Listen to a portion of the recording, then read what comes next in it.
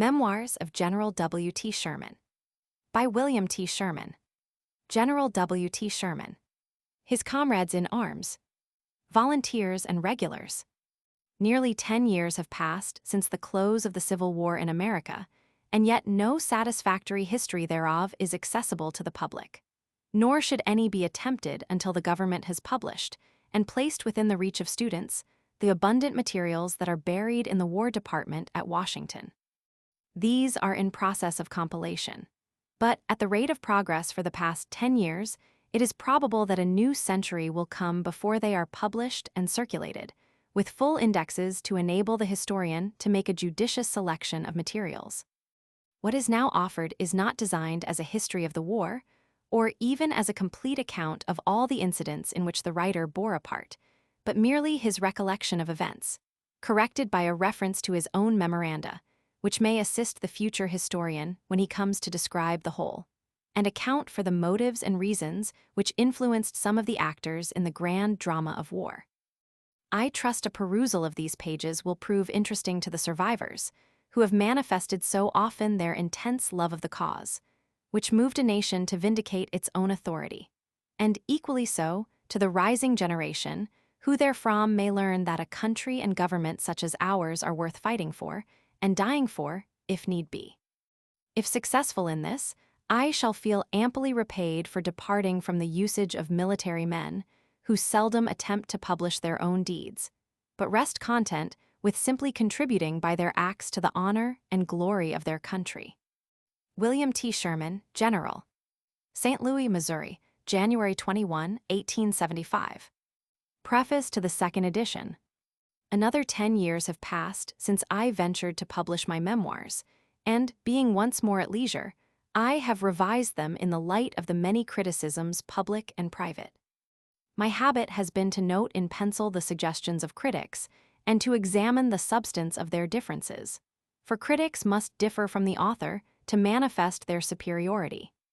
Where I have found material error, I have corrected, and I have added 2 chapters, one at the beginning, another at the end, both of the most general character, and an appendix.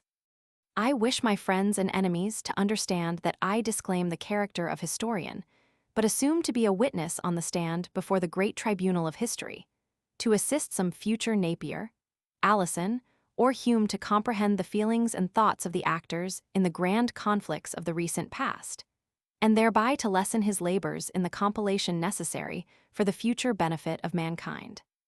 In this free country, every man is at perfect liberty to publish his own thoughts and impressions, and any witness who may differ from me should publish his own version of facts in the truthful narration of which he is interested.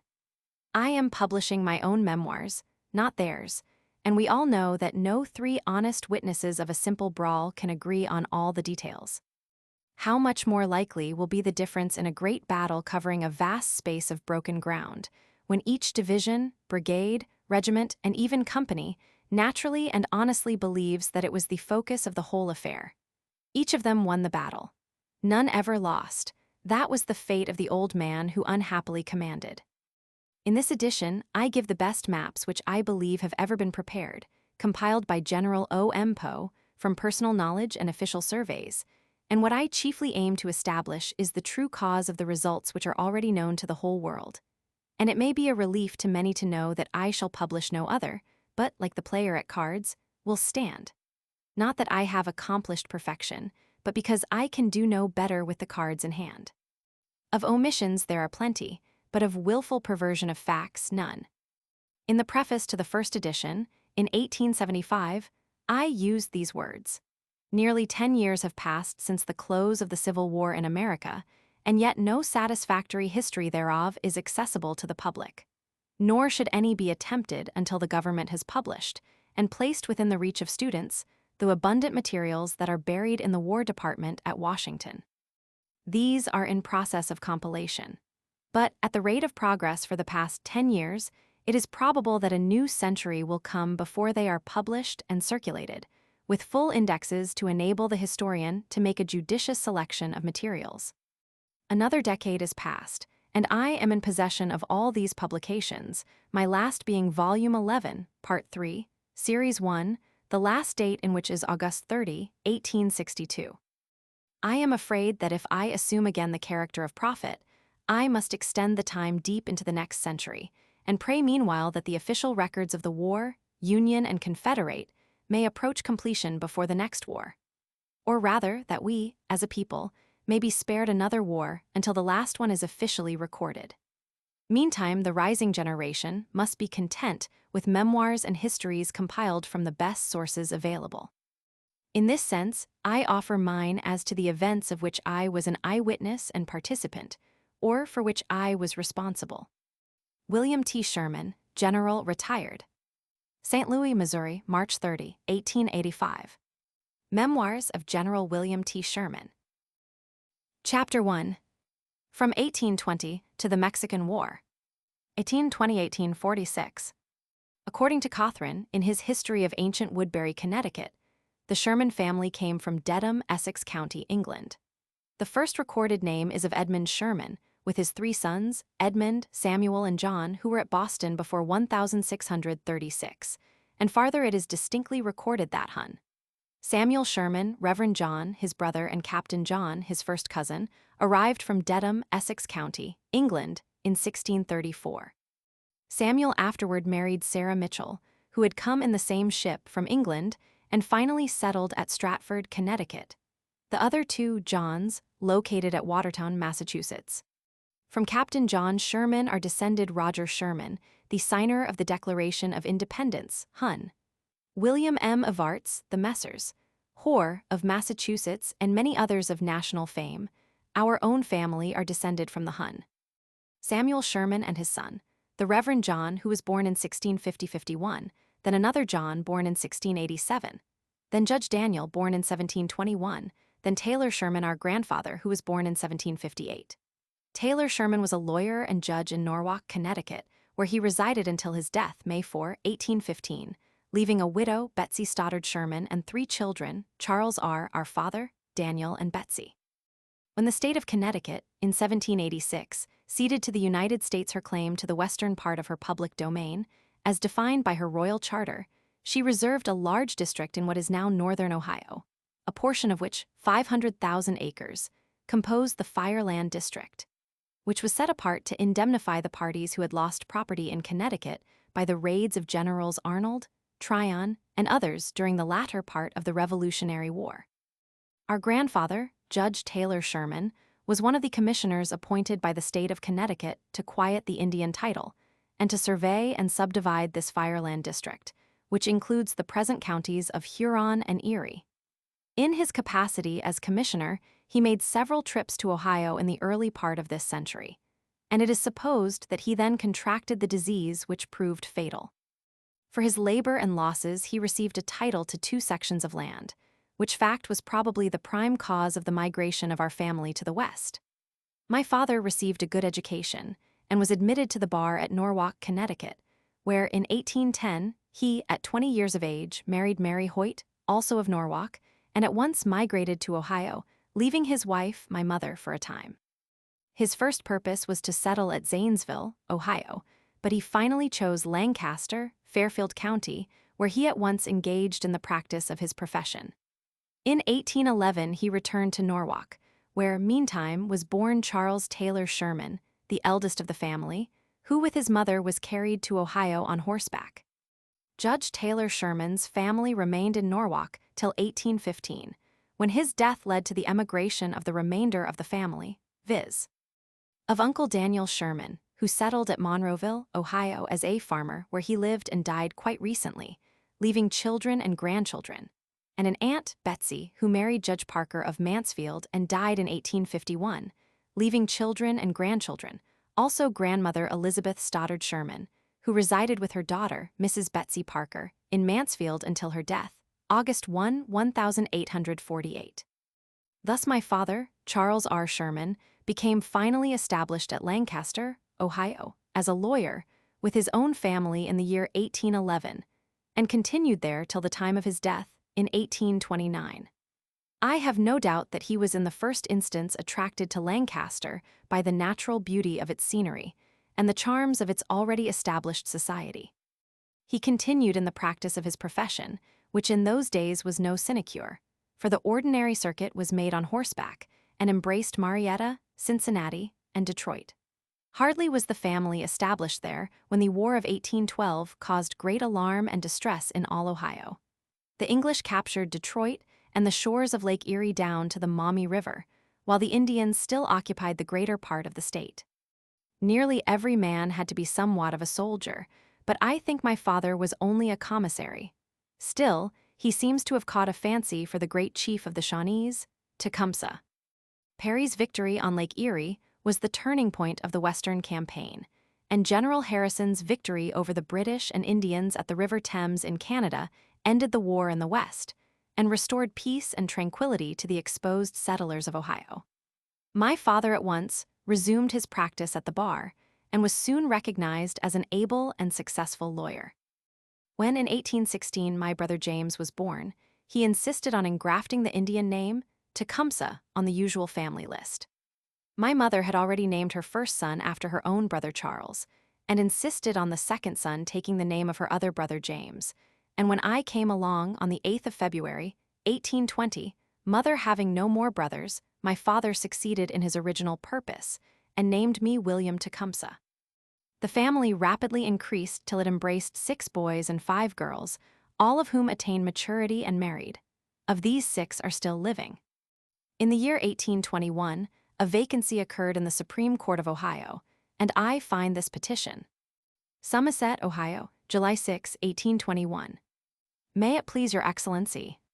We ask leave to recommend to Your Excellency's favorable notice Charles R. Sherman, Esquire, of Lancaster, as a man possessing in an eminent degree those qualifications so much to be desired in a judge of the Supreme Court. From a long acquaintance with Mr. Sherman, we are happy to be able to state to Your Excellency that our minds are led to the conclusion that that gentleman possesses a disposition noble and generous, a mind discriminating, comprehensive, and combining a heart pure, benevolent, and humane, manners dignified, mild, and complacent, and a firmness not to be shaken and of unquestioned integrity. But Mr. Sherman's character cannot be unknown to Your Excellency, and on that acquaintance without further comment we might safely rest his pretensions. We think we hazard little in assuring Your Excellency that his appointment would give almost universal satisfaction to the citizens of Perry County. With great consideration, we have the honor to be Your Excellency's most obedient humble servants, Charles A. Hood, George Treat, Peter Ditter P. Odlin J. B. Orton T. Beckwith, William P. Dorst, John Murray, Jacob Moynes B. Eaton, Daniel Griggs, Henry Ditto, Nicholas McCarty. His Excellency Ethan A. Brown, Governor of Ohio, Columbus. He was soon after appointed a judge of the Supreme Court, and served in that capacity to the day of his death. My memory extends back to about 1827, and I recall him returning home on horseback, when all the boys used to run and contend for the privilege of riding his horse from the front door back to the stable. On one occasion, I was the first, and being mounted rode to the stable. But old Dick was impatient because the stable door was not opened promptly, so he started for the barn of our neighbor Mr. King. There, also, no one was in waiting to open the gate, and after a reasonable time, Dick started back for home somewhat in a hurry and threw me among a pile of stones in front of Preacher Wright's house, where I was picked up apparently a dead boy. But my time was not yet, and I recovered, though the scars remain to this day. The year 1829 was a sad one to our family. We were then 10 children, my eldest brother Charles absent at the State University, Athens, Ohio, my next brother James in a store at Cincinnati, and the rest were at home at school. Father was away on the circuit. One day Jane Sturgeon came to the school, called us out, and when we reached home all was lamentation. News had come that father was ill unto death at Lebanon, 100 miles away. Mother started at once by coach, but met the news of his death about Washington and returned home. He had ridden on horseback from Cincinnati to Lebanon to hold court during a hot day in June. On the next day he took his seat on the bench, opened court in the forenoon, but in the afternoon, after recess, was seized with a severe chill and had to adjourn the court. The best medical aid was called in, and for 3 days with apparent success, but the fever then assumed a more dangerous type, and he gradually yielded to it, dying on the 6th day, viz. June 24, 1829. My brother James had been summoned from Cincinnati and was present at his bedside, as was also Henry Stoddard, Esquire of Dayton, Ohio, our cousin. Mr. Stoddard once told me that the cause of my father's death was cholera, but at that time, 1829, there was no Asiatic cholera in the United States, and the family attributed his death to exposure to the hot sun of June and a consequent fever, typhoid.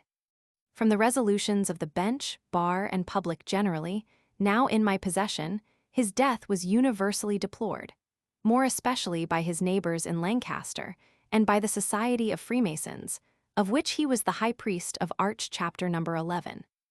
His death left the family very poor, but friends rose up with proffers of generous care and assistance, for all the neighbors knew that mother could not maintain so large a family without help. My eldest brother, Charles, had nearly completed his education at the University at Athens and concluded to go to his uncle, Judge Parker, at Mansfield, Ohio, to study law. My eldest sister, Elizabeth, soon after married William J. Reese, Esquire. James was already in a store at Cincinnati, and, with the exception of the 3 youngest children, the rest of us were scattered. I fell to the charge of the Hun. Thomas Ewing, who took me to his family and ever after treated me as his own son. I continued at the academy in Lancaster, which was the best in the place, indeed as good a school as any in Ohio.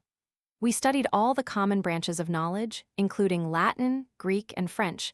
At first the school was kept by Mr. Parsons. He was succeeded by Mr. Brown, and he by 2 brothers, Samuel and Mark Howe. These were all excellent teachers, and we made good progress, first at the old academy and afterward at a new schoolhouse, built by Samuel Howe in the orchard of Hugh Boyle, Esquire. Time passed with us as with boys generally.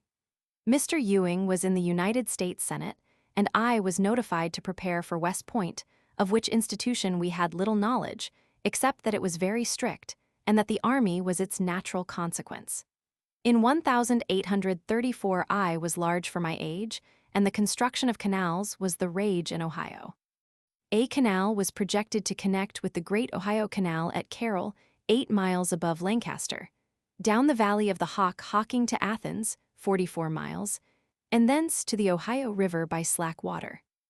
Preacher Carpenter of Lancaster was appointed to make the preliminary surveys and selected the necessary working party out of the boys of the town. From our school were chosen Wilson, Emanuel Jay-Z, William King, and myself. Jay-Z and I were the rodmen. We worked during that fall and next spring, marking 2 experimental lines, and for our work we each received a silver $50 for each day's actual work, the first money any of us had ever earned. In June 1835, one of our schoolfellows, William Irvin, was appointed a cadet to West Point, and as it required 16 years of age for admission, I had to wait another year.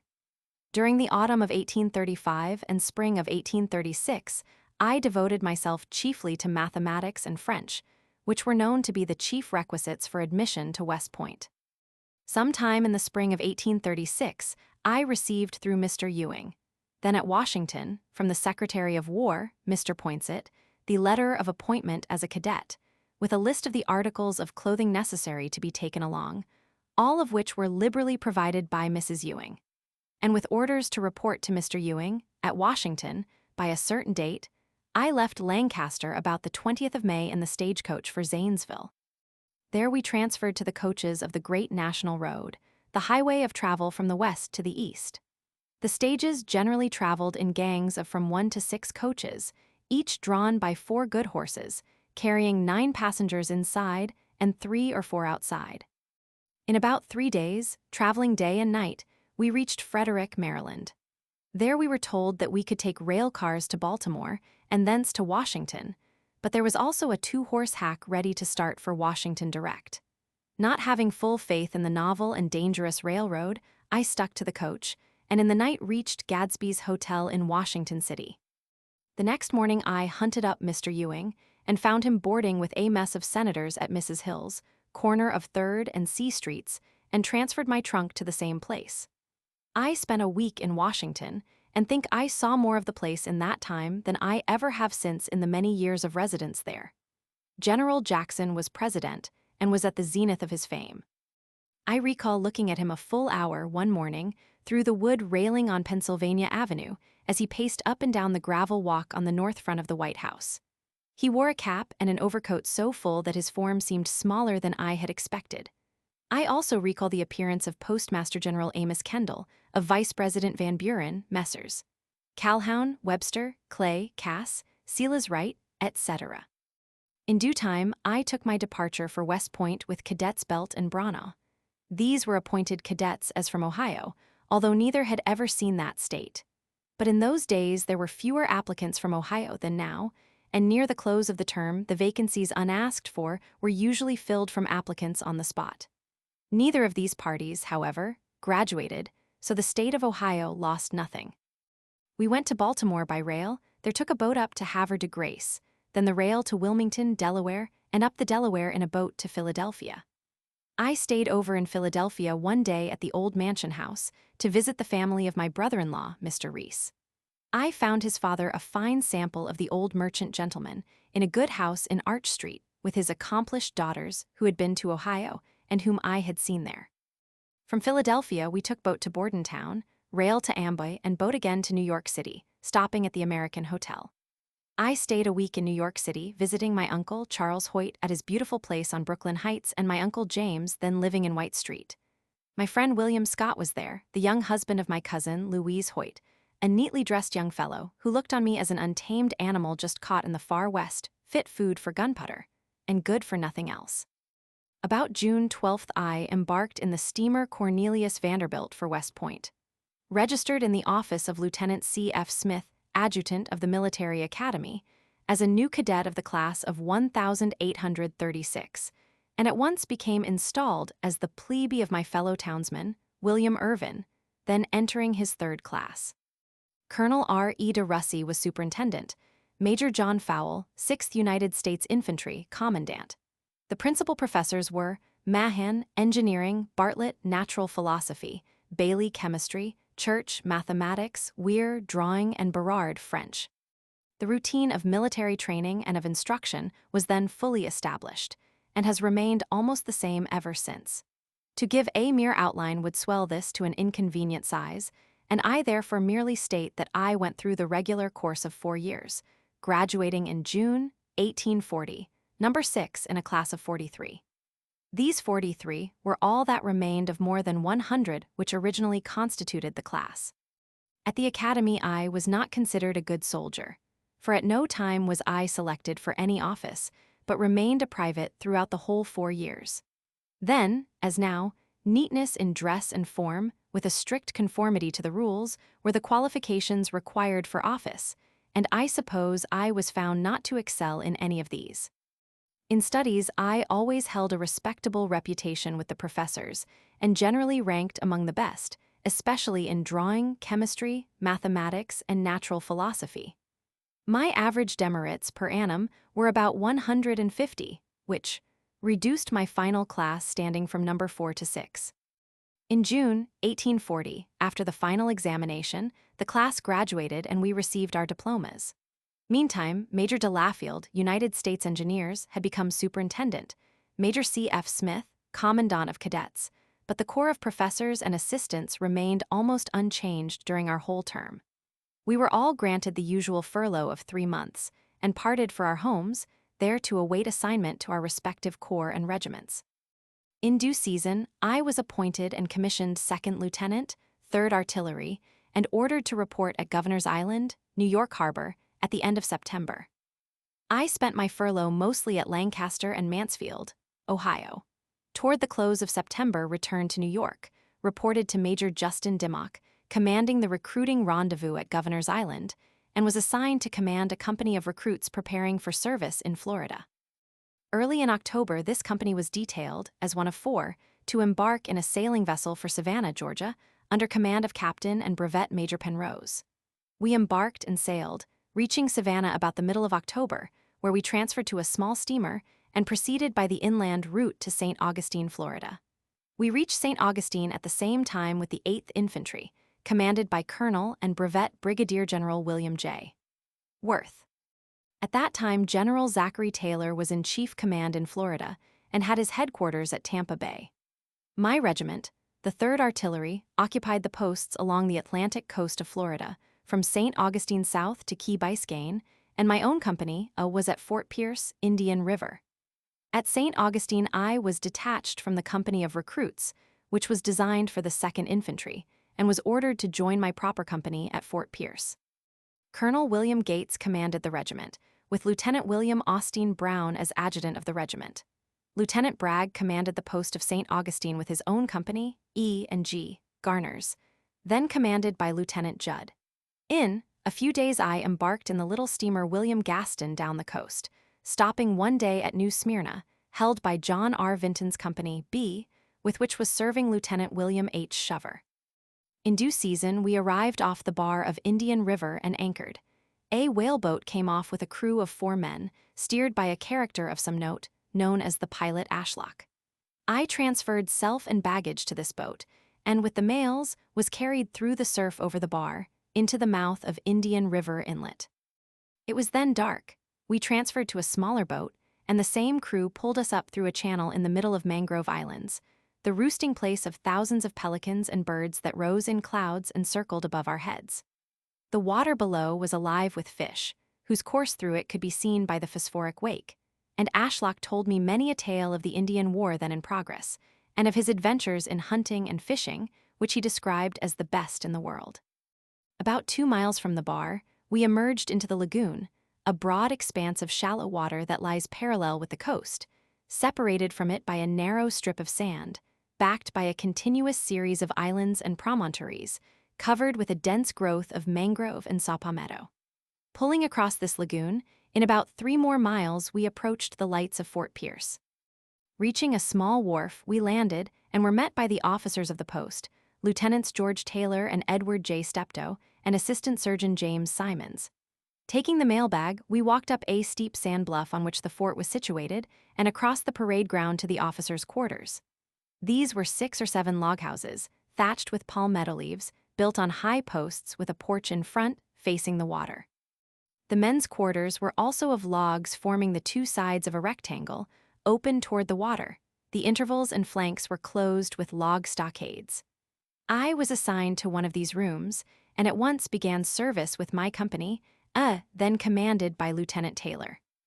The season was hardly yet come for active operations against the Indians, so that the officers were naturally attracted to Ashlock, who was the best fisherman I ever saw. He soon initiated us into the mysteries of shark spearing, trolling for red fish, and taking the sheep's head and mullet. These abounded so that we could at any time catch an unlimited quantity at pleasure. The companies also own nets for catching green turtles. These nets had meshes about a foot square, were set across channels in the lagoon, the ends secured to stakes driven into the mad, the lower line sunk with lead or stone weights, and the upper line floated with cork. We usually visited these nets twice a day, and found from 1 to 6 green turtles entangled in the meshes. Disengaging them, they were carried to pens, made with stakes stuck in the mud, where they were fed with mangrove leaves, and our cooks had at all times an ample supply of the best of green turtles. They were so cheap and common that the soldiers regarded it as an imposition when compelled to eat green turtle steaks, instead of poor Florida beef, or the usual barreled mess pork. I do not recall in my whole experience a spot on earth where fish, oysters, and green turtles so abound as at Fort Pierce, Florida. In November, Major Childs arrived with Lieutenant Van Vliet and a detachment of recruits to fill our 2 companies, and preparations were at once begun for active operations in the field. At that time, the Indians in the peninsula of Florida were scattered, and the war consisted in hunting up and securing the small fragments to be sent to join the others of their tribe of Seminoles already established in the Indian Territory west of Arkansas. Our expeditions were mostly made in boats in the lagoons extending from the Haulover, near 200 miles above the fort, down to Jupiter Inlet, about 50 miles below, and in the many streams which emptied therein. Many such expeditions were made during that winter, with more or less success, in which we succeeded in picking up small parties of men, women, and children. On one occasion, near the Haulover, when I was not present, the expedition was more successful. It struck a party of nearly 50 Indians, killed several warriors, and captured others. In this expedition, my classmate, Lieutenant Van Vliet, who was an excellent shot, killed a warrior who was running at full speed among trees, and one of the sergeants of our company, Broderick, was said to have dispatched 3 warriors, and it was reported that he took the scalp of one and brought it into the fort as a trophy. Broderick was so elated that, on reaching the post, he had to celebrate his victory by a big drunk. There was at the time a poor, weakly soldier of our company whose wife cooked for our mess. She was somewhat of a flirt and rather fond of admiration. Sergeant Broderick was attracted to her and hung around the mess house more than the husband fancied, so he reported the matter to Lieutenant Taylor, who reproved Broderick for his behavior. A few days afterward, the husband again appealed to his commanding officer, Taylor, who exclaimed, "Haven't you got a musket? Can't you defend your own family?" Very soon after, a shot was heard down by the mess house, and it transpired that the husband had actually shot Broderick, inflicting a wound which proved mortal. The law and army regulations required that the man should be sent to the nearest civil court, which was at St. Augustine. Accordingly, the prisoner and necessary witnesses were sent up by the next monthly steamer. Among the latter were Lieutenant Taylor and the pilot Ashlock. After they had been gone about a month, the sentinel on the rooftop of our quarters reported the smoke of a steamer approaching the bar, and, as I was acting quartermaster, I took a boat and pulled down to get the mail. I reached the logboat in which the pilots lived, and saw them start with their boat across the bar, board the steamer, and then return. Ashlock was at his old post at the steering oar with 2 ladies, who soon came to the landing, having passed through a very heavy surf, and I was presented to one as Mrs. Ashlock, and the other as her sister, a very pretty little Minorcan girl of about 14 years of age. Mrs. Ashlock herself was probably 18 or 20 years old, and a very handsome woman. I was hurriedly informed that the murder trial was in progress at St. Augustine, that Ashlock had given his testimony, and had availed himself of the chance to take a wife to share with him the solitude of his desolate hut on the beach at Indian River. He had brought ashore his wife, her sister, and their chests with the mail, and had orders to return immediately to the steamer, Gaston or Harney, to bring ashore some soldiers belonging to another company, Bragg's, which had been ordered from St. Augustine to Fort Pierce. Ashlock left his wife and her sister standing on the beach near the pilot hut and started back with his whaleboat across the bar. I also took the mail and started up to the fort, and had hardly reached the wharf when I observed another boat following me. As soon as this reached the wharf, the men reported that Ashlock and all his crew, with the exception of one man, had been drowned a few minutes after I had left the beach. They said his surf boat had reached the steamer, had taken on board a load of soldiers, some 8 or 10, and had started back through the surf. When on the bar, a heavy breaker upset the boat, and all were lost except the boy who pulled the bow-oar, who clung to the rope or painter, hauled himself to the upset boat, held on, drifted with it outside the breakers, and was finally beached near a mile down the coast. They reported also that the steamer had got up anchor, run in as close to the bar as she could, paused a while, and then had started down the coast. I instantly took a fresh crew of soldiers and returned to the bar. There sat poor Mrs. Ashlock on her chest of clothes, a weeping widow who had seen her husband perish amid sharks and waves. She clung to the hope that the steamer had picked him up, but strange to say, he could not swim, although he had been employed on the water all his life. Her sister was more demonstrative, and wailed as one lost to all hope and life. She appealed to us all to do miracles to save the struggling men in the waves, though 2 hours had already passed, and to have gone out then among those heavy breakers, with an inexperienced crew, would have been worse than suicide. All I could do was to reorganize the guard at the beach, take the 2 desolate females up to the fort, and give them the use of my own quarters. Very soon their anguish was quieted, and they began to look for the return of their steamer with Ashlock and his rescued crew. The next day I went again to the beach with Lieutenant Ord, and we found that 1 or 2 bodies had been washed ashore, torn all to pieces by the sharks, which literally swarmed the inlet at every new tide. In a few days the weather moderated, and the steamer returned from the south, but the surf was so high that she anchored a mile off. I went out myself, in the whale or surf boat, over that terrible bar with a crew of soldiers, boarded the steamer, and learned that none other of Ashlock's crew except the one before mentioned had been saved. But on the contrary, the captain of the steamer had sent one of his own boats to their rescue, which was likewise upset in the surf. And out of the 3 men in her, one had drifted back outside the breakers, clinging to the upturned boat, and was picked up. This sad and fatal catastrophe made us all afraid of that bar, and in returning to the shore I adopted the more prudent course of beaching the boat below the inlet, which ensured us a good ducking, but was attended with less risk to life. I had to return to the fort and bear to Mrs. Ashlock the absolute truth, that her husband was lost forever.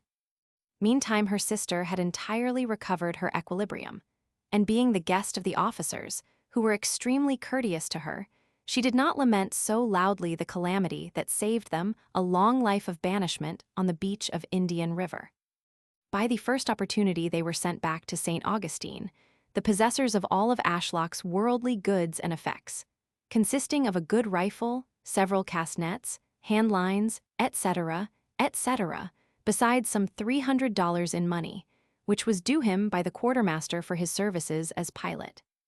I afterward saw these ladies at St. Augustine, and years afterward the younger one came to Charleston, South Carolina, the wife of the somewhat famous Captain Thistle, agent for the United States for Live Oak in Florida, who was noted as the first of the troublesome class of inventors of modern artillery. He was the inventor of a gun that did not recoil at all, or, if anything, it recoiled a little forward. One day in the summer of 1841, the sentinel on the housetop at Fort Pierce called out, "Indians! Indians!" Everybody sprang to his gun, the companies formed promptly on the parade ground, and soon were reported as approaching the post, from the pine woods in rear, 4 Indians on horseback. They rode straight up to the gateway, dismounted, and came in. They were conducted by the officer of the day to the commanding officer, Major Childs, who sat on the porch in front of his own room. After the usual pause, one of them, a black man named Joe, who spoke English, said they had been sent in by Cocucci, Wild Cat, one of the most noted of the Seminole chiefs, to see the big chief of the post. He gradually unwrapped a piece of paper, which was passed over to Major Childs, who read it, and it was in the nature of a safeguard for Wild Cat to come into Fort Pierce to receive provisions and assistance while collecting his tribe, with the purpose of emigrating to their reservation west of Arkansas. The paper was signed by General Worth, who had succeeded General Taylor, at Tampa Bay, in command of all the troops in Florida. Major Childs inquired, "Where is Cocucci?" and was answered, "Close by." When Joe explained that he had been sent in by his chief to see if the paper was all right, Major Childs said it was all right, and that Cocucci ought to come in himself. Joe offered to go out and bring him in, when Major Childs ordered me to take 8 or 10 mounted men and go out to escort him in. Detailing 10 men to saddle up, and taking Joe and 1 Indian boy along on their own ponies, I started out under their guidance. We continued to ride 5 or 6 miles, when I began to suspect treachery, of which I had heard so much in former years, and had been specially cautioned against by the older officers. But Joe always answered, "Only a little way." At last we approached one of those close hammocks, so well known in Florida, standing like an island in the interminable pine forest, with a pond of water near it. On its edge I noticed a few Indians loitering, which Joe pointed out as the place. Apprehensive of treachery, I halted the guard, gave orders to the sergeant to watch me closely, and rode forward alone with the 2 Indian guides. As we neared the hammock, about a dozen Indian warriors rose up and waited for us, when in their midst I inquired for the chief, Cocucci. He approached my horse and, slapping his breast, said, "Me Cocucci." He was a very handsome young Indian warrior, not more than 25 years old, but in his then dress could hardly be distinguished from the rest. I then explained to him, through Joe, that I had been sent by my chief to escort him into the fort. He wanted me to get down and talk. I told him that I had no talk in me, but that, on his reaching the post, he could talk as much as he pleased with the big chief, Major Childs. They all seemed to be indifferent and in no hurry, and I noticed that all their guns were leaning against a tree. I beckoned to the sergeant, who advanced rapidly with his escort, and told him to secure the rifles, which he proceeded to do. Cocucci pretended to be very angry, but I explained to him that his warriors were tired and mine were not, and that the soldiers would carry the guns on their horses. I told him I would provide him a horse to ride, and the sooner he was ready the better for all. He then stripped, washed himself in the pond, and began to dress in all his Indian finery, which consisted of buckskin leggins, moccasins, and several shirts. He then began to put on vests, one after another, and one of them had the marks of a bullet, just above the pocket, with the stain of blood. In the pocket was a $1 Tallahassee banknote, and the rascal had the impudence to ask me to give him silver coin for that dollar. He had evidently killed the wearer, and was disappointed because the pocket contained a paper dollar instead of one in silver. In due time, he was dressed with turban and ostrich feathers, and mounted the horse reserved for him, and thus we rode back together to Fort Pierce. Major Childs and all the officers received him on the porch, and there we had a regular talk. Kokuchi was tired of the war. His people were scattered, and it would take a moon to collect them for emigration, and he wanted rations for that time, etc., etc. All this was agreed to, and a month was allowed for him to get ready with his whole band, numbering some 150 or 160, to migrate. The talk then ceased, and Kokuchi and his envoys proceeded to get regularly drunk, which was easily done by the agency of commissary whiskey. They stayed at Fort Pierce during the night, and the next day departed. Several times during the month there came into the post 2 or more of these same Indians, always to beg for something to eat or drink, and after a full month Kokuchi and about 20 of his warriors came in with several ponies, but with none of their women or children. Major Childs had not from the beginning the least faith in his sincerity, had made up his mind to seize the whole party and compel them to emigrate. He arranged for the usual council, and instructed Lieutenant Taylor to invite Kokuchi and his uncle, who was held to be a principal chief, to his room to take some good brandy, instead of the common commissary whiskey. At a signal agreed on, I was to go to the quarters of Company A, to dispatch the first sergeant and another man to Lieutenant Taylor's room, there to seize the 2 chiefs and secure them, and with the Company I was to enter Major Child's room and secure the remainder of the party.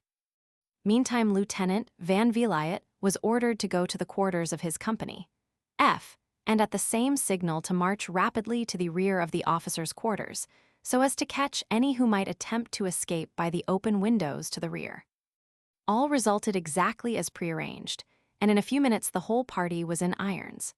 At first they claimed that we had acted treacherously, but very soon they admitted that for a month Kokuchi had been quietly removing his women and children toward Lake Okeechobee and the Everglades, and that this visit to our post was to have been their last. It so happened that almost at the instant of our seizing these Indians, a vessel arrived off the bar with reinforcements from St. Augustine. These were brought up to Fort Pierce, and we marched that night and next day rapidly, some 50 miles, to Lake Okeechobee, in hopes to capture the balance of the tribe, especially the families, but they had taken the alarm and escaped.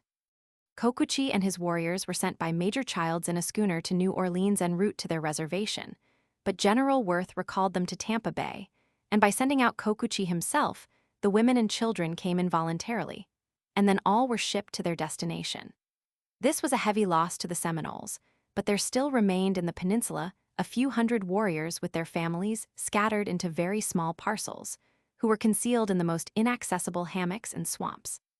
These had no difficulty in finding plenty of food anywhere and everywhere. Deer and wild turkey were abundant, and as for fish, there was no end to them.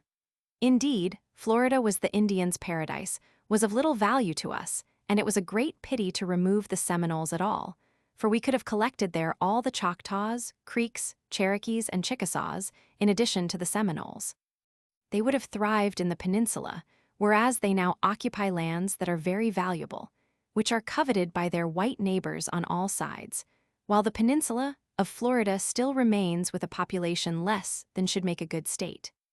During that and preceding years, General W. S. Harney had penetrated and crossed through the Everglades, capturing and hanging Chekika and his band, and had brought in many prisoners, who were also shipped west.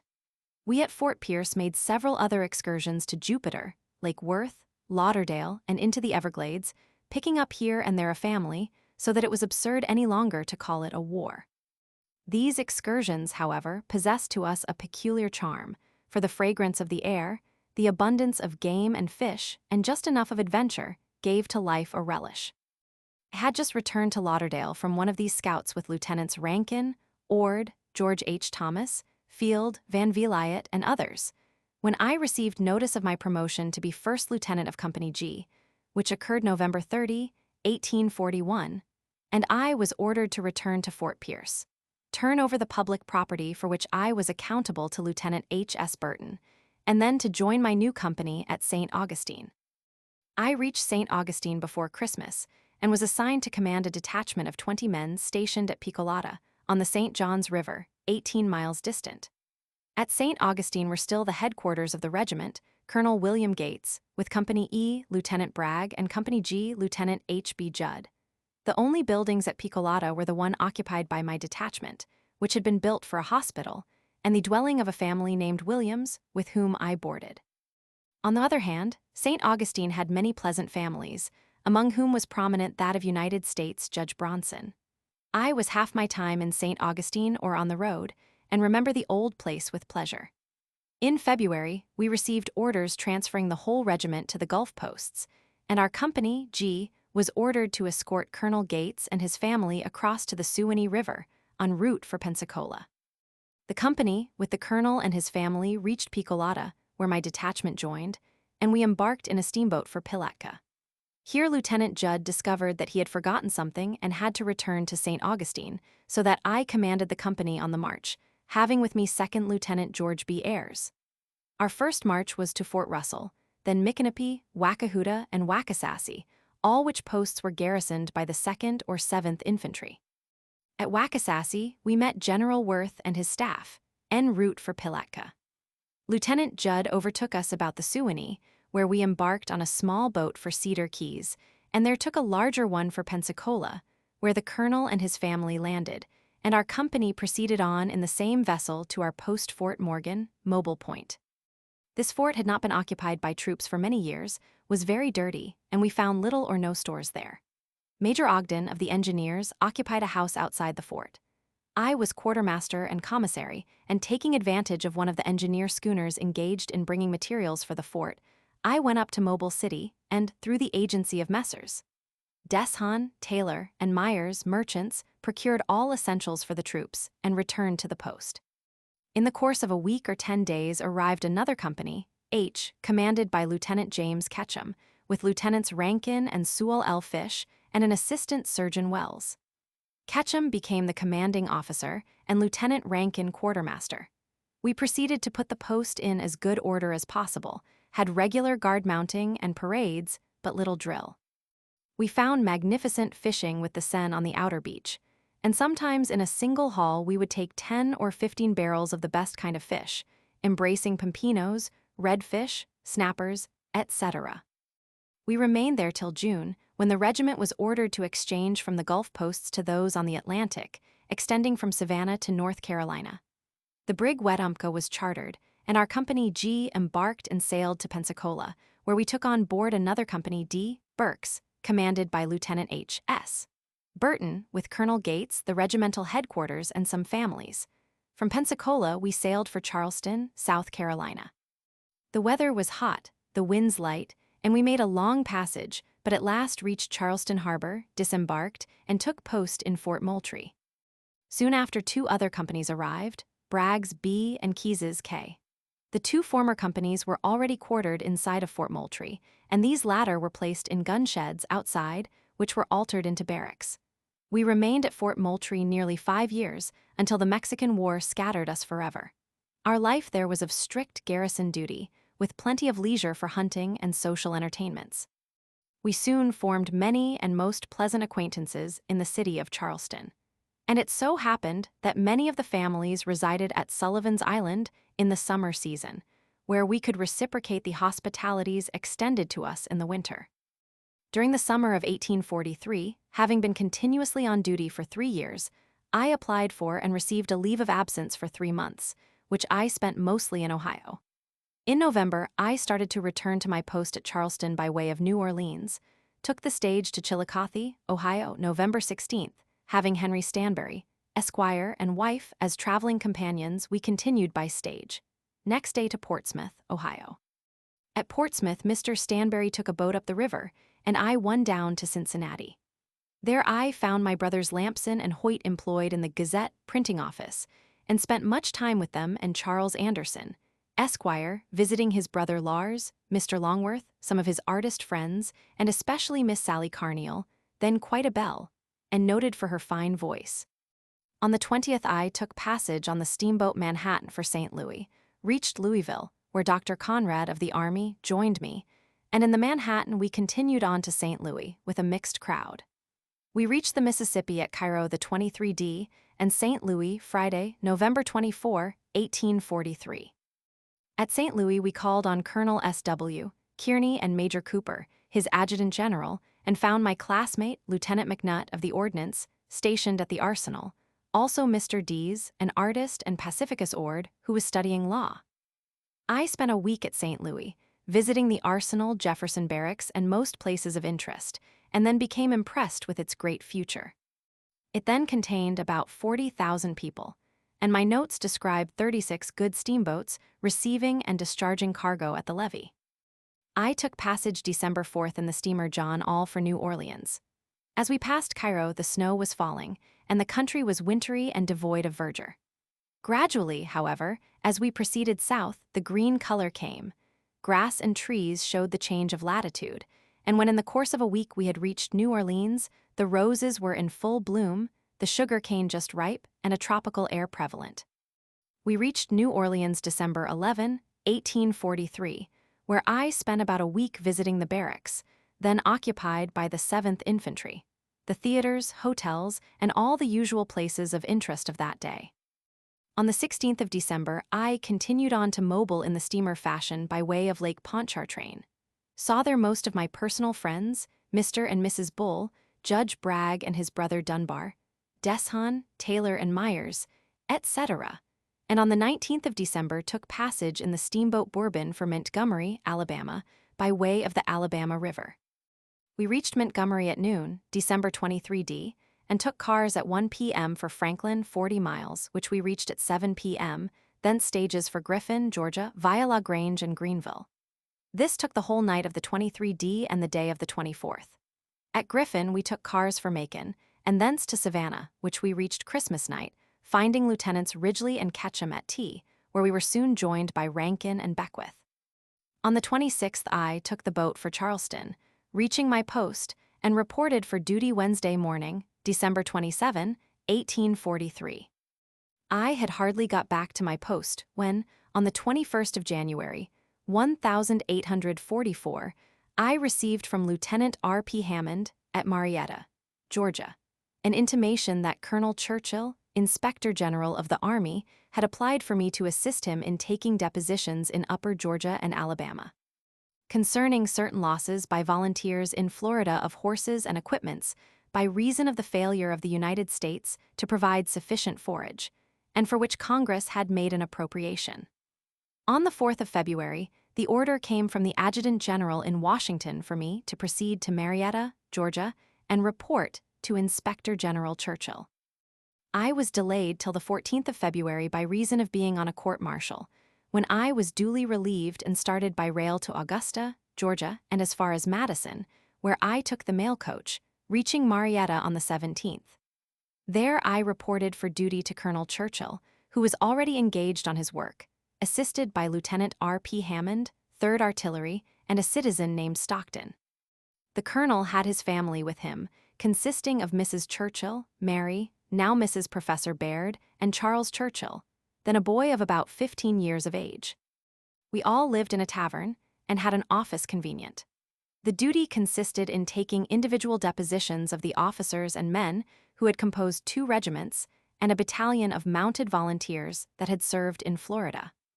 An oath was administered to each man by Colonel Churchill, who then turned the claimant over to one of us to take down and record his deposition according to certain forms, which enabled them to be consolidated and tabulated. We remained in Marietta about 6 weeks, during which time I repeatedly rode to Kennesaw Mountain, and over the very ground where afterward, in 1864, we had some hard battles. After closing our business at Marietta, the colonel ordered us to transfer our operations to Bellefonte, Alabama. As he proposed to take his family and party by the stage, Hammond lent me his riding horse, which I rode to Allatoona and the Etowah River. Hearing of certain large Indian mounds near the way, I turned to one side to visit them, stopping a couple of days with Colonel Lewis Tumlin, on whose plantation these mounds were. We struck up such an acquaintance that we corresponded for some years, and as I passed his plantation during the war, in 1864, I inquired for him, but he was not at home. From Tumlin's, I rode to Rome, and by way of Wills Valley over Sand Mountain and the Raccoon Range to the Tennessee River at Bellefonte, Alabama.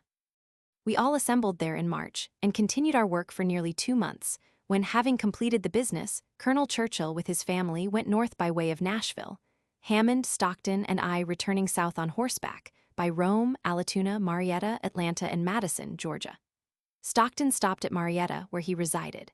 Hammond took the cars at Madison, and I rode alone to Augusta, Georgia, where I left the horse and returned to Charleston and Fort Moultrie by rail. Thus, by a mere accident, I was enabled to traverse on horseback the very ground where in after years I had to conduct vast armies and fight great battles. That the knowledge thus acquired was of infinite use to me, and consequently to the government, I have always felt and stated. During the autumn of 1844, a difficulty arose among the officers of Company B, 3rd Artillery, John R. Yintons, garrisoning Augusta Arsenal, and I was sent up from Fort Moultrie as a sort of peacemaker. After staying there some months, certain transfers of officers were made, which reconciled the difficulty, and I returned to my post, Fort Moultrie. During that winter, 1844-45, I was visiting at the plantation of Mr. Poyas, on the east branch of the Cooper, about 50 miles from Fort Moultrie, hunting deer with his son James and Lieutenant John F. Reynolds, 3rd Artillery. We had taken our stands, and a deer came out of the swamp near that of Mr. James Poyas, who fired, broke the leg of the deer, which turned back into the swamp and came out again above mine. I could follow his course by the cry of the hounds, which were in close pursuit. Hastily mounting my horse, I struck across the pine woods to head the deer off, and when at full career my horse leaped a fallen log and his forefoot caught one of those hard, unyielding pine knots that brought him with violence to the ground. I got up as quick as possible and found my right arm out of place at the shoulder, caused by the weight of the double-barreled gun. Seeing Reynolds at some distance, I called out lustily and brought him to me. He soon mended the bridle and saddle, which had been broken by the fall, helped me on my horse, and we followed the course of the hounds. At first my arm did not pain me much, but it soon began to ache so that it was almost unendurable. In about 3 miles we came to a Negro hut, where I got off and rested till Reynolds could overtake Poyas and bring him back. They came at last, but by that time the arm was so swollen and painful that I could not ride. They rigged up an old gig belonging to the Negro, in which I was carried 6 miles to the plantation of Mr. Poyas, S.R. A neighboring physician was sent for, who tried the usual methods of setting the arm, but without success, each time making the operation more painful. At last he sent off, got a set of double pulleys and cords, with which he succeeded in extending the muscles and in getting the bone into place. I then returned to Fort Moultrie, but being disabled, applied for a short leave and went north. I started January 251,845, went to Washington, Baltimore, and Lancaster, Ohio, whence I went to Mansfield, and thence back by Newark to Wheeling, Cumberland, Baltimore, Philadelphia, and New York, whence I sailed back for Charleston on the ship Sullivan reaching Fort Moultrie March 9, 1845. About that time, March 1, 1845, Congress had, by a joint resolution, provided for the annexation of Texas, then an independent republic, subject to certain conditions requiring the acceptance of the Republic of Texas to be final and conclusive. We all expected war as a matter of course. At that time, General Zachary Taylor had assembled a couple of regiments of infantry and one of dragoons at Fort Jessup, Louisiana, and had orders to extend military protection to Texas against the Indians or a foreign enemy, the moment the terms of annexation were accepted.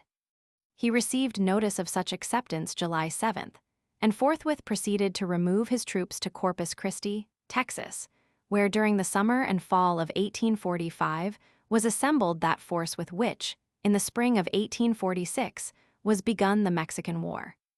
Sometime during that summer came to Fort Moultrie orders for sending Company E, 3rd Artillery, Lieutenant Bragg, to New Orleans, there to receive a battery of field guns, and thence to the camp of General Taylor at Corpus Christi. This was the first company of our regiment sent to the seat of war, and it embarked on the brig Hayne. This was the only company that left Fort Moultrie till after I was detached for recruiting service on the 1st of May, 1846. Inasmuch as Charleston afterward became famous as the spot where began our Civil War, a general description of it, as it was in 1846, will not be out of place. The city lies on a long peninsula between the Ashley and Cooper Rivers, a low, level peninsula of sand. Meeting Street is its Broadway, with King Street, next west and parallel, the street of shops and small stores. These streets are crossed at right angles by many others, of which Broad Street was the principal, and the intersection of Meeting and Broad was the heart of the city, marked by the guardhouse and St. Michael's Episcopal Church. The Custom House, Post Office, etc. were at the foot of Broad Street, near the wharves of the Cooper River front. At the extremity of the peninsula was a drive, open to the bay, and faced by some of the handsomest houses of the city, called the Battery. Looking down the bay on the right was James Island, an irregular triangle of about 7 miles, the whole island in cultivation with Sea Island cotton. At the lower end was Fort Johnson, then simply the station of Captain Bowman, United States Engineers, engaged in building Fort Sumter. This Fort, Sumter, was erected on an artificial island nearly in mid-channel, made by dumping rocks, mostly brought as ballast in cotton ships from the north. As the rock reached the surface, it was leveled and made the foundation of Fort Sumter. In 1846, this fort was barely above the water. Still farther out beyond James Island, and separated from it by a wide space of salt marsh with crooked channels, was Morris Island, composed of the sand dunes thrown up by the wind and the sea, backed with the salt marsh. On this was the lighthouse, but no people.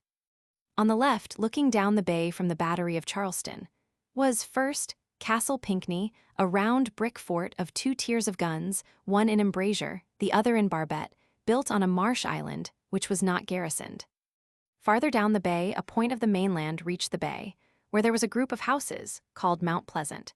And at the extremity of the bay, distant 6 miles, was Sullivan's Island, presenting a smooth sand beach to the sea, with the line of sand hills or dunes thrown up by the waves and winds, and the usual backing of marsh and crooked saltwater channels.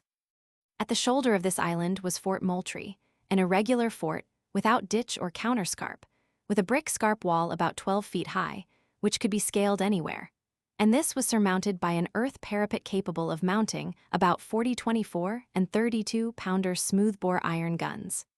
Inside the fort were 3 two-story brick barracks, sufficient to quarter the officers and men of 2 companies of artillery.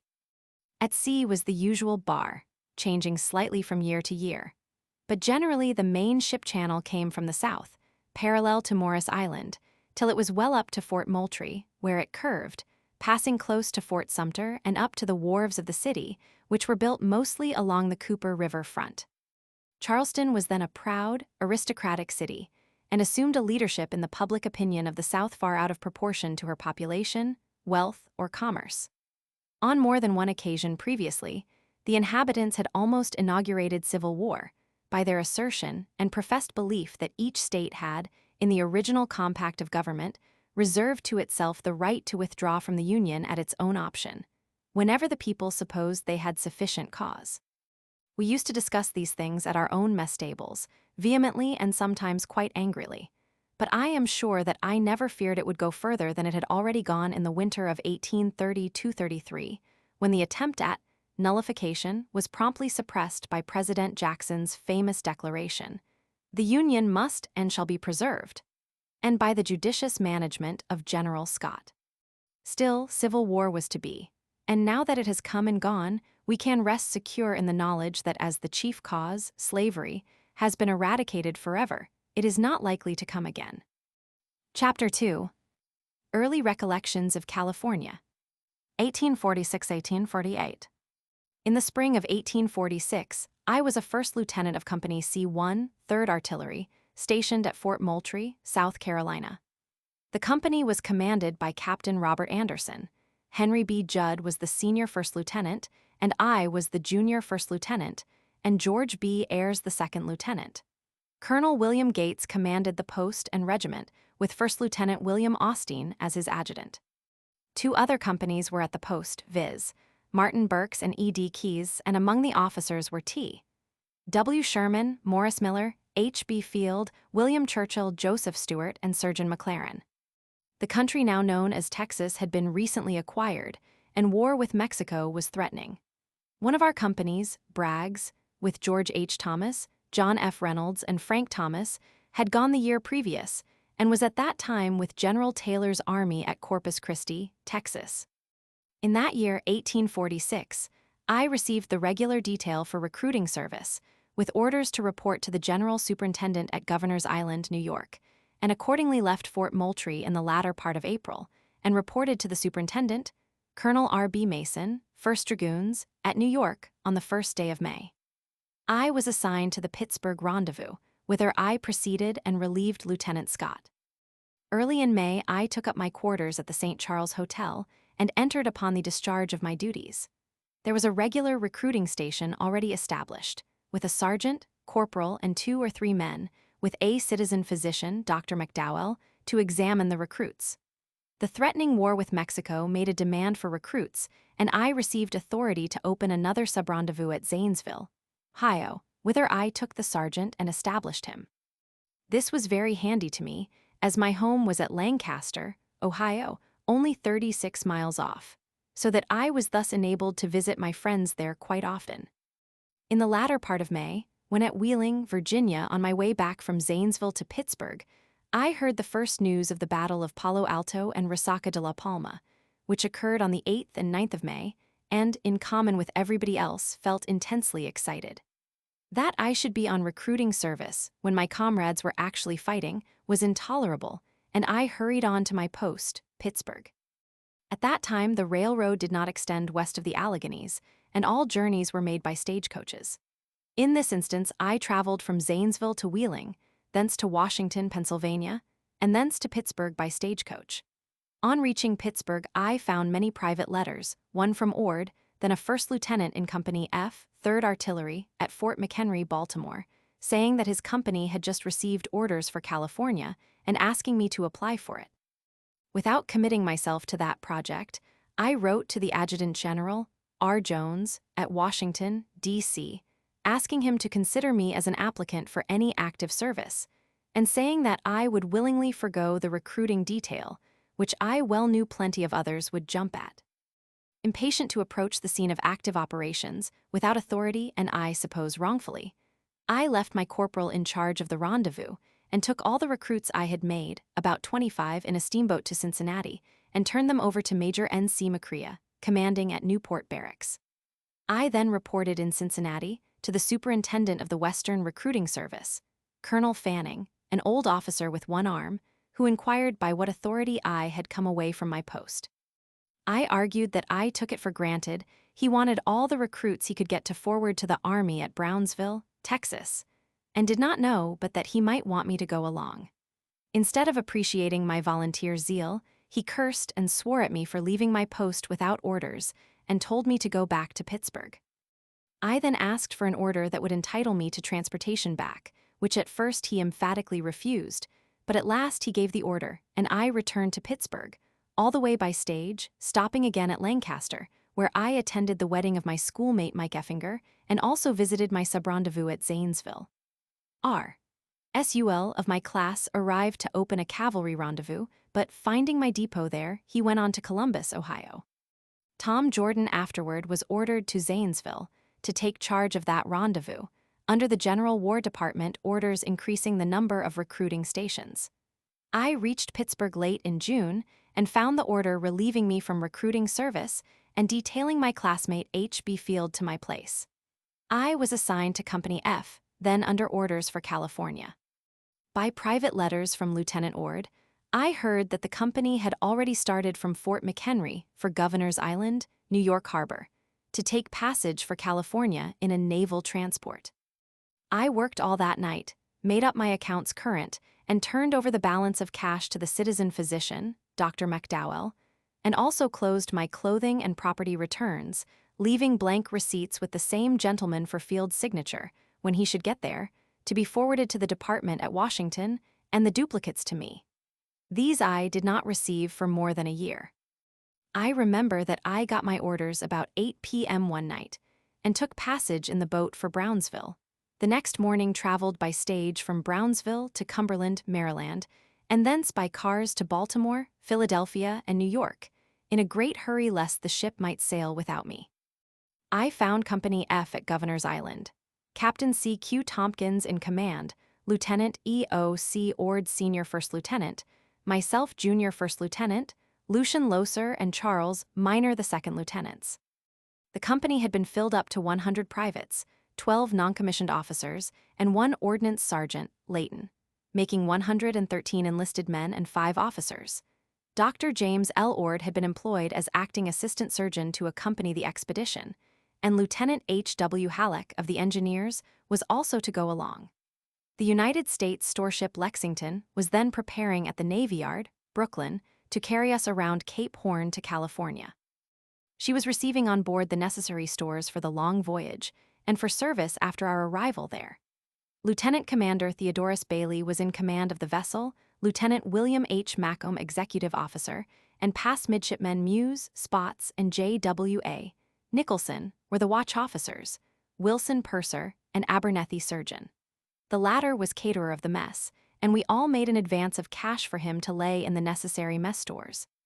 To enable us to prepare for so long a voyage, and for an indefinite sojourn in that far-off country, the War Department had authorized us to draw 6 months' pay in advance, which sum of money we invested in surplus clothing and such other things as seemed to us necessary. At last the ship was ready and was towed down abreast of Fort Columbus, where we were conveyed on board, and on the 14th of July, 1846, we were towed to sea by a steam tug and cast off. Colonel R.B. Mason, still superintendent of the General Recruiting Service, accompanied us down the bay and out to sea, returning with the tug. A few other friends were of the party, but at last they left us, and we were alone upon the sea, and the sailors were busy with the sails and ropes. The Lexington was an old ship, changed from a sloop of war to a storeship, with an after cabin, a wardroom, and betweendecks. In the cabin were Captains Bailey and Tompkins, with whom messed the purser, Wilson. In the wardroom were all the other officers, 2 in each stateroom, and Minor, being an extra lieutenant, had to sleep in a hammock slung in the wardroom. Ord and I roomed together, Halleck and Loser and the others were scattered about. The men were arranged in bunks between decks, one set along the sides of the ship, and another, double tier, amidships. The crew were slung in hammocks well forward. Of these there were about 50. We at once subdivided the company into 4 squads, under the 4 lieutenants of the company, and arranged with the naval officers that our men should serve on deck by squads, after the manner of their watches, that the sailors should do all the work aloft, and the soldiers on deck. On fair days we drilled our men at the manual, and generally kept them employed as much as possible, giving great attention to the police and cleanliness of their dress and bunks. And so successful were we in this, that, though the voyage lasted nearly 200 days, every man was able to leave the ship and march up the hill to the fort at Monterey, California, carrying his own knapsack and equipments. The voyage from New York to Rio de Janeiro was without accident or anything to vary the usual monotony. We soon settled down to the humdrum of a long voyage, reading some, not much, playing games, but never gambling, and chiefly engaged in eating our meals regularly. In crossing the equator, we had the usual visit of Neptune and his wife, who, with a large razor and a bucket of soapsuds, came over the sides and shaved some of the greenhorns, but naval etiquette exempted the officers, and Neptune was not permitted to come aft of the mizzenmast. At last, after 60 days of absolute monotony, the island of Raza, off Rio de Janeiro, was disgrayed, and we slowly entered the harbor, passing a fort on our right hand, from which came a hail in the Portuguese language from a huge speaking trumpet, and our officer of the deck answered back in gibberish, according to a well-understood custom of the place. Sugarloaf Mountain, on the south of the entrance, is very remarkable and well-named, is almost conical with a slight lean. The man-o'-war anchorage is about 5 miles inside the heads, directly in front of the city of Rio de Janeiro. Words will not describe the beauty of this perfect harbor, nor the delightful feeling after a long voyage of its fragrant airs, and the entire contrast between all things there and what we had left in New York. We found the United States frigate Columbia anchored there, and after the Lexington was properly moored, nearly all the officers went on shore for sightseeing and enjoyment. We landed at a wharf opposite which was a famous French restaurant, Pharaoh, and after ordering supper we all proceeded to the Rua de Uvador, where most of the shops were, especially those for making feather flowers, as much to see the pretty girls as the flowers which they so skillfully made.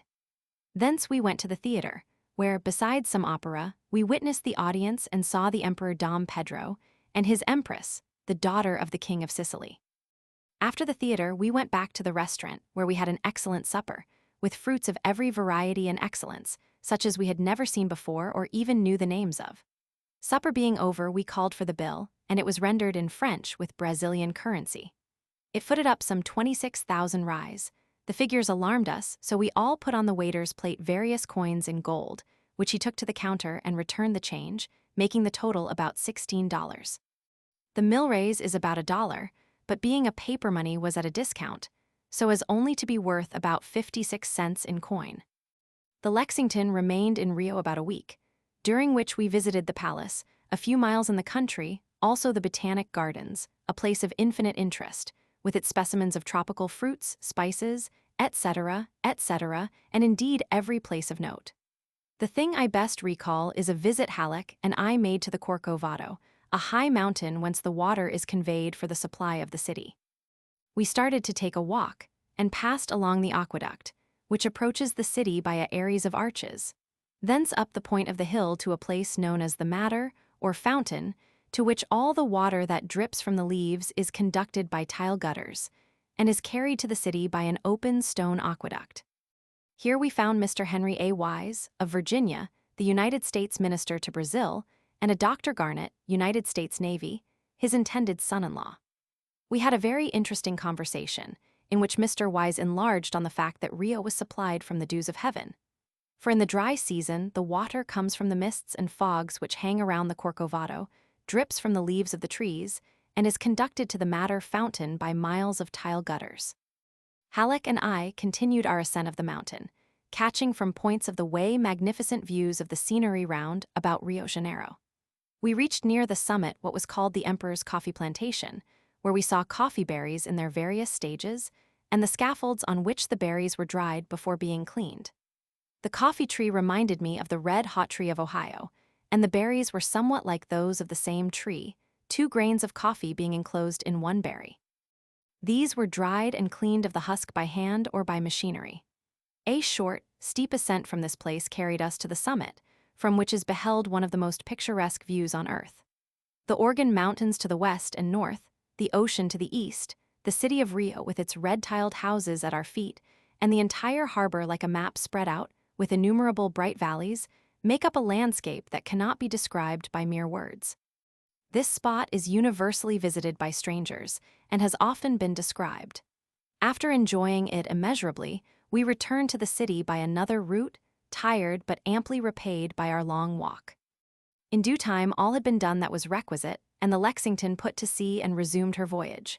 In October we approached Cape Horn, the first land descried was Staten Island, white with snow, and the ship seemed to be aiming for the channel to its west, Straits of Le Maire, but her course was changed and we passed around to the east.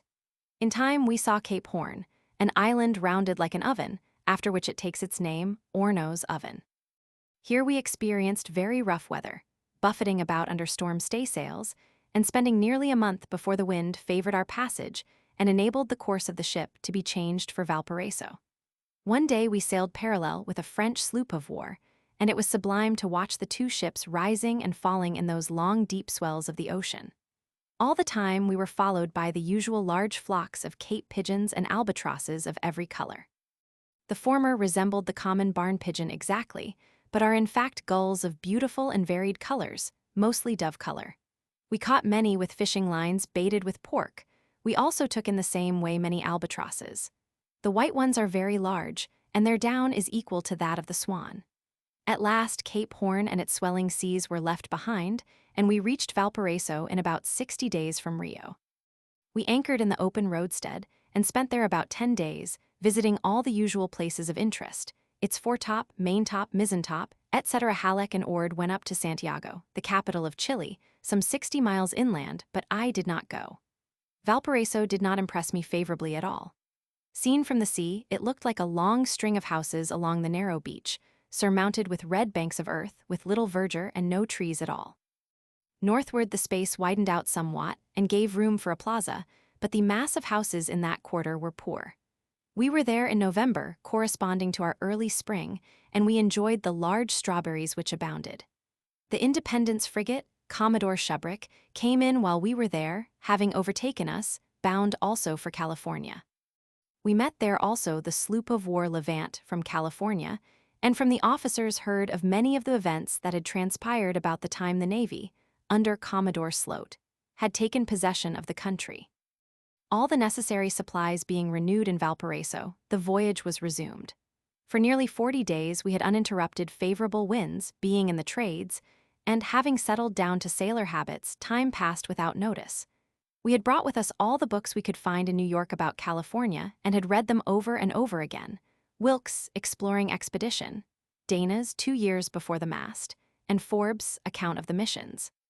It was generally understood we were bound for Monterey, then the capital of Upper California. We knew, of course, that General Kearny was en route for the same country overland, that Fremont was there with his exploring party, that the Navy had already taken possession, and that a regiment of volunteers, Stevenson's, was to follow us from New York. But nevertheless, we were impatient to reach our destination.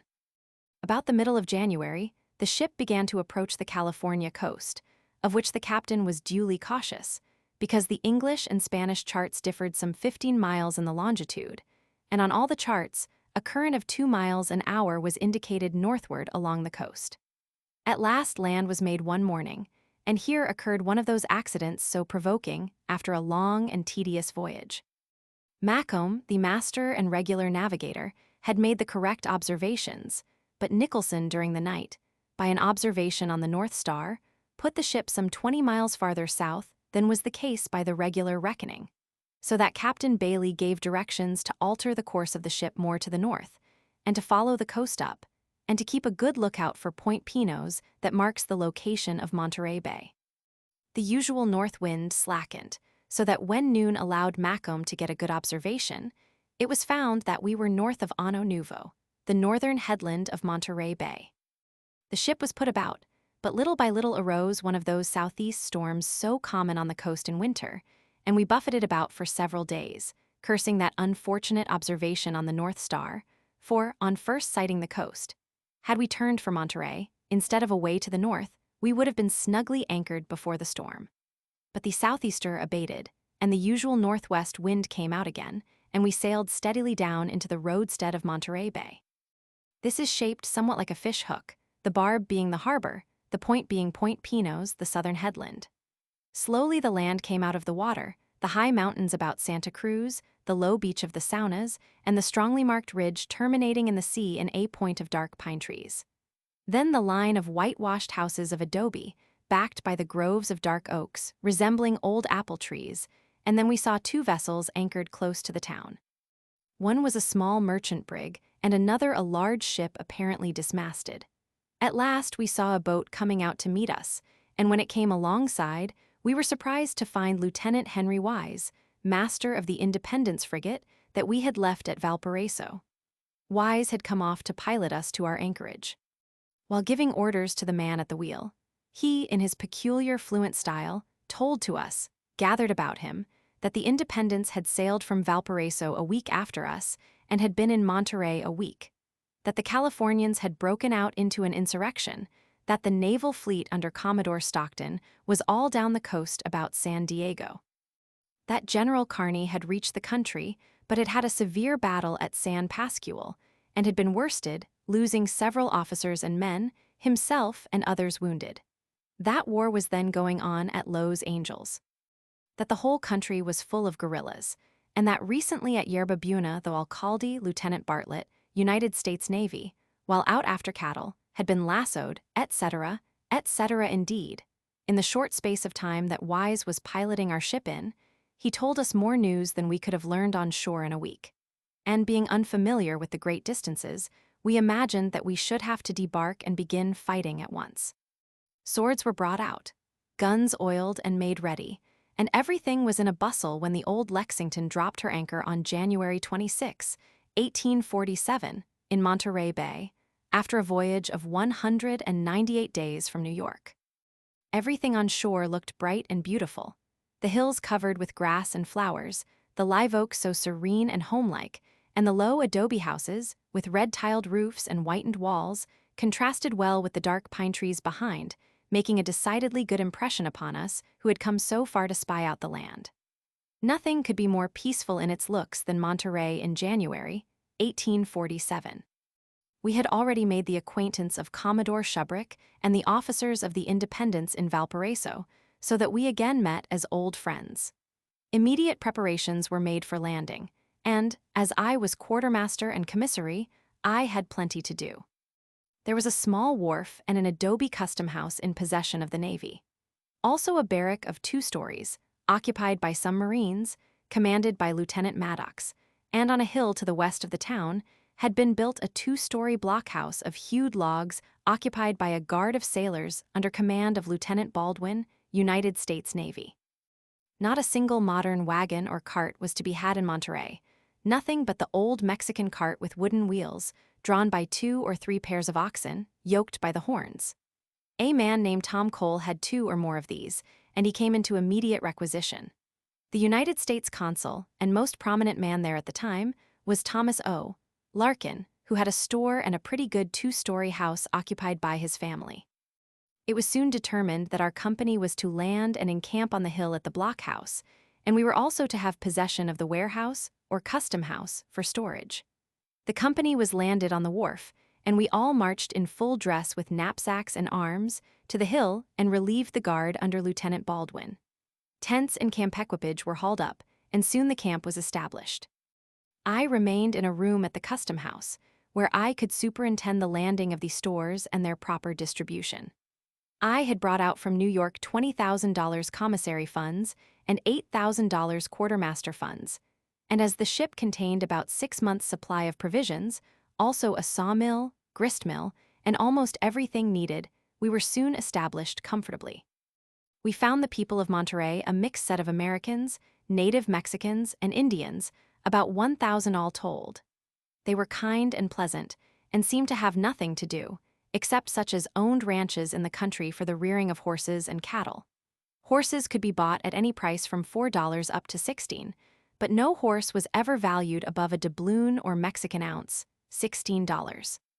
Cattle cost $8.50 for the best, and this made beef net about 2 cents a pound, but at that time nobody bought beef by the pound, but by the carcass. Game of all kinds, elk, deer, wild geese, and ducks was abundant, but coffee, sugar, and small stores were rare and costly. There were some half-dozen shops or stores, but their shelves were empty. The people were very fond of riding, dancing, and of shows of any kind. The young fellows took great delight in showing off their horsemanship, and would dash along, picking up a $50 from the ground, stop their horses in full career and turn about on the space of a bullock's hide, and their skill with the lasso was certainly wonderful. At full speed, they could cast their lasso about the horns of a bull, or so throw it as to catch any particular foot.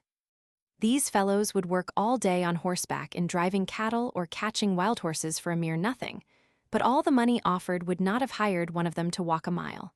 The girls were very fond of dancing, and they did dance gracefully and well.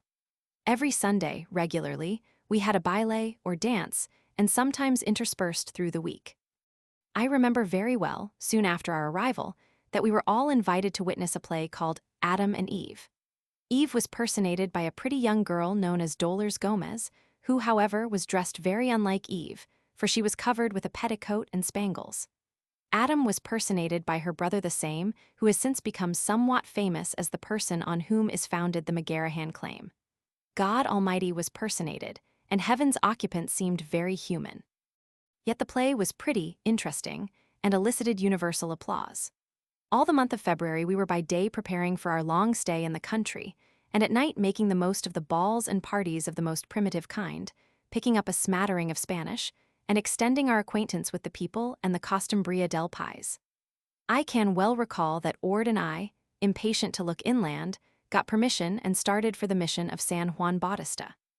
Mounted on horses, and with our carbines, we took the road by El Toro, quite a prominent hill, around which passes the road to the south, following the Saunas or Monterey River. After about 20 miles over a sandy country covered with oak bushes and scrub, we entered quite a pretty valley in which there was a ranch at the foot of the Toro. Resting there a while and getting some information, we again started in the direction of a mountain to the north of the Saunas, called the Gavilano. It was quite dark when we reached the Saunas River, which we attempted to pass at several points, but found it full of water, and the quicksands were bad. Hearing the bark of a dog, we changed our course in that direction, and on hailing, were answered by voices which directed us where to cross. Our knowledge of the language was limited, but we managed to understand and to founder through the sand and water and reached a small adobe house on the banks of the Salinas, where we spent the night. The house was a single room, without floor or glass, only a rude door and window with bars. Not a particle of food but meat, yet the man and woman entertained us with the language of lords put themselves, their house, and everything at our disposition, and made little barefoot children dance for our entertainment. We made our supper of beef and slept on a bullock's hide on the dirt floor. In the morning, we crossed the Salinas Plain, about 15 miles of level ground, taking a shot occasionally at wild geese, which abounded there, and entering the well-wooded valley that comes out from the foot of the Gavilano. We had cruised about all day, and it was almost dark when we reached the house of a Senor Gomez, father of those who at Monterey had performed the parts of Adam and Eve. His house was a 2-story adobe and had a fence in front. It was situated well up among the foothills of the Gavilano and could not be seen until within a few yards. We hitched our horses to the fence and went in just as Gomez was about to sit down to a tempting supper of stewed hare and tortillas. We were officers and caballeros and could not be ignored. After turning our horses to grass, at his invitation, we joined him at supper. The allowance, though ample for one, was rather short for 3, and I thought the Spanish grandiloquent politeness of Gomez, who was fat and old, was not overcordial. However, down we sat, and I was helped to a dish of rabbit with what I thought to be an abundant sauce of tomato. Taking a good mouthful, I felt as though I had taken liquid fire. The tomato was chili colorado, or red pepper, of the purest kind. It nearly killed me, and I saw Gomez's eyes twinkle, for he saw that his share of supper was increased. I contented myself with bits of the meat and an abundant supply of tortillas. Ord was better case-hardened and stood it better. We stayed at Gomez's that night, sleeping, as all did, on the ground, and the next morning we crossed the hill by the bridle path to the old mission of San Juan Bautista. The mission was in a beautiful valley, very level, and bounded on all sides by hills. The plain was covered with wild grasses and mustard and had abundant water. Cattle and horses were seen in all directions, and it was manifest that the priests who first occupied the country were good judges of land. It was Sunday, and all the people, about 100, had come to church from the country roundabout. Ord was somewhat of a Catholic, and entered the church with his clanking spars and kneeled down, attracting the attention of all, for he had on the uniform of an American officer. As soon as church was out, all rushed to the various sports. I saw the priest, with his gray robes tucked up, playing at billiards, others were cockfighting, and some at horse racing. My horse had become lame, and I resolved to buy another. As soon as it was known that I wanted a horse, several came for me and displayed their horses by dashing past and hauling them up short. There was a fine black stallion that attracted my notice, and after trying him myself, I concluded a purchase. I left with the seller my own lame horse, which he was to bring to me at Monterey, when I was to pay him $10 for the other. The mission of San Juan bore the marks of high prosperity at a former period, and had a good pear orchard just under the plateau where stood the church. After spending the day, Ord and I returned to Monterey, about 35 miles, by a shorter route, thus passed the month of February, and though there were no mails or regular expresses, we heard occasionally from Yerba Buena and Sutter's Fort to the north, and from the Army and Navy about Los Angeles at the south. We also knew that a quarrel had grown up at Los Angeles between General Kearny, Colonel Fremont, and Commodore Stockton, as to the right to control affairs in California. Kearny had with him only the fragments of the 2 companies of dragoons, which had come across from New Mexico with him, and had been handled very roughly by Don Andreas Pico at San Pascual, in which engagement Captains Moore and Johnson and Lieutenant Hammond were killed, and Kearny himself wounded. There remained with him Colonel Swords, quartermaster, Captain H.S. Turner, 1st Dragoons, Captains Emery and Warner, topographical engineers, Assistant Surgeon Griffin, and Lieutenant J.W. Davidson. Fremont had marched down from the north with a battalion of volunteers. Commodore Stockton had marched up from San Diego to Los Angeles with General Kearny, his dragoons, and a battalion of sailors and Marines, and was soon joined there by Fremont, and they jointly received the surrender of the insurgents under Andreas Pico. We also knew that General R.B. Mason had been ordered to California, that Colonel John D. Stevenson was coming out to California with a regiment of New York volunteers, that Commodore Shubrick had orders also from the Navy Department to control matters afloat, that General Kearny, by virtue of his rank, had the right to control all the land forces in the service of the United States, and that Fremont claimed the same right by virtue of a letter he had received from Colonel Benton, then a senator, and a man of great influence with Polk's administration. So that among the younger officers the query was very natural: who the devil is governor of California? One day I was on board the Independence frigate, dining with the wardroom officers, when a war vessel was reported in the offing, which in due time was made out to be the Seine, Captain Dupont.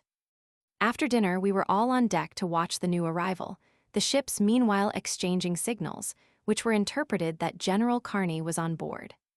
As the Seine approached, a boat was sent to meet her, with Commodore Shubrick's flag officer, Lieutenant Lewis, to carry the usual messages, and to invite General Kearny to come on board the Independence as the guest of Commodore Shubrick. Quite a number of officers were on deck, among them Lieutenants Wise, Montgomery Lewis, William Chapman, and others, noted wits and wags of the Navy.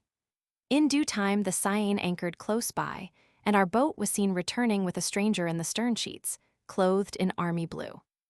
As the boat came nearer, we saw that it was General Kearny with an old dragoon coat on and an army cap to which the general had added the broad visor, cut from a full-dress hat, to shade his face and eyes against the glaring sun of the Gila region. Chapman exclaimed, "Fellows, the problem is solved. There is the Grand Vizier, Visor, by Gidi. He is governor of California." All hands received the general with great heartiness, and he soon passed out of our sight into the Commodore's cabin. Between Commodore Shubrick and General Kearny existed from that time forward the greatest harmony and good feeling, and no further trouble existed as to the controlling power on the Pacific coast. General Kearny had dispatched from San Diego his quartermaster, Colonel Swords, to the Sandwich Islands to purchase clothing and stores for his men, and had come up to Monterey, bringing with him Turner and Warner, leaving Emery and the company of dragoons below. He was delighted to find a full strong company of artillery, subject to his orders, well supplied with clothing and money in all respects, and much to the disgust of our Captain Tompkins, he took half of his company clothing and part of the money held by me for the relief of his worn-out and almost naked dragoons left behind at Los Angeles.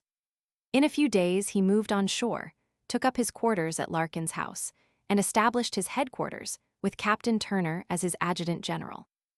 One day Turner and Warner were at my tent, and seeing a store bag full of socks, drawers, and calico shirts, of which I had laid in a 3-year supply, and of which they had none, made known to me their wants, and I told them to help themselves, which Turner and Warner did. The latter, however, insisted on paying me the cost, and from that date to this Turner and I have been close friends. Warner, poor fellow, was afterward killed by Indians. Things gradually came into shape. A semi-monthly courier line was established from Yerba Buena to San Diego, and we were thus enabled to keep pace with events throughout the country. In March, Stevenson's regiment arrived. Colonel Mason also arrived by sea from Callao in the storeship Erie, and P. St. George Cook's battalion of Mormons reached San Luis Rey. A. J. Smith and George Stoneman were with him, and were assigned to the company of dragoons at Los Angeles. All these troops and the Navy regarded General Kearny as the rightful commander, though Fremont still remained at Los Angeles, styling himself as governor, issuing orders, and holding his battalion of California volunteers in apparent defiance of General Kearny. Colonel Mason and Major Turner were sent down by sea with a paymaster, with muster rolls and orders to muster this battalion into the service of the United States, to pay and then to muster them out. But on their reaching, Los Angeles Fremont would not consent to it, and the controversy became so angry that a challenge was believed to have passed between Mason and Fremont, but the duel never came about. Turner rode up by land in 4 or 5 days, and Fremont, becoming alarmed, followed him as we supposed to overtake him, but he did not succeed. On Fremont's arrival at Monterey, He camped in a tent about a mile out of town and called on General Kearny, and it was reported that the latter threatened him very severely and ordered him back to Los Angeles immediately, to disband his volunteers, and to cease the exercise of authority of any kind in the country. Feeling a natural curiosity to see Fremont, who was then quite famous by reason of his recent explorations and the still more recent conflicts with Kearny and Mason, I rode out to his camp and found him in a conical tent with one Captain Owens, who was a mountaineer, trapper, etc., but originally from Zanesville, Ohio.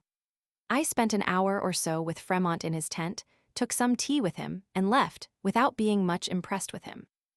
In due time, Colonel Swords returned from the Sandwich Islands and relieved me as quartermaster. Captain William G. Marcy, son of the Secretary of War, had also come out in one of Stevenson's ships as an assistant commissary of subsistence and was stationed at Monterey and relieved me as commissary, so that I reverted to the condition of a company officer. While acting as a staff officer, I had lived at the custom house in Monterey, but when relieved I took a tent in line with the other company officers on the hill where we had a mess. Stevensona Regiment reached San Francisco Bay early in March 1847. 3 companies were stationed at the Presidio under Major James A. Hardier, 1 company at Sonoma, 3 under Colonel Stevenson at Monterey, and 3 under Lieutenant Colonel Burton at Santa Barbara. One day I was down at the headquarters at Larkin's Horse when General Kearny remarked to me that he was going down to Los Angeles in the ship Lexington and wanted me to go along as his aide. Of course, this was most agreeable to me. 2 of Stevenson's companies, with the headquarters and the colonel, were to go also. They embarked, and early in May we sailed for San Pedro. Before embarking, the United States line of battleship Columbus had reached the coast from China with Commodore Biddle, whose rank gave him the supreme command of the Navy on the coast. He was busy in calling in Laswing. From the land service, the various naval officers who under Stockton had been doing all sorts of military and civil service on shore. Knowing that I was to go down the coast with General Kearny, he sent for me and handed me 2 unsealed parcels addressed to Lieutenant Wilson, United States Navy, and Major Gillespie, United States Marines, at Los Angeles. These were written orders pretty much in these words. On receipt of this order, you will repair at once on board the United States ship Lexington at San Pedro, and on reaching Monterey, you will report to the undersigned, James Biddle. Of course, I executed my part to the letter, and these officers were duly lassoed. We sailed down the coast with a fair wind and anchored inside the kelp, abreast of Johnson's house. Messages were forthwith dispatched up to Los Angeles, 20 miles off, and preparations for horses made for us to ride up. We landed, and as Kearny held to my arm in ascending the steep path up the bluff, he remarked to himself, rather than to me, that it was strange that Fremont did not want to return north by the Lexington on account of seasickness, but preferred to go by land over 500 miles.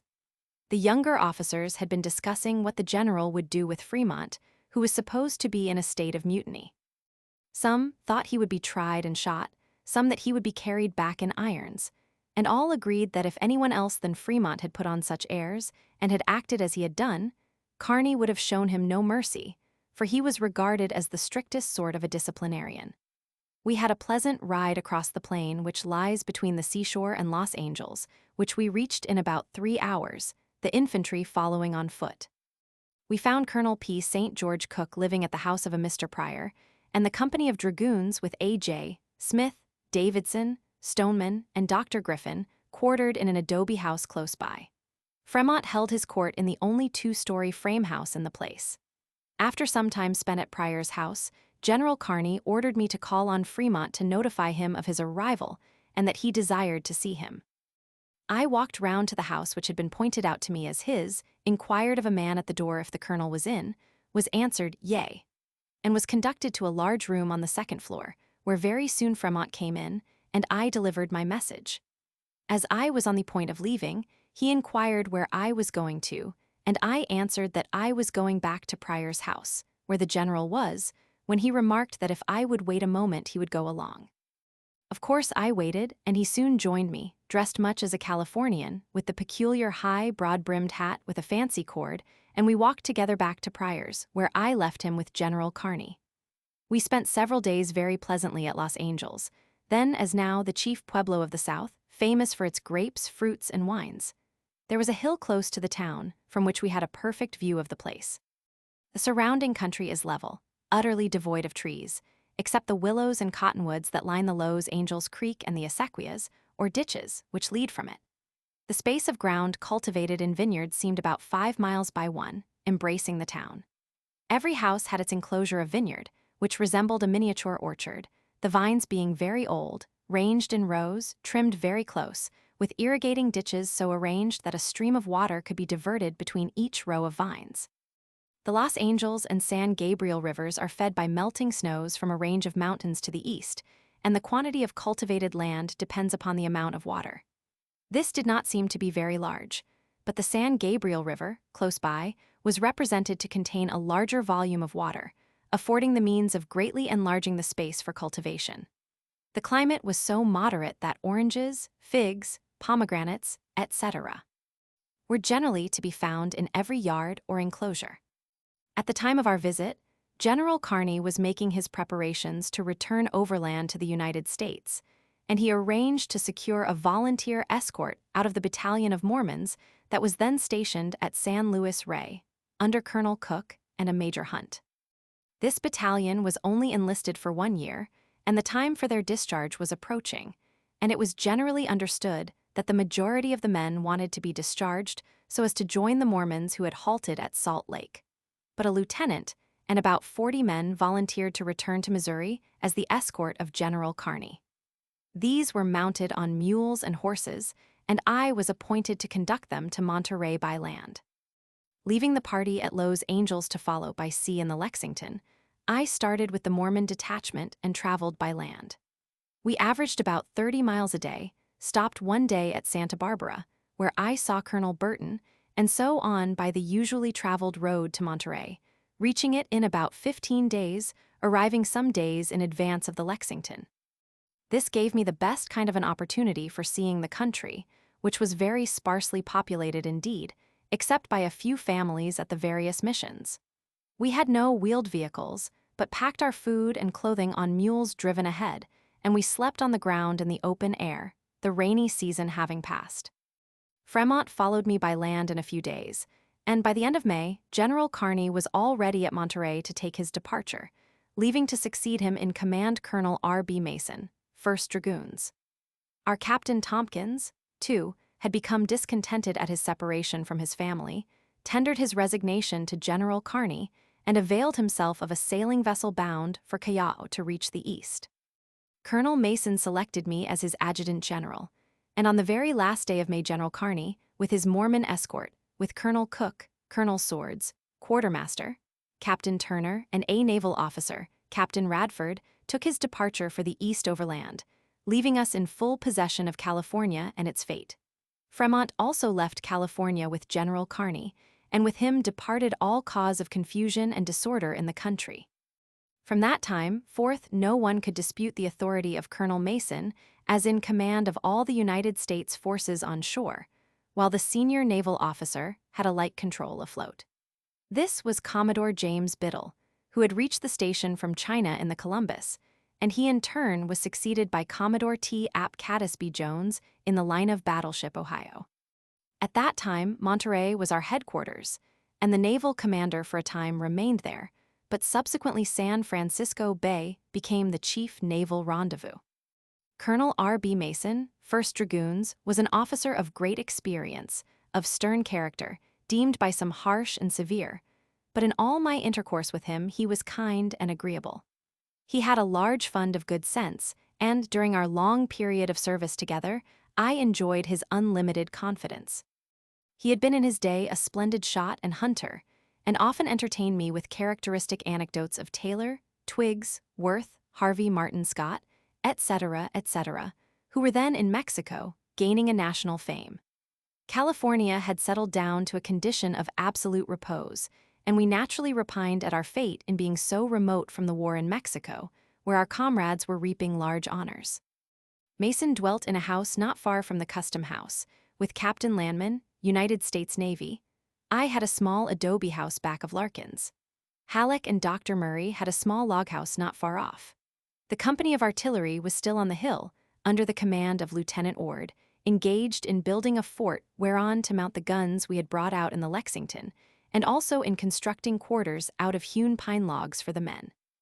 Lieutenant Miner, a very clever young officer, had taken violently sick and died about the time I got back from Lowe's Angels, leaving Lieutenants Ord and Loser alone with the company, with Assistant Surgeon Robert Murray. Captain William G. Marcy was the quartermaster and commissary. Nagley's company of Stevenson's regiment had been mounted and was sent out against the Indians in the San Joaquin Valley, and Shannon's company occupied the barracks. Shortly after General Kearny had gone east, we found an order of his on record, removing one Mr. Nash, the alcalde of Sonoma, and appointing to his place ex-Governor L.W. Boggs. A letter came to Colonel and Governor Mason from Boggs, whom he had personally known in Missouri, complaining that, though he had been appointed alcalde, the then incumbent, Nash, utterly denied Kearny's right to remove him because he had been elected by the people under the proclamation of Commodore Sloat and refused to surrender his office or to account for his acts as alcalde. Such a proclamation had been made by Commodore Sloat shortly after the first occupation of California, announcing that the people were free and enlightened American citizens, entitled to all the rights and privileges as such, and among them the right to elect their own officers, etc. The people of Sonoma town and valley, some 40 or 50 immigrants from the United States and very few native Californians, had elected Mr. Nash, and, as stated, he refused to recognize the right of a mere military commander to eject him and to appoint another to his place. Neither General Kearny nor Mason had much respect for this land of Buncombe, but assumed the true doctrine that California was yet a Mexican province, held by right of conquest, that the military commander was held responsible to the country, and that the province should be held in statu quo until a treaty of peace. This letter of Boggs was therefore referred to Captain Brackett, whose company was stationed at Sonoma, with orders to notify Nash that Boggs was the rightful alcalde, that he must quietly surrender his office, with the books and records thereof, and that he must account for any moneys received from the sale of town lots, etc., etc. And in the event of refusal, he, Captain Brackett, must compel him by the use of force. In due time, we got Brackett's answer, saying that the little community of Sonoma was in a dangerous state of effervescence caused by his orders. That Nash was backed by most of the Americans there who had come across from Missouri with American ideas. That as he, Brackett, was a volunteer officer, likely to be soon discharged, and as he designed to settle there, he asked in consequence to be excused from the execution of this, to him, unpleasant duty. Such a request, coming to an old soldier like Colonel Mason, aroused his wrath, and he would have proceeded roughshod against Brackett, who, by the way, was a West Point graduate and ought to have known better. But I suggested to the colonel that, the case being a test one, he had better send me up to Sonoma, and I would settle it quick enough. He then gave me an order to go to Sonoma to carry out the instructions already given to Brackett. I took one soldier with me, Private Barnes, with 4 horses, 2 of which we rode, and the other 2 we drove ahead. The first day we reached Gilroy's and camped by a stream near 3 or 4 adobe huts known as Gilroy's Ranch. The next day we passed Murphy's, San Jose, and Santa Clara Mission, camping some 4 miles beyond, where a kind of hole had been dug in the ground for water. The whole of this distance, now so beautifully improved and settled, was then scarcely occupied, except by poor ranches producing horses and cattle. The pueblo of San Jose was a string of low adobe houses festooned with red peppers and garlic, and the mission of Santa Clara was a dilapidated concern, with its church and orchard. The long line of poplar trees lining the road from San Jose to Santa Clara bespoke a former period when the priests had ruled the land. Just about dark I was lying on the ground near the well, and my soldier Barnes had watered our horses and picketed them to grass, when we heard a horse crushing his way through the high mustard bushes which filled the plain, and soon a man came to us to inquire if we had seen a saddle horse pass up the road. We explained to him what we had heard, and he went off in pursuit of his horse.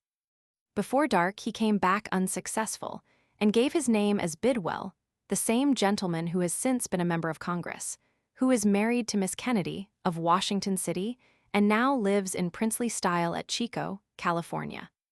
He explained that he was a surveyor and had been in the lower country engaged in surveying land, that the horse had escaped him with his saddlebags containing all his notes and papers and some $600 in money, all the money he had earned. He spent the night with us on the ground, and the next morning we left him there to continue the search for his horse, and I afterward heard that he had found his saddlebags all right, but never recovered the horse. The next day toward night we approached the mission of San Francisco, and the village of Yerba Buena, tired and weary, the wind, as usual, blowing a perfect hurricane, and a more desolate region it was impossible to conceive of. Leaving Barnes to work his way into the town as best he could with the tired animals, I took the freshest horse and rode forward.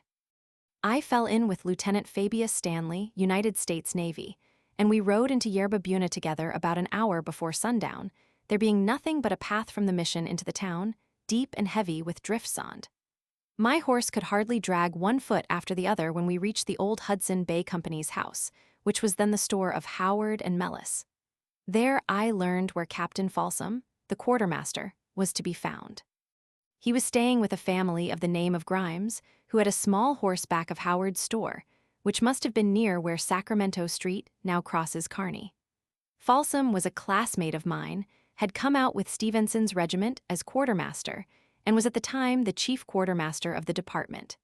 His office was in the old custom horse standing at the northwest corner of the plaza. He had hired 2 warehouses, the only ones there at the time, of one Leadsdorf, the principal man of Yerba Buena, who also owned the only public house, or tavern, called the City Hotel, on Kearny Street, at the southeast corner of the plaza. I stopped with Folsom at Mrs. Grimes's, and he sent my horse, as also the other 3 when Barnes had got in after dark, to a corral where he had a little barley, but no hay. At that time nobody fed a horse, but he was usually turned out to pick such scanty grass as he could find on the side hills. The few government horses used in town were usually sent out to the Presidio, where the grass was somewhat better. At that time, July 1847, what is now called San Francisco was called Yerba Buena. A naval officer, Lieutenant Washington A. Bartlett, its first alcalde, had caused it to be surveyed and laid out into blocks and lots, which were being sold at $16 a lot of 50 vuras square.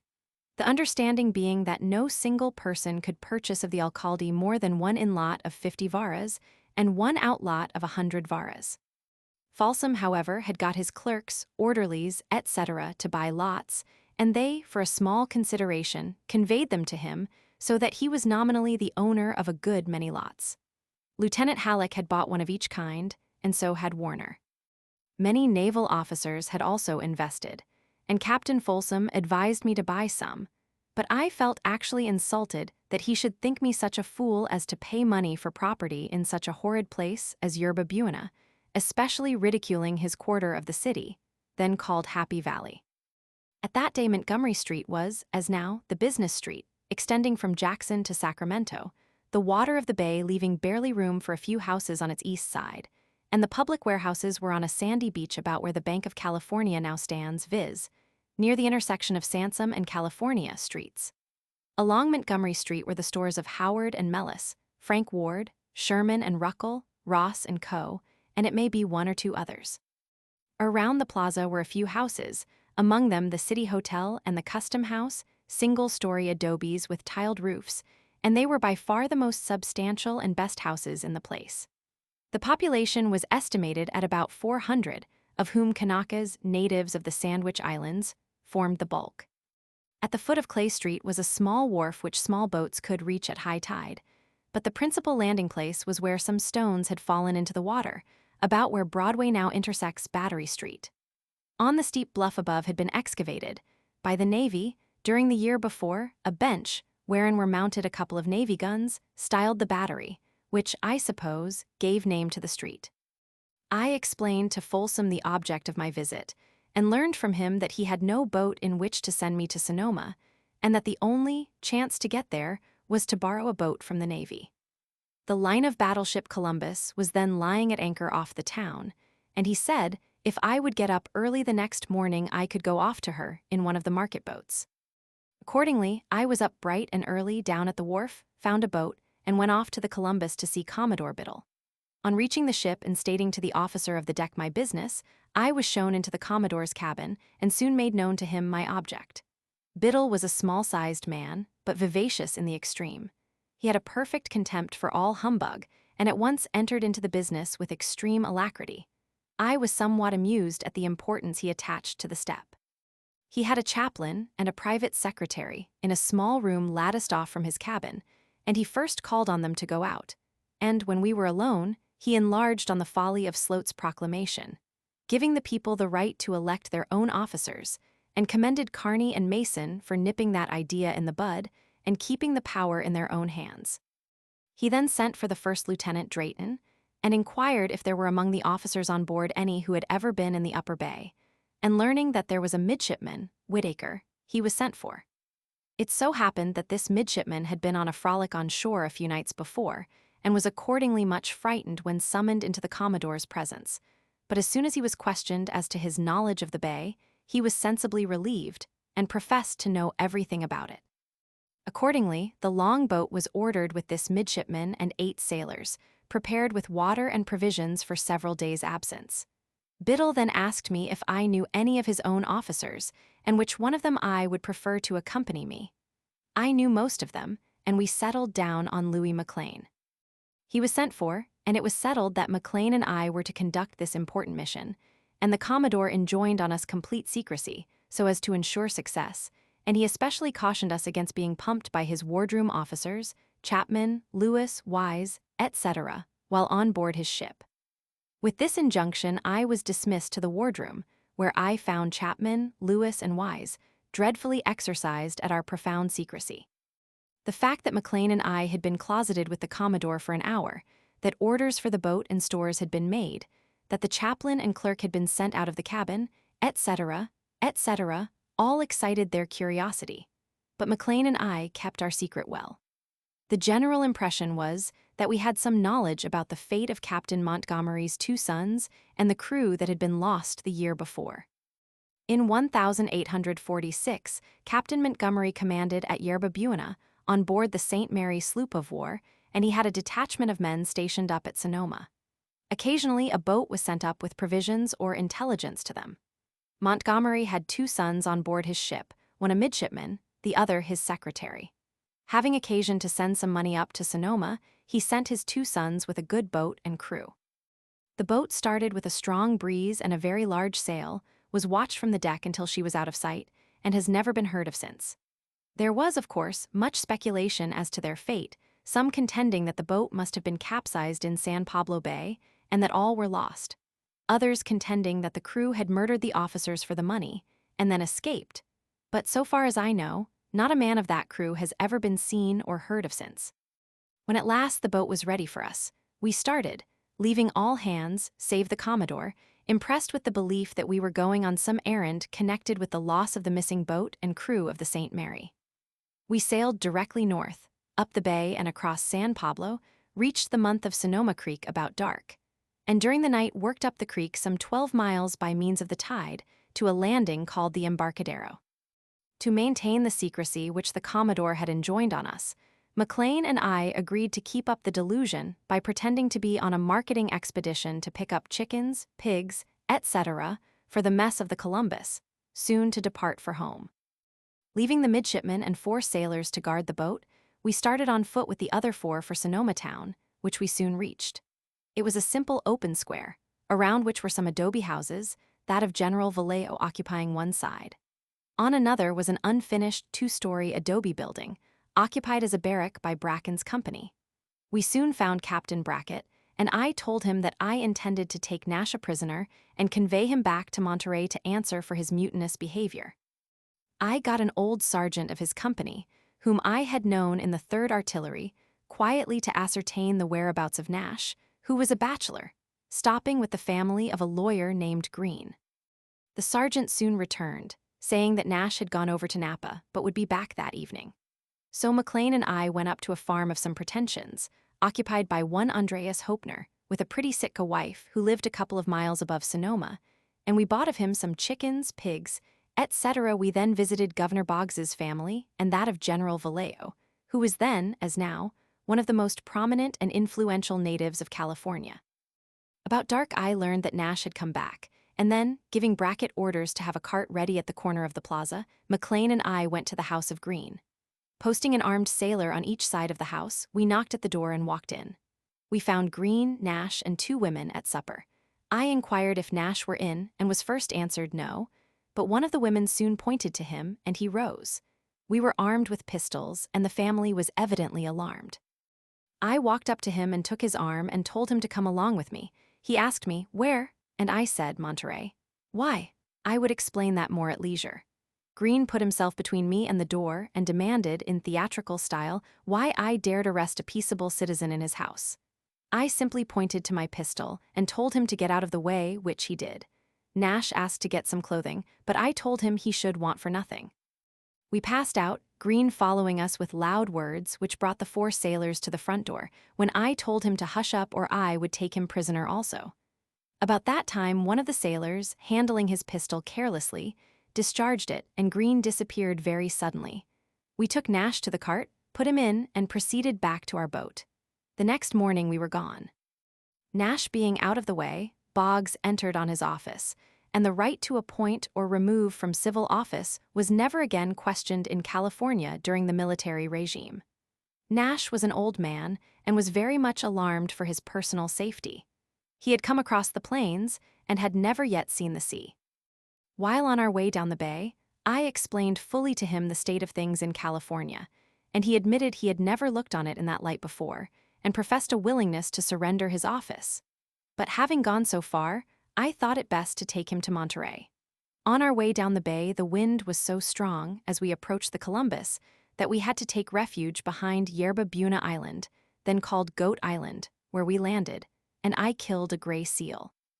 The next morning, the wind being comparatively light, we got out and worked our way up to the Columbus, where I left my prisoner on board and went on shore to find Commodore Biddle, who had gone to dine with Frank Ward. I found him there and committed Nash to his charge with the request that he would send him down to Monterey, which he did in the sloop of war Dale, Captain Selfridge commanding. I then returned to Monterey by land, and when the Dale arrived, Colonel Mason and I went on board, found poor old Mr. Nash half dead with seasickness and fear, lest Colonel Mason would treat him with extreme military rigor. But, on the contrary, the colonel spoke to him kindly, released him as a prisoner on his promise to go back to Sonoma, surrender his office to Boggs, and account to him for his acts while in office. He afterward came on shore, was provided with clothing and a horse, returned to Sonoma, and I never have seen him since. Matters and things settled down in Upper California, and all moved along with peace and harmony. The war still continued in Mexico, and the Navy authorities resolved to employ their time with the capture of Mazatlan and Guaymas. Lower California had already been occupied by 2 companies of Steve Enson's regiment, under Lieutenant Colonel Burton, who had taken post at La Paz, and a small party of sailors was on shore at San Joseph, near Cape San Lucas, detached from the Lexington, Lieutenant Commander Bailey. The orders for this occupation were made by General Kearny before he left, in pursuance of instructions from the War Department, merely to subserve a political end, for there were few or no people in Lower California, which is a miserable, wretched, dried-up peninsula. I remember the proclamation made by Burton and Captain Bailey in taking possession, which was in the usual florid style. Bailey signed his name as the senior naval officer at the station, but as it was necessary to put it into Spanish to reach the inhabitants of the newly acquired country, it was interpreted, El más antiguo de todos los oficiales de la Marina, etc., which literally is the most ancient of all the naval officers, etc., a translation at which we made some fun. The expedition to Mazatlan was, however, for a different purpose, viz., to get possession of the ports of Mazatlan and Guaymas as a part of the war against Mexico and not for permanent conquest. Commodore Shubrick commanded this expedition and took Halleck along as his engineer officer. They captured Mazatlan and Guaymas and then called on Colonel Mason to send soldiers down to hold possession, but he had none to spare, and it was found impossible to raise other volunteers either in California or Oregon, and the Navy held these places by detachments of sailors and Marines till the end of the war. Burton also called for reinforcements, and Naglia Company was sent to him from Monterey, and these 3 companies occupied Lower California at the end of the Mexican War. Major Hardy still commanded at San Francisco and above. Company F, 3rd Artillery, and Shannon's company of volunteers were at Monterey. Lippett's company at Santa Barbara. Colonel Stevenson, with 1 company of his regiment, and the company of the 1st Dragoons, was at Los Angeles, and a company of Mormons, re-enlisted out of the Mormon Battalion, garrisoned San Diego, and thus matters went along throughout 1847 into 1848. I had occasion to make several trips to Yerba Buena and back, and in the spring of 1848, Colonel Mason and I went down to Santa Barbara in the sloop of war Dale. I spent much time in hunting deer and bear in the mountains back of the Carmel Mission, and ducks and geese in the plains of the Salinas. As soon as the fall rains set in, the young oats would sprout up, and myriads of ducks, brant, and geese made their appearance. In a single day, or rather in the evening of one day and the morning of the next, I could load a pack mule with geese and ducks.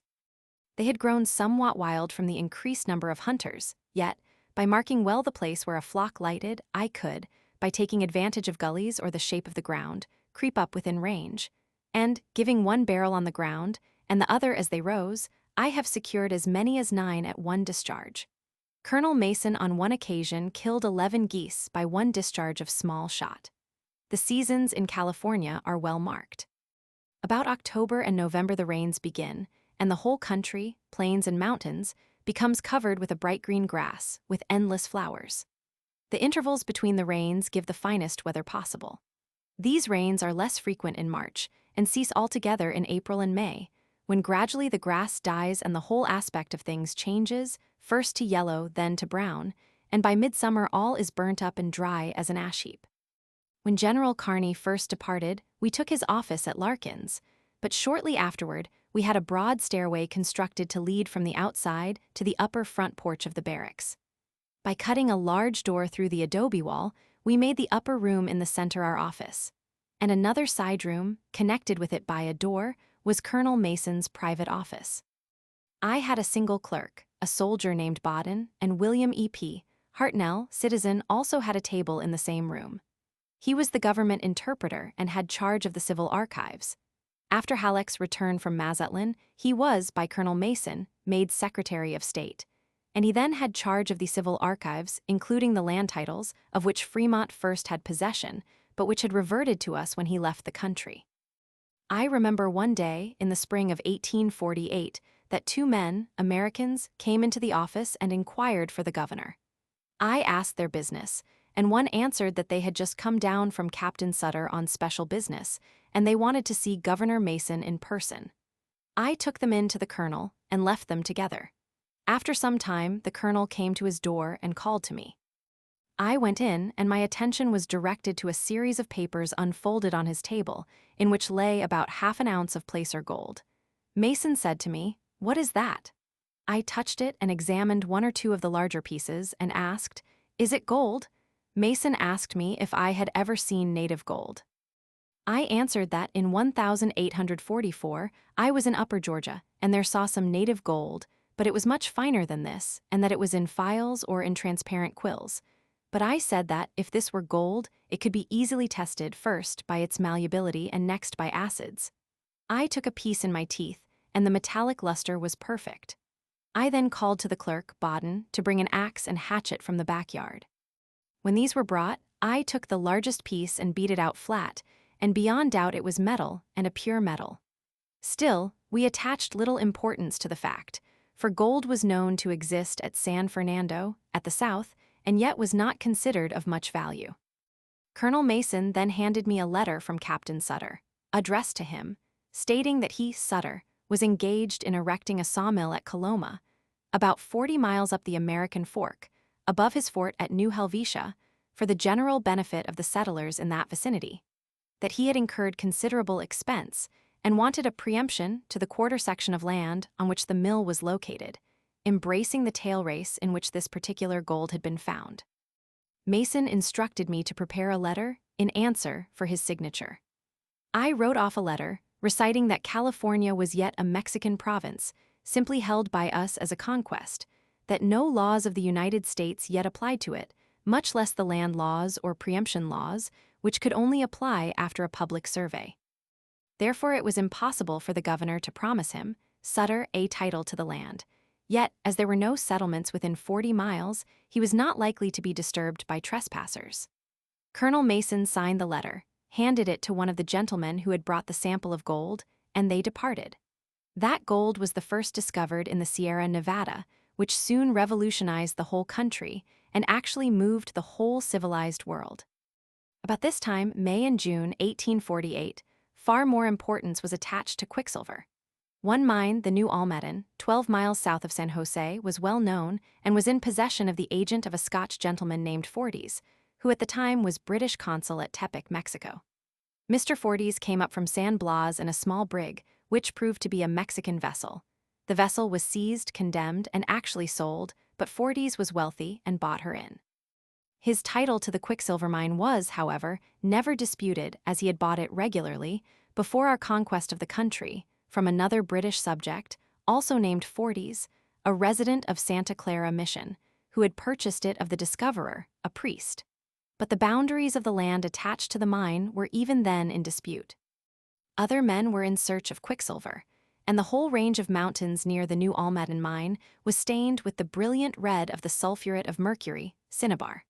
A company composed of T.O. Larkin, J.R. Snyder, and others, among them one John Ricord, who was quite a character, also claimed a valuable mine nearby. Ricord was a lawyer from about Buffalo, and by some means had got to the Sandwich Islands, where he became a great favorite of the king, Kamehameha, was his attorney general, and got into a difficulty with the Reverend Mr. Judd, who was a kind of prime minister to his majesty. One or the other had to go, and Ricord left for San Francisco, where he arrived while Colonel Mason and I were there on some business connected with the customs. Ricord at once made a dead set at Mason with flattery and all sorts of spurious arguments, to convince him that our military government was too simple in its forms for the new state of facts, and that he was the man to remodel it.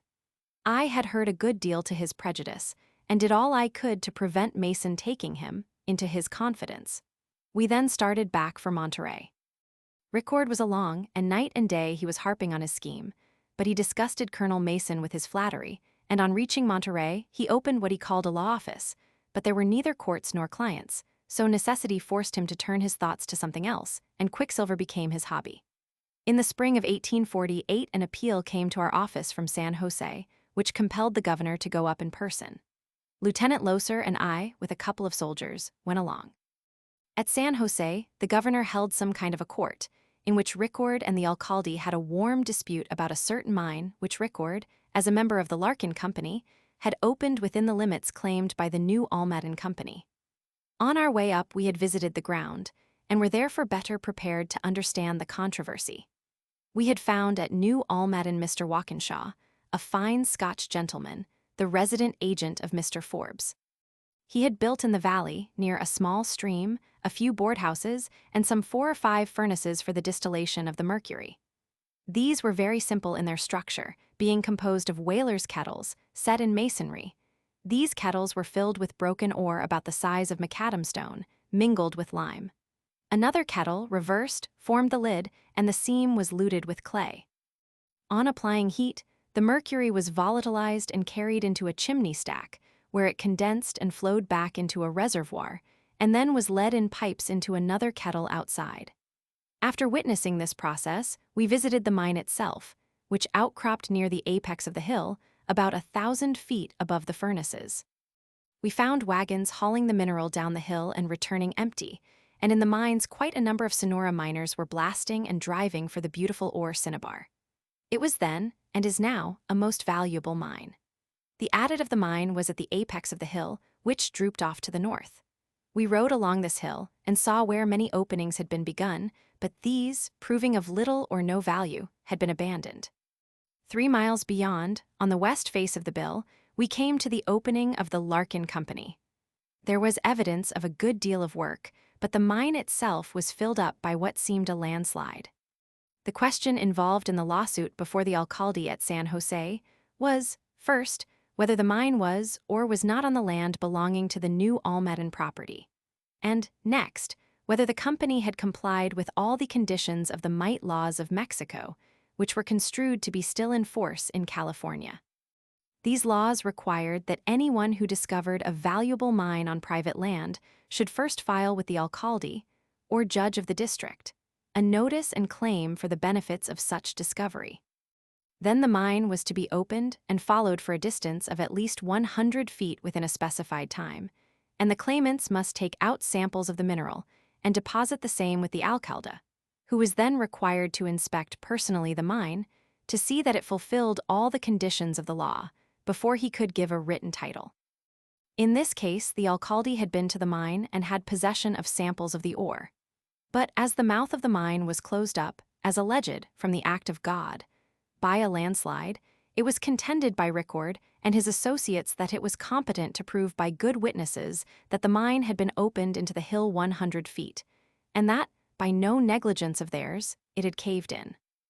It was generally understood that Robert J. Walker, United States Secretary of the Treasury, was then a partner in this mining company, and a vessel, the bark Gray Eagle, was ready at San Francisco to sail for New York with the title papers on which to base a joint stock company for speculative uses.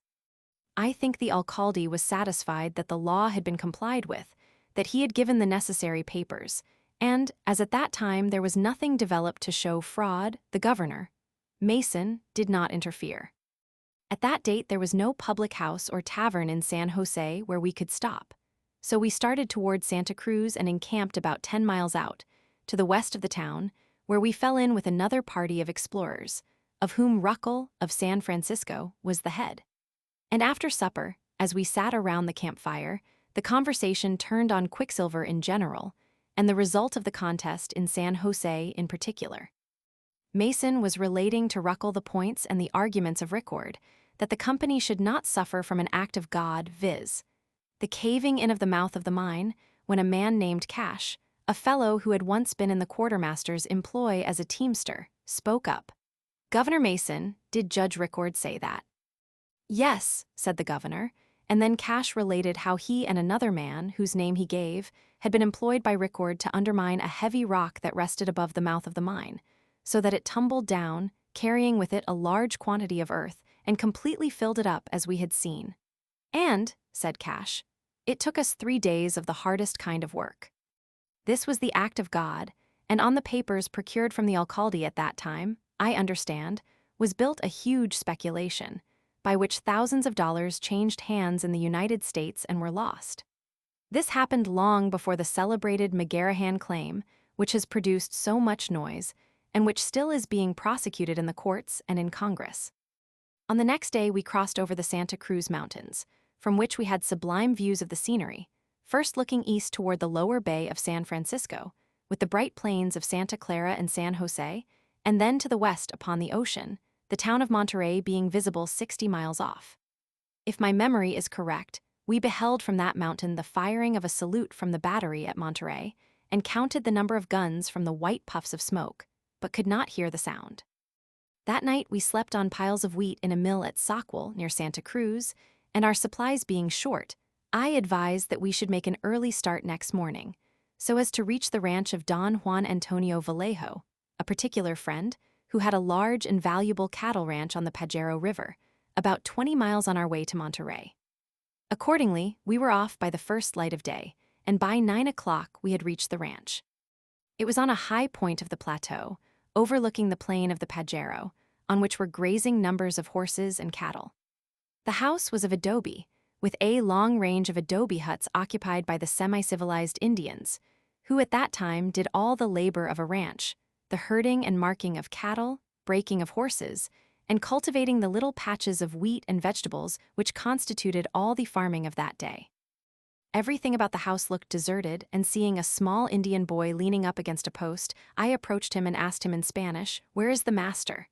"Gone to the Presidio, Monterey." "Is anybody in the house?" "No." "Is it locked up?" "Yes." "Is no one about who can get in?" "No." "Have you any meat?" "No." "Any flour or grain?" "No." "Any chickens?" "No." "Any eggs?" "No." "What do you live on?" "Nada, nothing." The utter indifference of this boy and the tone of his answer, "nada," attracted the attention of Colonel Mason, who had been listening to our conversation and who knew enough of Spanish to catch the meaning, and he exclaimed with some feeling, "So we get nada for our breakfast." I felt mortified, for I had held out the prospect of a splendid breakfast of meat and tortillas with rice, chickens, eggs, etc., at the ranch of my friend Josh Antonio, as a justification for taking the governor, a man of 60 years of age, more than 20 miles at a full canter for his breakfast. But there was no help for it, and we accordingly went a short distance to a pond, where we unpacked our mules and made a slim breakfast, on some scraps of hard bread and a bone of pork that remained in our alforges. This was no uncommon thing in those days, when many a ranchero with his 11 leagues of land, his hundreds of horses and thousands of cattle, would receive us with all the grandiloquence of a Spanish lord, and confess that he had nothing in his house to eat except the carcass of a beef hung up, from which the stranger might cut and cook, without money or price, what he needed. That night we slept on Salinas Plain, and the next morning reached Monterey. All the missions and houses at that period were alive with fleas, which the natives looked on as pleasant titillators, but they so tortured me that I always gave them a wide berth, and slept on a saddle blanket, with the saddle for a pillow and the serape, or blanket, for a cover. We never feared rain except in winter. As the spring and summer of 1848 advanced, the reports came faster and faster from the gold mines at Sutter's sawmill. Stories reached us of fabulous discoveries and spread throughout the land. Everybody was talking of gold, until it assumed the character of a fever. Some of our soldiers began to desert. Citizens were fitting out trains of wagons and pack mules to go to the mines. We heard of men earning $50, $500, and thousands of dollars per day, and for a time it seemed as though somebody would reach solid gold. Some of this gold began to come to Yerba Buena in trade, and to disturb the value of merchandise, particularly of mules, horses, tin pans, and articles used in mining. I, of course, could not escape the infection, and at last convinced Colonel Mason that it was our duty to go up and see with our own eyes, that we might report the truth to our government. As yet we had no regular mail to any part of the United States, but mails had come to us at long intervals around Cape Horn and one or two overland. I well remember the first overland mail. It was brought by Kit Carson in saddle bags from Taos in New Mexico. We heard of his arrival at Los Angeles and waited patiently for his arrival at headquarters. His fame then was at its height, from the publication of Fremont's books, and I was very anxious to see a man who had achieved such feats of daring among the wild animals of the Rocky Mountains, and still wilder Indians of the plains. At last his arrival was reported at the tavern at Monterey, and I hurried to hunt him up. I cannot express my surprise at beholding a small, stoop-shouldered man, with reddish hair, freckled face, soft blue eyes, and nothing to indicate extraordinary courage or daring. He spoke but little, and answered questions in monosyllables. I asked for his mail, and he picked up his light saddlebags containing the great overland mail, and we walked together to headquarters, where he delivered his parcel into Colonel Mason's own hands.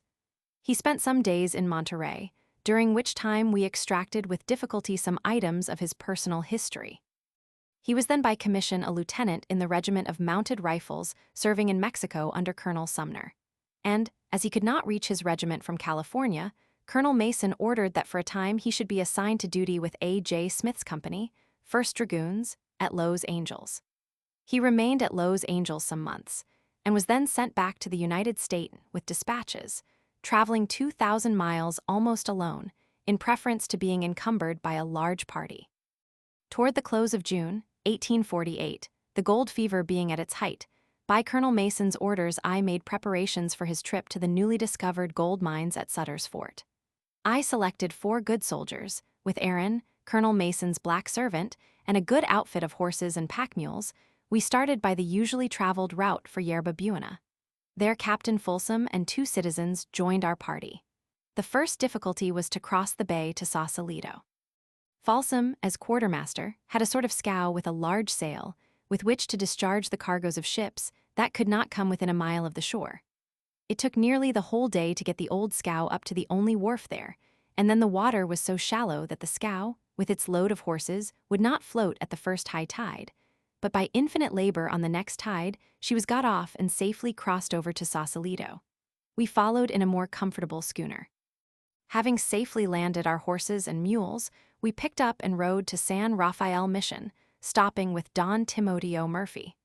The next day's journey took us to Bodega, where lived a man named Stephen Smith, who had the only steam sawmill in California.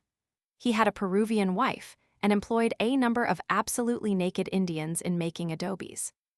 We spent a day very pleasantly with him and learned that he had come to California some years before at the personal advice of Daniel Webster, who had informed him that sooner or later the United States would be in possession of California, and that in consequence it would become a great country. From Bodega, we traveled to Sonoma, by way of Petaluma, and spent a day with General Vallejo. I had been there before, as related, in the business of the Alcalde Nash. From Sonoma, we crossed over by way of Napa, Suisun, and Veca's ranch to the Puda. In the rainy season, the plain between the Puda and Sacramento rivers is impassable, but in July the waters dry up, and we passed without trouble by the trail for Sutter's Embarcadero. We reached the Sacramento River, then full of water with a deep, clear current. The only means of crossing over was by an Indian dugout canoe.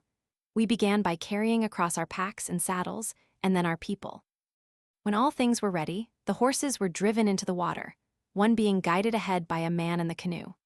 Of course, the horses and mules at first refused to take to the water, and it was nearly a day's work to get them across, and even then some of our animals after crossing escaped into the woods and undergrowth that lined the river, but we secured enough of them to reach Sutter's Fort, 3 miles back from the Embarcadero, where we encamped at the old slough, or pond, near the fort.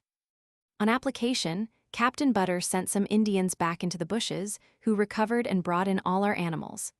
At that time, there was not the sign of a habitation there or thereabouts, except the fort and an old adobe house east of the fort, known as the hospital. The fort itself was one of adobe walls, about 20 feet high, rectangular in form, with 2-story blockhouses at diagonal corners. The entrance was by a large gate, open by day and closed at night, with 2 iron ship's guns near at hand.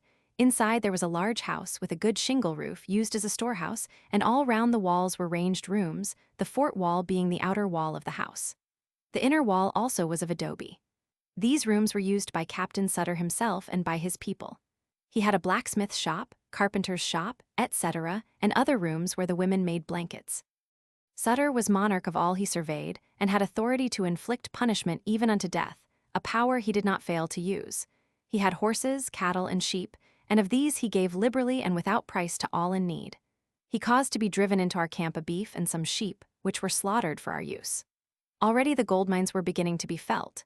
Many people were then encamped, some going and some coming, all full of gold stories, and each surpassing the other. We found preparations in progress for celebrating the 4th of July, then close at hand, and we agreed to remain over to assist on the occasion. Of course, being the high officials, we were the honored guests. People came from a great distance to attend this celebration of the 4th of July, and the tables were laid in the large room inside the storehouse of the fort. A man of some note, named Sinclair, presided, and after a substantial meal and a reasonable supply of aguardiente, we began the toasts. All that I remember is that Folsom and I spoke for our party. Others, Captain Sutter included, made speeches, and before the celebration was over Sutter was enthusiastic, and many others showed the effects of the aguardiente. The next day, namely, July 5, 1848, we resumed our journey toward the mines, and in 25 miles of as hot and dusty a ride as possible, we reached Mormon Island. I have heretofore stated that the gold was first found in the tail race of the stew mill at Coloma, 40 miles above Sutter's Fort, or 15 above Mormon Island, in the bed of the American Fork of the Sacramento River. It seems that Sutter had employed an American named Marshall, a sort of millwright, to do this work for him, but Marshall afterward claimed that in the matter of the sawmill they were co-partners. At all events, Marshall and the family of Mr. Wimmer were living at Coloma, where the pine trees afforded the best material for lumber. He had under him 4 white men, Mormons, who had been discharged from Cook's battalion, and some Indians. These were engaged in hewing logs, building a mill dam, and putting up a sawmill. Marshall, as the architect, had made the tub wheel and had set it in motion, and had also furnished some of the rude parts of machinery necessary for an ordinary up-and-down sawmill. Labor was very scarce, expensive, and had to be economized. The mill was built over a dry channel of the river, which was calculated to be the tail race. After arranging his head race, dam, and tub wheel, he let on the water to test the goodness of his machinery. It worked very well until it was found that the tail race did not carry off the water fast enough, so he put his men to work in a rude way to clear out the tail race. They scratched a kind of ditch down the middle of the dry channel, throwing the coarser stones to one side. Then, letting on the water again, it would run with velocity down the channel, washing away the dirt, thus saving labor. This course of action was repeated several times, acting exactly like the long tom afterward resorted to by the miners. As Marshall himself was working in this ditch, he observed particles of yellow metal which he gathered up in his hand, when it seemed to have suddenly flashed across his mind that it was gold. After picking up about an ounce, he hurried down to the fort to report to Captain Sutter his discovery. Captain Sutter himself related to me Marshall's account, saying that, as he sat in his room at the fort one day in February or March, 1848, a knock was heard at his door, and he called out, "Come in." In walked Marshall, who was a half-crazy man at best, but then looked strangely wild. "What is the matter, Marshall?" Marshall inquired if anyone was within hearing, and began to peer about the room and look under the bed, when Sutter, fearing that some calamity had befallen the party up at the sawmill, and that Marshall was really crazy, began to make his way to the door, demanding of Marshall to explain what was the matter. At last he revealed his discovery, and laid before Captain Sutter the pellicles of gold he had picked up in the ditch. At first, Sutter attached little or no importance to the discovery, and told Marshall to go back to the mill and say nothing of what he had seen to Mr. Wimmer or anyone else. Yet, as it might add value to the location, he dispatched to our headquarters at Monterey, as I have already related, the two men with a written application for a preemption to the quarter section of land at Coloma.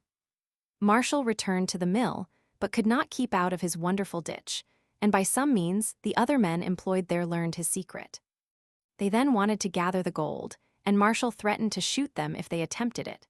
But these men had sense enough to know that if placer, gold existed at Coloma, it would also be found farther downstream, and they gradually prospected, until they reached Mormon Island, 15 miles below, where they discovered one of the richest placers on earth. These men revealed the fact to some other Mormons who were employed by Captain Sutter at a grist mill. He was building still lower down the American Fork, and 6 miles above his fort. All of them struck for higher wages, to which Sutter yielded, until they asked $10 a day, which he refused, and the 2 mills on which he had spent so much money were never built and fell into decay. In my opinion, when the Mormons were driven from Nauvoo, Illinois, in 1844, they cast about for a land where they would not be disturbed again, and fixed on California.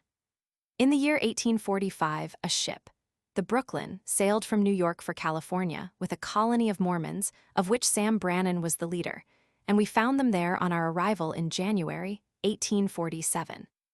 When General Kearny, at Fort Leavenworth, was collecting volunteers early in 1846 for the Mexican War, he, through the instrumentality of Captain James Allen, brother to our quartermaster, General Robert Allen, raised the battalion of Mormons at Canesville, Iowa, now Council Bluffs, on the express understanding that it would facilitate their migration to California.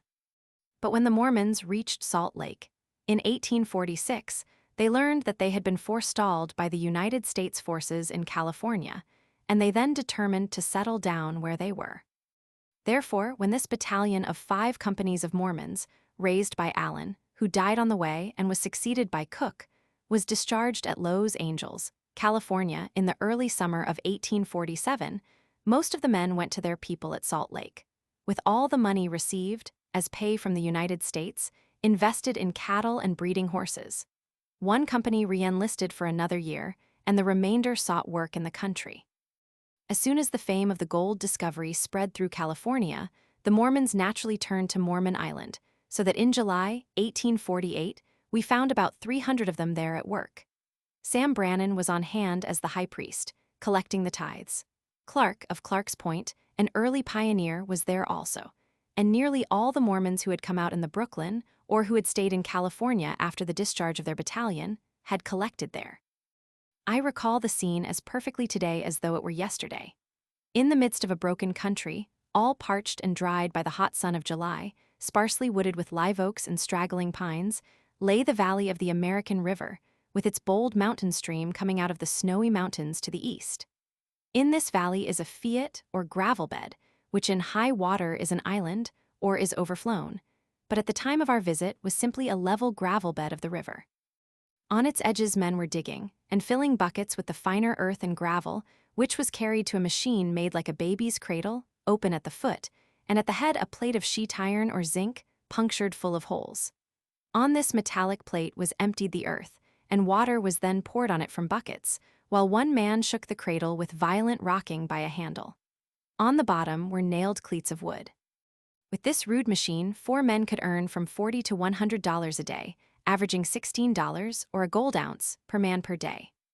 While the sun blazed down on the heads of the miners with tropical heat, the water was bitter cold, and all hands were either standing in the water or had their clothes wet all the time. Yet there were no complaints of rheumatism or cold. We made our camp on a small knoll, a little below the island, and from it could overlook the busy scene. A few bush huts nearby served as stores, boarding houses, and for sleeping, but all hands slept on the ground, with pine leaves and blankets for bedding. As soon as the news spread that the governor was there, persons came to see us and volunteered all kinds of information, illustrating it by samples of the gold, which was of a uniform kind, scale gold, bright and beautiful.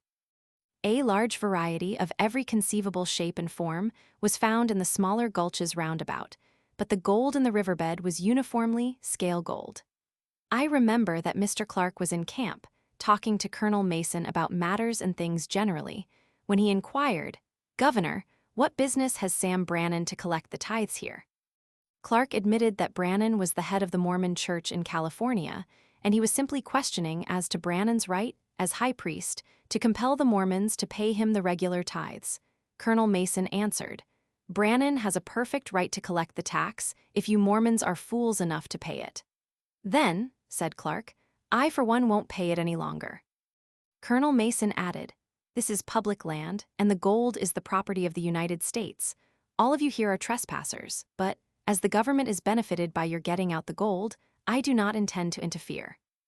I understood afterward that from that time the payment of the tithes ceased, but Brannan had already collected enough money wherewith to hire Sutter's Hospital, and to open a store there, in which he made more money than any merchant in California during that summer and fall. The understanding was that the money collected by him as tithes was the foundation of his fortune, which is still very large in San Francisco. That evening, we all mingled freely with the miners and witnessed the process of cleaning up and panning out, which is the last process for separating the pure gold from the fine dirt and black sand.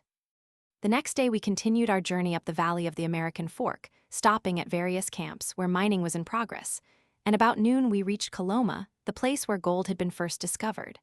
The hills were higher, and the timber of better quality. The river was narrower and bolder, and but few miners were at work there, by reason of Marshall's and Sutter's claim to the site. There stood the sawmill unfinished, the dam and tail race just as they were left when the Mormons ceased work. Marshall and Wimmer's family of wife and half a dozen children were there, guarding their supposed treasure, living in a house made of clapboards. Here also we were shown many specimens of gold, of a coarser grain than that found at Mormon Island. The next day we crossed the American River to its north side and visited many small camps of men in what were called the dry diggings. Little pools of water stood in the beds of the streams, and these were used to wash the dirt. And there the gold was in every conceivable shape and size, some of the specimens weighing several ounces. Some of these diggings were extremely rich, but as a whole they were more precarious in results than at the river. Sometimes a lucky fellow would hit on a pocket and collect several $1,000s in a few days, and then again he would be shifting about from place to place, prospecting, and spending all he had made. Little stores were being opened at every point, where flour, bacon, etc. were sold, everything being $1 a pound, and a meal usually costing $3. Nobody paid for a bed, for he slept on the ground, without fear of cold or rain. We spent nearly a week in that region, and were quite bewildered by the fabulous tales of recent discoveries, which at the time were confined to the several forks of the American and Yuba rivers. All this time, our horses had nothing to eat but the sparse grass in that region, and we were forced to work our way down toward the Sacramento Valley or to see our animals perish. Still, we contemplated a visit to the Yuba and Feather rivers, from which we had heard of more wonderful diggings, but met a courier who announced the arrival of a ship at Monterey with dispatches of great importance from Mazatlan. We accordingly turned our horses back to Sutter's Fort. Crossing the Sacramento again by swimming our horses and ferrying their loads in that solitary canoe, we took our back track as far as the Napa and then turned to Benicia on Carquinez Straits. We found there a solitary adobe house, occupied by Mr. Hastings and his family, embracing Dr. Semple, the proprietor of the ferry. This ferry was a ship's boat with a lateen sail, which could carry across at one time 6 or 8 horses. It took us several days to cross over, and during that time we got well acquainted with the doctor, who was quite a character. He had come to California from Illinois and was brother to Senator Semple. He was about 7 feet high and very intelligent. When we first reached Monterey, he had a printing press, which belonged to the United States, having been captured at the Custom House and had been used to print Custom House blanks. With this Dr. Semple as editor, published the Californian, a small sheet of news, once a week. And it was a curiosity in its line, using 2 V's for a W and other combinations of letters, made necessary by want of type. After some time, he removed to Yerba Buena with his paper, and it grew up to be the Alta California of today. Foreseeing, as he thought, the growth of a great city somewhere on the Bay of San Francisco, he selected Carquinez Straits as its location and obtained from General Vallejo a title to a league of land, on condition of building up a city thereon to bear the name of Vallejo's wife. This was Francisca Benicia. Accordingly, the new city was named Francisca. At this time, the town near the mouth of the bay was known universally as Yerba Buena, but that name was not known abroad, although San Francisco was familiar to the whole civilized world. Now, some of the chief men of Yerba Buena, Folsom, Howard, Ladysdorff, and others, knowing the importance of a name, saw their danger, and by some action of the Ayuntamiento or town council, changed the name of Yerba Buena to San Francisco. Dr. Semple was outraged at their changing the name to one so like his of Francisca, and he in turn changed his town to the other name of Mrs. Vallejo, viz., Benicia, and Benicia it has remained to this day. I am convinced that this little circumstance was big with consequences. That Benicia has the best natural site for a commercial city, I am satisfied. And had half the money and half the labor since bestowed upon San Francisco been expended at Benicia, we should have at this day a city of palaces on the Carquinez Straits. The name of San Francisco, however, fixed the city where it now is. For every ship in 1840-849, which cleared from any part of the world, knew the name of San Francisco, but not Yerba Buena or Benicia. And accordingly, ships consigned to California came pouring in with their contents, and were anchored in front of Yerba Buena, the first town. Captains and crews deserted for the gold mines, and now half the city in front of Montgomery Street is built over the hulks thus abandoned. But Dr. Semple, at that time, was all there was of Benicia. He was captain and crew of his ferry boat, and managed to pass our party to the south side of Carquinez Straits in about 2 days. Thence we proceeded up Amador Valley to Alameda Creek, and so on to the old mission of San Jose.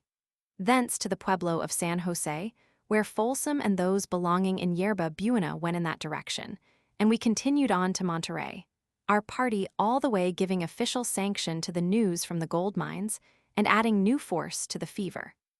On reaching Monterey, we found dispatches from Commodore Shubrick at Mazatlan, which gave almost positive assurance that the war with Mexico was over, that hostilities had ceased, and commissioners were arranging the terms of peace at Guadalupe Hidalgo.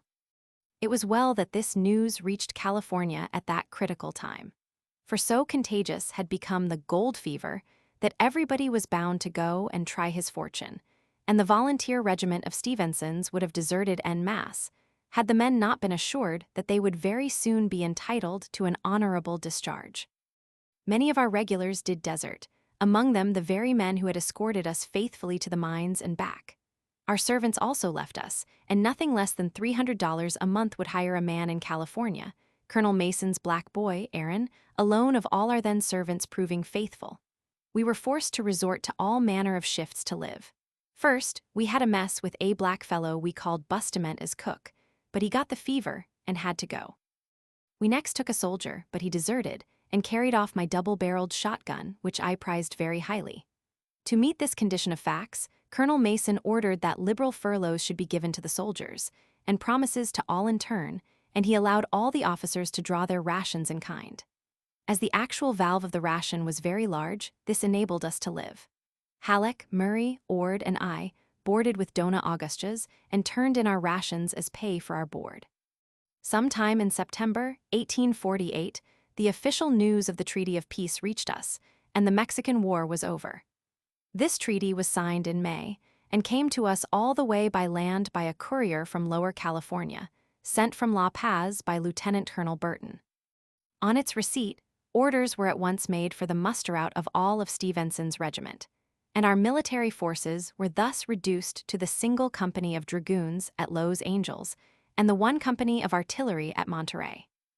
Nearly all business had ceased, except that connected with gold, and during that fall, Colonel Mason, Captain Warner, and I made another trip up to Sutter's Fort, going also to the newly discovered mines on the Stanislaus called Sonora, named from the miners of Sonora, Mexico, who had first discovered them.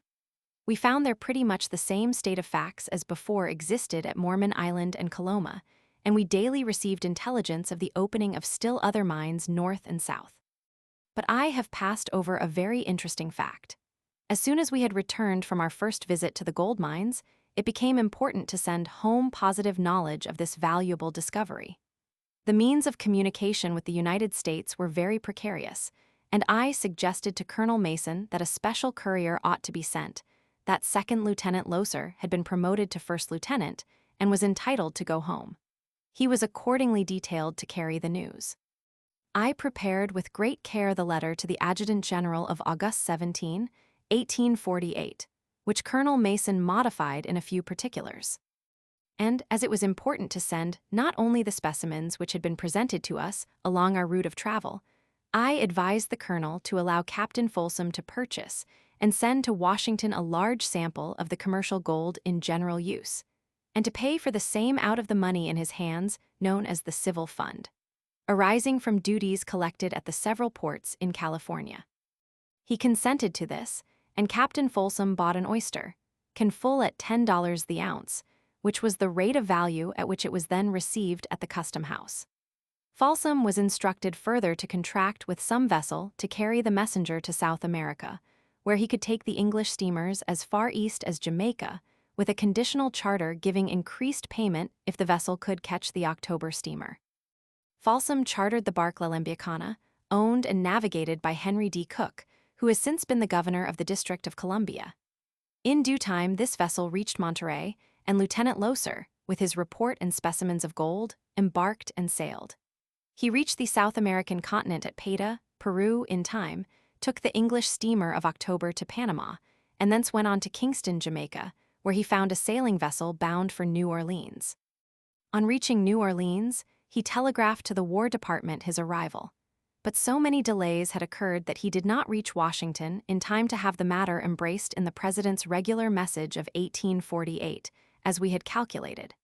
Still, the President made it the subject of a special message, and thus became official what had before only reached the world in a very indefinite shape. Then began that wonderful development, and the great emigration to California, by land and by sea, of 1849 and 1850. As before narrated, Mason, Warner, and I made a second visit to the mines in September and October, 1848. As the winter season approached, Colonel Mason returned to Monterey, and I remained for a time at Sutter's Fort. In order to share somewhat in the riches of the land, we formed a partnership in a store at Coloma, in charge of Norman S. Bestor, who had been Warner's clerk. We supplied the necessary money, $1,500, $500 each, and Bestor carried on the store at Coloma for his share. Out of this investment, each of us realized a profit of about $1,500. Warner also got a regular leave of absence and contracted with Captain Sutter for surveying and locating the town of Sacramento. He received for this $16 per day for his services as surveyor, and Sutter paid all the hands engaged in the work. The town was laid off mostly up about the fort, but a few streets were staked off along the riverbank, and one or two leading to it. Captain Sutter always contended, however, that no town could possibly exist on the immediate bank of the river, because the spring freshets rose over the bank, and frequently it was necessary to swim a horse to reach the boat landing. Nevertheless, from the very beginning the town began to be built on the very riverbank, viz. First, Second, and Third Streets, with J and K Streets leading back. Among the principal merchants and traders of that winter at Sacramento were Sam Brannan and Hensley. Reading and Co. For several years, the site was annually flooded. But the people have persevered in building the levees and afterward in raising all the streets, so that Sacramento is now a fine city, the capital of the state, and stands where, in 1848, was nothing but a dense mass of bushes, vines, and submerged land. The old fort has disappeared altogether. During the fall of 1848, Warner, Ord, and I camped on the bank of the American River, abreast of the fort, at what was known as the Old Tan Yard. I was cook, Ord cleaned up the dishes, and Warner looked after the horses, but Ord was deposed as scullion because he would only wipe the tin plates with a tuft of grass, according to the custom of the country, whereas Warner insisted on having them washed after each meal with hot water. Warner was in consequence promoted to scullion, and Ord became the hostler. We drew our rations in kind from the commissary at San Francisco, who sent them up to us by a boat, and we were thus enabled to dispense a generous hospitality to many a poor devil who otherwise would have had nothing to eat. The winter of 1848-49 was a period of intense activity throughout California. The rainy season was unfavorable to the operations of gold mining, and was very hard upon the thousands of houseless men and women who dwelt in the mountains and even in the towns. Most of the natives and old inhabitants had returned to their ranches and houses, yet there were not roofs enough in the country to shelter the thousands who had arrived by sea and by land. The news had gone forth to the whole civilized world that gold in fabulous quantities was to be had for the mere digging, and adventurers came pouring in blindly to seek their fortunes, without a thought of house or food. Yerba Buena had been converted into San Francisco. Sacramento City had been laid out. Lots were being rapidly sold, and the town was being built up as an entrepot to the mines. Stockton also had been chosen as a convenient point for trading with the lower or southern mines. Captain Sutter was the sole proprietor of the former, and Captain Charles Weber was the owner of the site of Stockton, which was as yet known as French Camp. Chapter 3. Early Recollections of California, continued. 1849-1850. The department headquarters still remained at Monterey, but with the few soldiers, we had next to nothing to do. In midwinter, we heard of the approach of a battalion of the 2nd Dragoons, under Major Lawrence Pike Graham, with Captains Rucker, Couts, Campbell, and others along. So exhausted were they by their long march from Upper Mexico that we had to send relief to meet them as they approached. When this command reached Los Angeles, it was left there as the garrison, and Captain A.J. Smith's company of the 1st Dragoons was brought up to San Francisco. We were also advised that the 2nd Infantry, Colonel B. Riley, would be sent out around Cape Horn in sailing ships, that the Mounted Rifles, under Lieutenant Colonel Loring, would march overland to Oregon, and that Brigadier General Persifer F. Smith would come out in chief command on the Pacific coast. It was also known that a contract had been entered into with parties in New York and New Orleans for a monthly line of steamers from those cities to California, via Panama. Lieutenant Colonel Burton had come up from Lower California, and as captain of the 3rd Artillery, he was assigned to command Company F, 3rd Artillery, at Monterey. Captain Warner remained at Sacramento, surveying, and Halleck, Murray, Ord, and I boarded with Dona Augustus. The season was unusually rainy and severe, but we passed the time with the usual round of dances and parties. The time fixed for the arrival of the mail steamer was understood to be about January 1, 1849, but the day came and went without any tidings of her. Orders were given to Captain Burton to announce her arrival by firing a national salute, and each morning we listened for the guns from the fort. The month of January passed, and the greater part of February, too. As was usual, the Army officers celebrated the 22d of February with a grand ball, given in the new stone schoolhouse, which Alcalde Walter Colton had built. It was the largest and best hall then in California. The ball was really a handsome affair, and we kept it up nearly all night. The next morning we were at breakfast, present Dona Augustas and Manolita, Halleck, Murray, and myself. We were dull and stupid enough until a gun from the fort aroused us, then another and another. "The steamer," exclaimed all, and without waiting for hats or anything, off we dashed. I reached the wharf hatless, but the Dona sent my cap after me by a servant. The white puffs of smoke hung around the fort, mingled with the dense fog, which hid all the water of the bay, and well out to sea could be seen the black spars of some unknown vessel. At the wharf I found a group of soldiers and a small rowboat, which belonged to a brig at anchor in the bay. Hastily ordering a couple of willing soldiers to get in and take the oars, and Mr. Larkin and Mr. Hartnell asking to go along, we jumped in and pushed off, steering our boat toward the spars, which loomed up above the fog clear and distinct. In about a mile we came to the black hull of the strange monster, the long-expected and most welcome steamer California. Her wheels were barely moving, for her pilot could not see the shoreline distinctly, though the hills and point of pines could be clearly made out over the fog, and occasionally a glimpse of some white walls showed where the town lay. A. Jacob's ladder was lowered for us from the steamer, and in a minute I scrambled up on deck, followed by Larkin and Hartnell, and we found ourselves in the midst of many old friends. There was Canby, the adjutant general, who was to take my place, Charlie Hoyt, my cousin, General Percifer F. Smith and wife, Gibbs, his aide-de-camp, Major Ogden of the engineers and wife, and indeed many old Californians, among them Alfred Robinson and Frank Ward with his pretty bride. By the time the ship was fairly at anchor, we had answered a million of questions about gold and the state of the country, and, learning that the ship was out of fuel, had informed the captain, Marshall, that there was abundance of pine wood, but no willing hands to cut it, that no man could be hired at less than an ounce of gold a day, unless the soldiers would volunteer to do it for some agreed-upon price.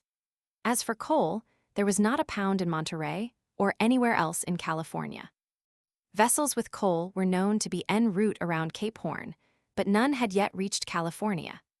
The arrival of this steamer was the beginning of a new epoch on the Pacific coast, yet there she lay, helpless, without coal or fuel. The native Californians who had never seen a steamship stood for days on the beach looking at her, with the universal exclamation, "Tan feo." How ugly! And she was truly ugly when compared with the clean, well-sparred frigates and sloops of war that had hitherto been seen on the North Pacific coast. It was first supposed it would take 10 days to get wood enough to prosecute her voyage, and therefore all the passengers who could took up their quarters on shore.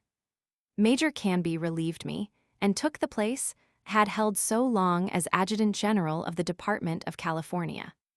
The time seemed most opportune for me to leave the service, as I had several splendid offers of employment and of partnership, and, accordingly, I made my written resignation. But General Smith put his veto upon it, saying that he was to command the Division of the Pacific, while General Riley was to have the Department of California and Colonel Loring that of Oregon. He wanted me as his adjutant general because of my familiarity with the country and knowledge of its then condition.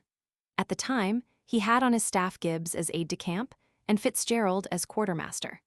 He also had along with him quite a retinue of servants, hired with a clear contract to serve him for a whole year after reaching California, every one of whom deserted, except a young black fellow named Isaac. Mrs. Smith, a pleasant but delicate Louisiana lady, had a white maidservant, in whose fidelity she had unbounded confidence. But this girl was married to a perfect stranger, and off before she had even landed in San Francisco. It was, therefore, finally arranged that, on the California, I was to accompany General Smith to San Francisco as his adjutant general. I accordingly sold some of my horses and arranged for others to go up by land. And from that time, I became fairly enlisted in the military family of General Percifer F. Smith. I parted with my old commander, Colonel Mason, with sincere regret. To me he had ever been kind and considerate, and while stern honest to a fault, he was the very embodiment of the principle of fidelity to the interests of the general government. He possessed a native strong intellect and far more knowledge of the principles of civil government and law than he got credit for. In private and public expenditures he was extremely economical, but not penurious. In cases where the officers had to contribute money for parties and entertainments, he always gave a double share because of his allowance of double rations. During our frequent journeys, I was always caterer and paid all the bills. In settling with him, he required a written statement of the items of account, but never disputed one of them. During our time, California was, as now, full of a bold, enterprising, and speculative set of men who were engaged in every sort of game to make money. I know that Colonel Mason was beset by them to use his position to make a fortune for himself and his friends, but he never bought land or town lots because, he said, it was his place to hold the public estate for the government as free and unencumbered by claims as possible. And when I wanted him to stop the public land sales in San Francisco, San Jose, etc., he would not. For, although he did not believe the titles given by the alcaldes worth a cent, yet they aided to settle the towns and public lands, and he thought, on the whole, the government would be benefited thereby. The same thing occurred as to the gold mines. He never took a title to a town lot, unless it was one, of no real value, from Alcalde Colton in Monterey, of which I have never heard since. He did take a share in the store which Warner, Beater, and I opened at Coloma, paid his share of the capital, $500, and received his share of the profits, $1,500. I think also he took a share in a venture to China with Larkin and others, but on leaving California, he was glad to sell out without profit or loss. In the stern discharge of his duty, he made some bitter enemies, among them Henry M. Nagley, who, in the newspapers of the day, endeavored to damage his fair name. But knowing him intimately, I am certain that he is entitled to all praise for having so controlled the affairs of the country that, when his successor arrived, all things were so disposed that a civil form of government was an easy matter of adjustment. Colonel Mason was relieved by General Riley sometime in April, and left California in the steamer of the 1st May for Washington and St. Louis, where he died of cholera in the summer of 1850, and his body is buried in Bellefontaine Cemetery. His widow afterward married Major, since General, Don Carlos Buell, and is now living in Kentucky. In overhauling the hold of the steamer California, as she lay at anchor in Monterey Bay, a considerable amount of coal was found under some heavy duplicate machinery. With this, and such wood as had been gathered, she was able to renew her voyage. The usual signal was made, and we all went on board. About the 1st of March, we entered the Heads and anchored off San Francisco, near the United States line of battleship Ohio, Commodore T. Catesby Jones. As was the universal custom of the day, the crew of the California deserted her, and she lay for months unable to make a trip back to Panama, as was expected of her. As soon as we reached San Francisco, the first thing was to secure an office and a house to live in. The weather was rainy and stormy, and snow even lay on the hills back of the mission. Captain Folsom, the quartermaster, agreed to surrender for our office the old adobe custom house, on the upper corner of the plaza, as soon as he could remove his papers and effects down to one of his warehouses on the beach.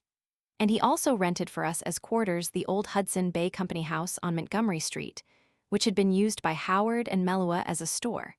And at that very time, they were moving their goods into a larger brick building just completed for them.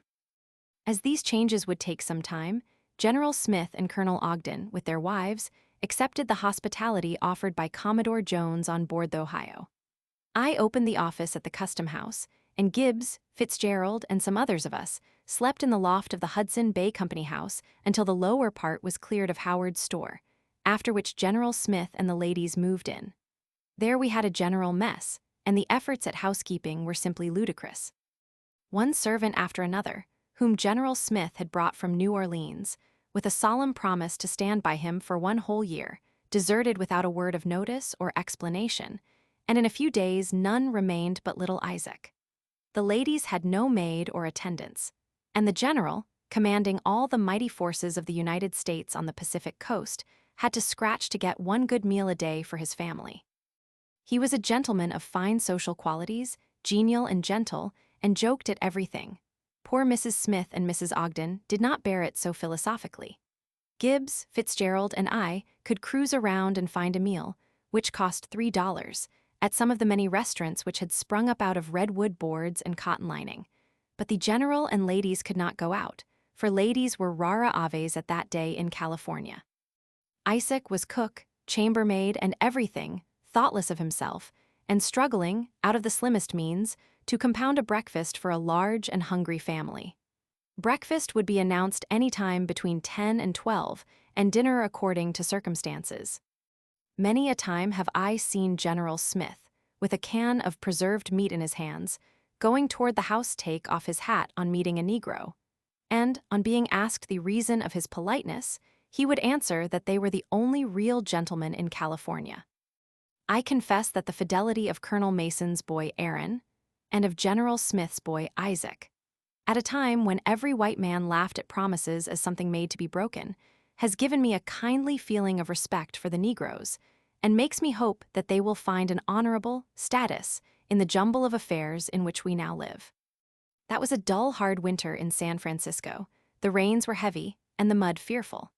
I have seen mules stumble in the street and drown in the liquid mud. Montgomery Street had been filled up with brush and clay, and I always dreaded to ride on horseback along it, because the mud was so deep that a horse's legs would become entangled in the bushes below, and the rider was likely to be thrown and drowned in the mud. The only sidewalks were made of stepping stones of empty boxes, and here and there a few planks with barrel staves nailed on.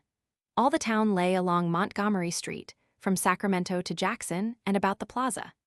Gambling was the chief occupation of the people. While they were waiting for the cessation of the rainy season, and for the beginning of spring, all sorts of houses were being put up, but of the most flimsy kind, and all were stores, restaurants, or gambling saloons. Any room 20 by 60 feet would rent for $1,000 a month. I had, as my pay, $70 a month, and no one would even try to hire a servant under $300. Had it not been for the $1,500 I had made in the store at Coloma, I could not have lived through the winter. About the 1st of April arrived the steamer Oregon, but her captain, Pearson, knew what was the state of affairs on shore, and ran his steamer alongside the line of battleship Ohio at Sausalito, and obtained the privilege of leaving his crew on board as prisoners until he was ready to return to sea. Then, discharging his passengers and getting coal out of some of the ships which had arrived, he retook his crew out of limbo and carried the first regular mail back to Panama early in April. In regular order arrived the third steamer, the Panama, and, as the vessels were arriving with coal, the California was enabled to hire a crew and get off. From that time forward, these 3 ships constituted the regular line of mail steamers, which has been kept up ever since. By the steamer Oregon arrived out Major R.P. Hammond, J.M. Williams, James Blair, and others.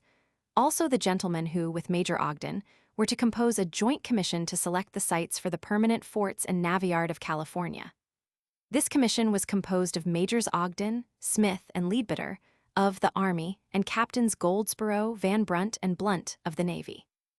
These officers, after a most careful study of the whole subject, selected Mare Island for the Navy Yard and Benicia for the storehouses and arsenals of the Army. The Pacific Mail Steamship Company also selected Benicia as their depot.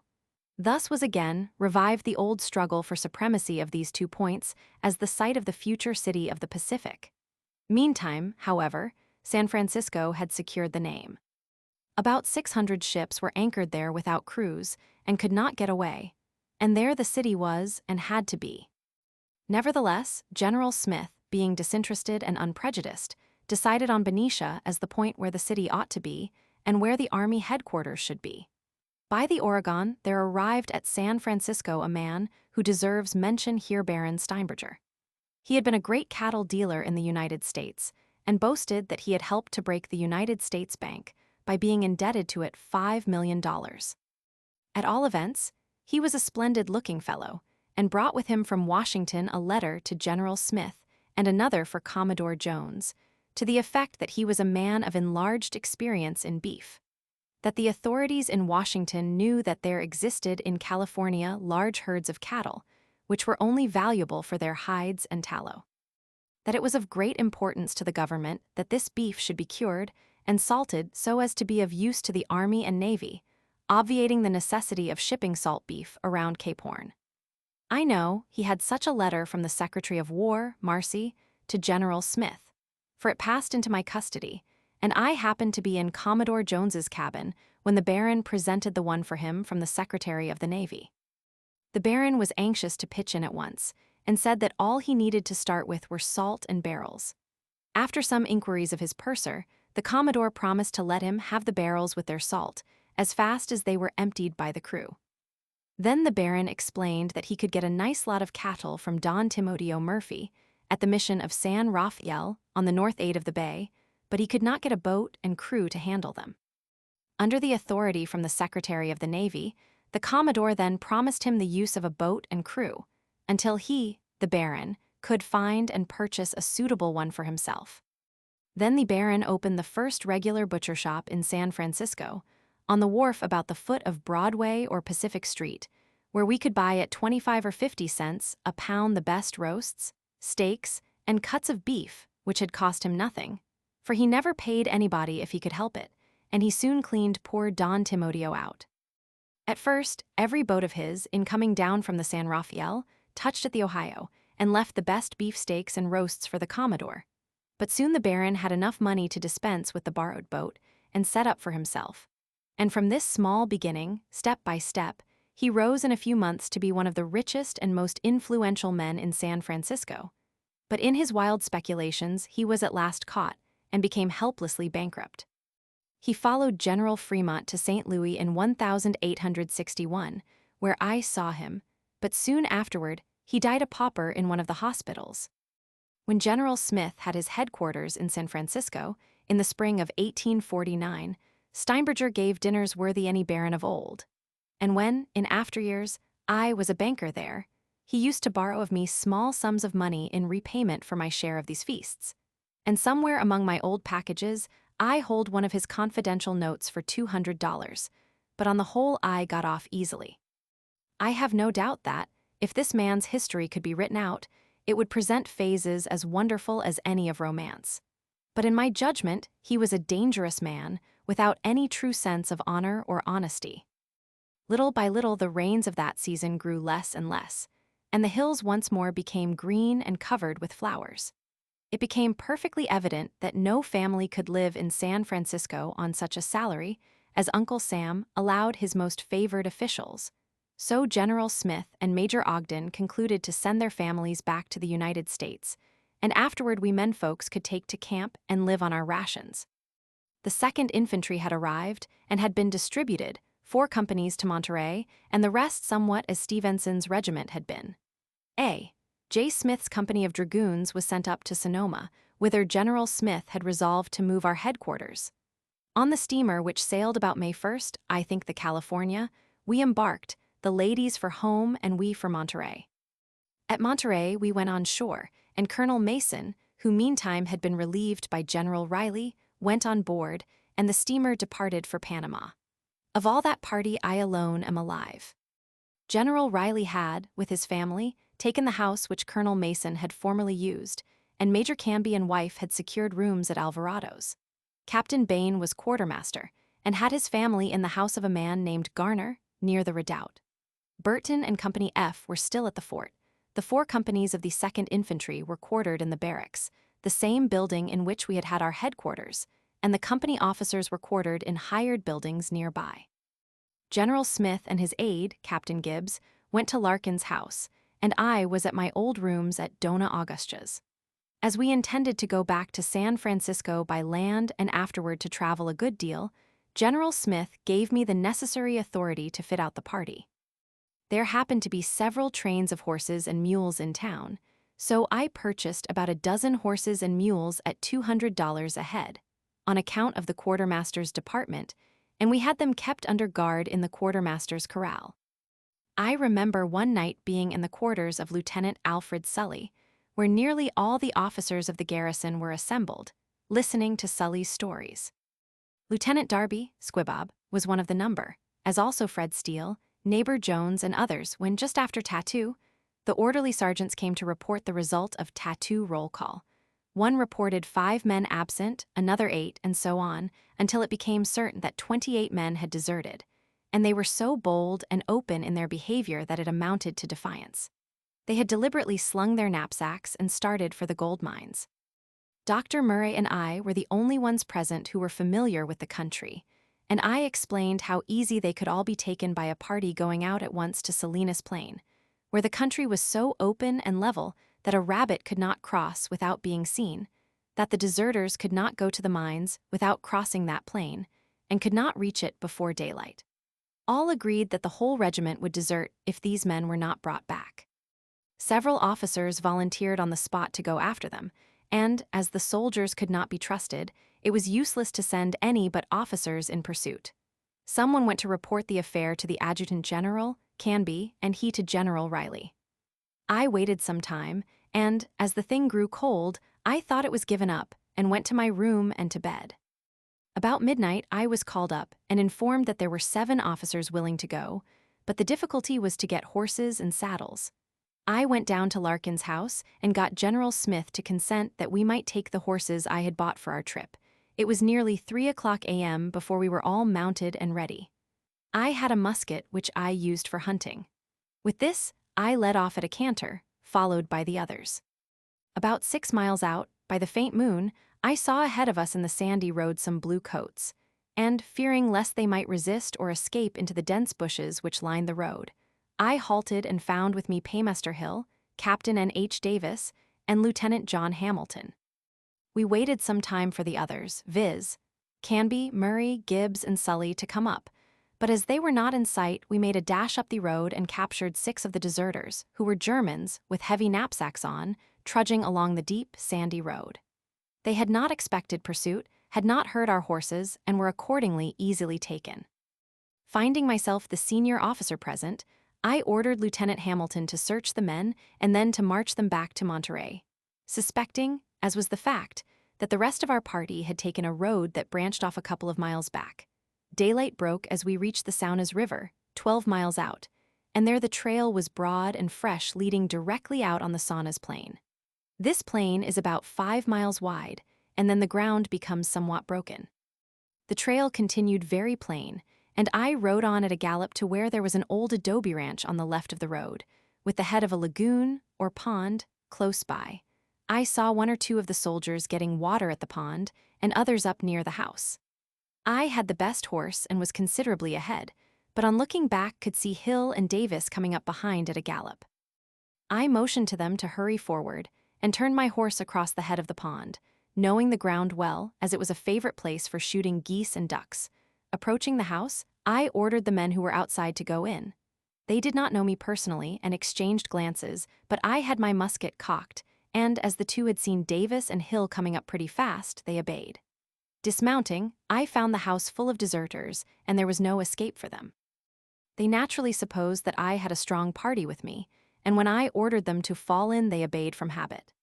By the time Hill and Davis came up, I had them formed in 2 ranks, the front rank facing about, and I was taking away their bayonets, pistols, etc. We disarmed them, destroying a musket and several pistols, and on counting them, we found that we 3 had taken 18, which, added to the 6 first captured, made 24. We made them sling their knapsacks and begin their homeward march. It was near night when we got back, so that these deserters had traveled nearly 40 miles since tattoo of the night before. The other party had captured 3, so that only 1 man had escaped. I doubt not this prevented the desertion of the bulk of the 2nd Infantry that spring, for at that time, so demoralizing was the effect of the gold mines that everybody not in the military service justified desertion, because a soldier, if free, could earn more money in a day than he received per month. Not only did soldiers and sailors desert, but captains and masters of ships actually abandoned their vessels and cargoes to try their luck at the mines. Preachers and professors forgot their creeds and took to trade, and even to keeping gambling houses. I remember that one of our regular soldiers, named Reese, in deserting stole a favorite double-barreled gun of mine, and when the orderly sergeant of the company, Carson, was going on furlough, I asked him when he came across Reese to try and get my gun back. When he returned, he told me that he had found Reese and offered him $100 for my gun, but Reese sent me word that he liked the gun and would not take $100 for it. Soldiers or sailors who could reach the mines were universally shielded by the miners, so that it was next to useless to attempt their recapture. In due season, General Persifer, Smith, Gibbs, and I, with some hired packers, started back for San Francisco, and soon after we transferred our headquarters to Sonoma.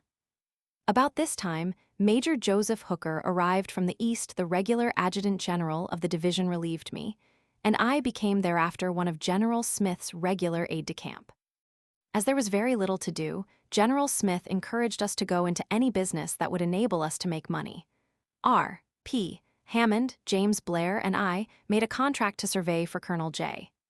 D. Stevenson his newly projected city of New York of the Pacific, situated at the mouth of the San Joaquin River. The contract embraced, also, the making of soundings and the marking out of a channel through Suisun Bay. We hired, in San Francisco, a small metallic boat with a sail, laid in some stores, and proceeded to the United States ship Ohio, anchored at Sausalito, where we borrowed a sailor boy and lead lines with which to sound the channel. We sailed up to Benicia, and at General Smith's request, we surveyed and marked the line dividing the city of Benicia from the government reserve. We then sounded the bay back and forth, and staked out the best channel up Suisun Bay, from which Blair made out sailing directions. We then made the preliminary surveys of the city of New York of the Pacific, all of which were duly plotted, and for this work we each received from Stevenson $500 and 10 or 15 lots. I sold enough lots to make up another $500 and let the balance go, for the city of New York of the Pacific never came to anything. Indeed, cities at the time were being projected by speculators all round the bay and all over the country. While we were surveying at New York of the Pacific, occurred one of those little events that showed the force of the gold fever. We had a sailor boy with us, about 17 years old, who cooked our meals and helped work the boat. Onshore, we had the sails spread so as to shelter us against the wind and dew. One morning I awoke about daylight and looked out to see if our sailor boy was at work getting breakfast, but he was not at the fire at all. Getting up, I discovered that he had converted a chile balsa into a sailboat and was sailing for the gold mines. He was astride this balsa, with a small parcel of bread and meat done up in a piece of cloth. Another piece of cloth, such as we used for making our signal stations, he had fixed into a sail. And with a paddle he was directing his precarious craft right out into the broad bay, to follow the general direction of the schooners and boats that he knew were ascending the Sacramento River. He was about 100 yards from the shore. I jerked up my gun and hailed him to come back.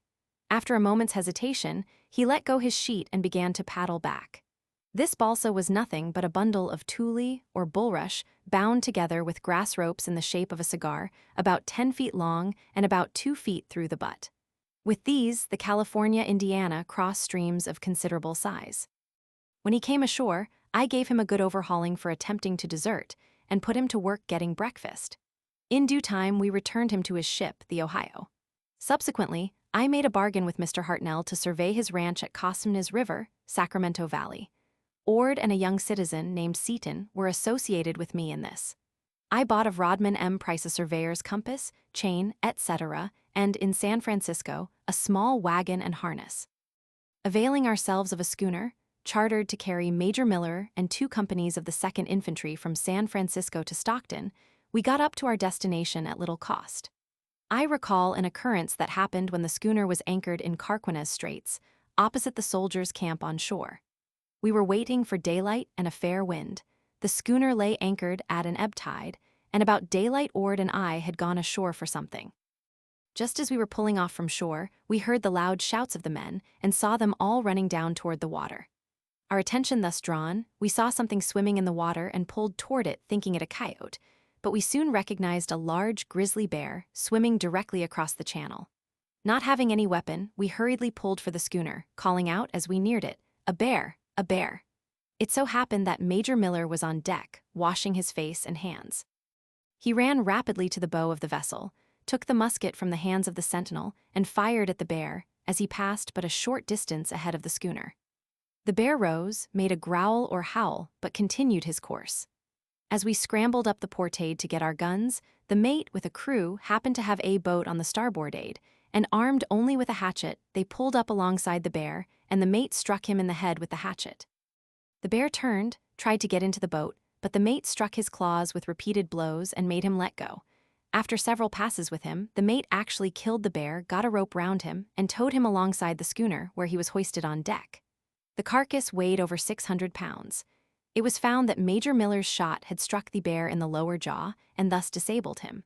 Had it not been for this, the bear would certainly have upset the boat and drowned all in it. As it was, however, his meat served us a good turn in our trip up to Stockton. At Stockton, we disembarked our wagon, provisions, and instruments. There I bought 2 fine mules at $300 each, and we hitched up and started for the Coamnes River. About 12 miles off was the Moclumney, a wide, bold stream with a canoe as a ferry boat. We took our wagon to pieces and ferried it and its contents across, and then drove our mules into the water. In crossing, one mule became entangled in the rope of the other, and for a time we thought he was a gone mule, but at last he revived and we hitched up. The mules were both pack animals, neither had ever before seen a wagon. Young Seaton also was about as green and had never handled a mule. We put on the harness and began to hitch them in when one of the mules turned his head, saw the wagon, and started. We held on tight, but the beast did not stop until he had shivered the tongue pole into a dozen fragments.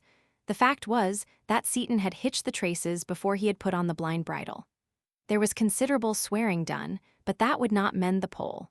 There was no place nearer than Sutter's Fort to repair damages, so we were put to our wits' end. We first sent back a mile or so and bought a raw hide. Gathering up the fragments of the pole and cutting the hide into strips, we finished it in the rudest manner.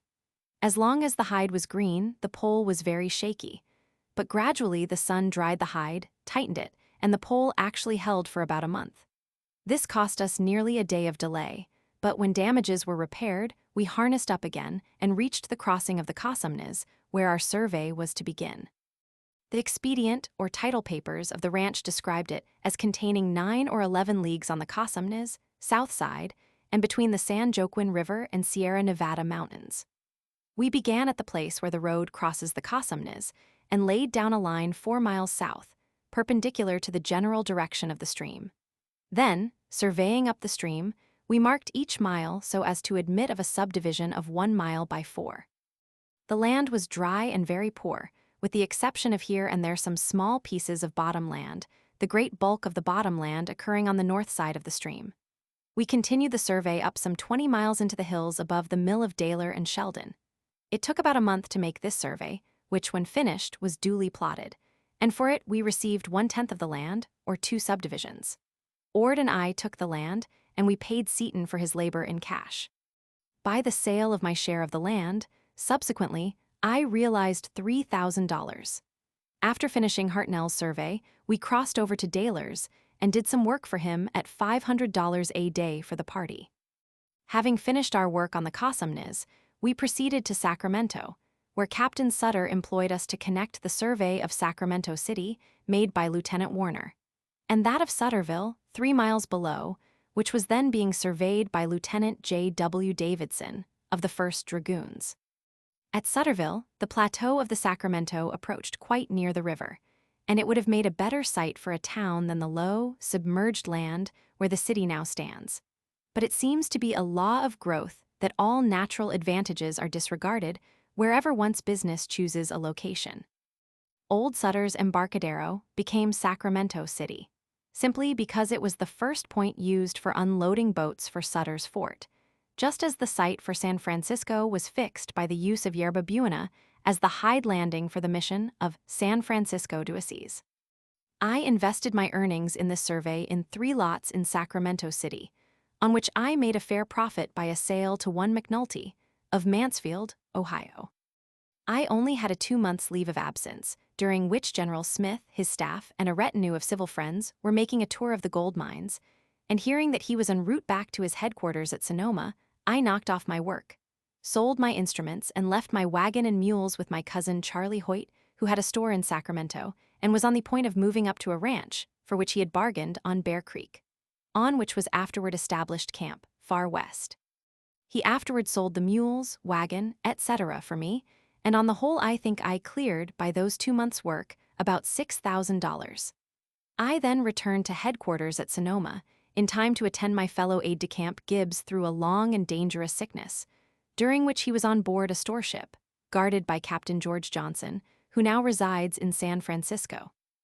General Smith had agreed that on the first good opportunity he would send me to the United States as a bearer of dispatches, but this he could not do until he had made the examination of Oregon, which was also in his command. During the summer of 1849, there continued to pour into California a perfect stream of people. Steamers came, and a line was established from San Francisco to Sacramento, of which the senator was the pioneer, charging $16 a passage and actually coining money. Other boats were built, out of materials which had either come around Cape Horn or were brought from the Sandwich Islands. Wharves were built, houses were springing up as if by magic, and the Bay of San Francisco presented as busy a scene of life as any part of the world. Major Allen, of the Quartermaster's Department, who had come out as chief quartermaster of the division, was building a large warehouse at Benicia, with a row of quarters, out of lumber at $100 per 1,000 feet, and the work was done by men at $16 a day. I have seen a detailed soldier who got only his monthly pay of $8 a month and 20 cents a day for extra duty, nailing on weatherboards and shingles, alongside a citizen who was paid $16 a day. This was a real injustice, made the soldiers discontented, and it was hardly to be wondered at that so many deserted. While the mass of people were busy at gold and in mammoth speculations, a set of busy politicians were at work to secure the prizes of civil government. Gwynn and Fremont were there, and T. Butler King of Georgia had come out from the east, scheming for office. He stayed with us at Sonoma and was generally regarded as the government candidate for United States Senator. General Riley as governor and Captain Halleck as Secretary of State had issued a proclamation for the election of a convention to frame a state constitution. In due time, the elections were held, and the convention was assembled at Monterey. Dr. Semple was elected president, and Gwynn, Sutter, Halleck, Butler King, Sherwood, Gilbert, Shannon, and others were members. General Smith took no part in this convention, but sent me down to watch the proceedings and report to him. The only subject of interest was the slavery question. There were no slaves then in California, save a few who had come out as servants, but the Southern people at that time claimed their share of territory, out of that acquired by the common labors of all sections of the Union in the war with Mexico. Still, in California, there was little feeling on the subject. I never heard General Smith, who was a Louisianian, express any opinion about it. Nor did Butler King of Georgia ever manifest any particular interest in the matter. A committee was named to draft a constitution, which in due time was reported, with the usual clause, then known as the Wilmot Proviso, excluding slavery, and during the debate which ensued very little opposition was made to this clause, which was finally adopted by a large majority, although the convention was made up in large part of men from our southern states. This matter of California being a free state, afterward in the National Congress, gave rise to angry debates, which at one time threatened civil war. The result of the convention was the election of state officers, and of the legislature which sat in San Jose in October and November, 1849, and which elected Fremont and Gwynn as the first United States senators in Congress from the Pacific Coast.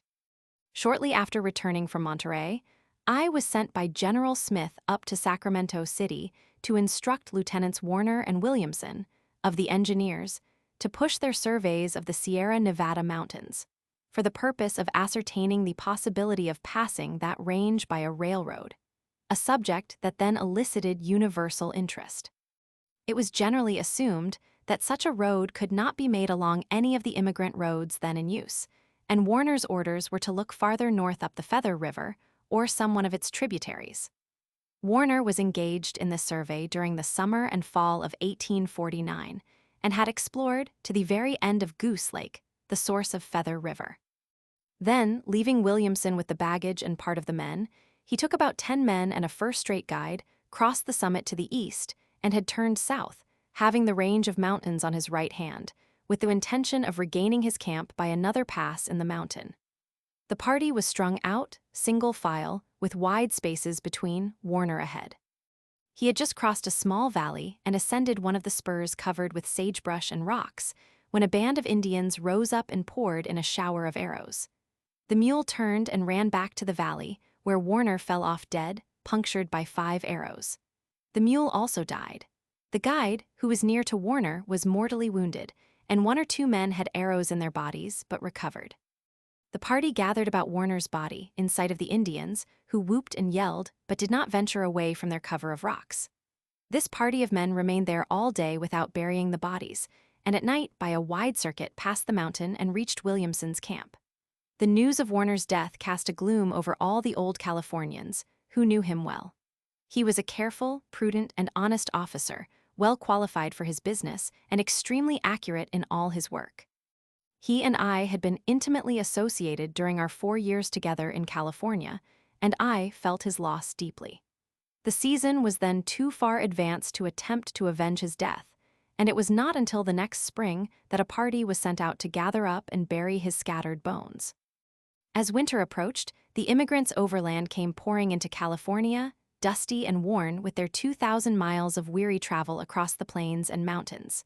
Those who arrived in October and November reported thousands still behind them, with oxen perishing and short of food.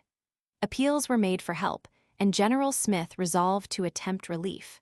Major Rucker, who had come across with Pike, Graham's battalion of dragoons, had exchanged with Major Fitzgerald of the Quartermaster's Department and was detailed to conduct this relief.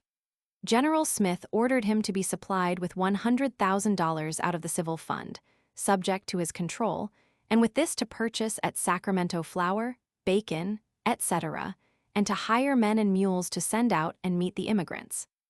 Major Rucker fulfilled this duty perfectly, sending out pack trains loaded with food by the many routes by which the immigrants were known to be approaching, went out himself with one of these trains, and remained in the mountains until the last immigrant had got in.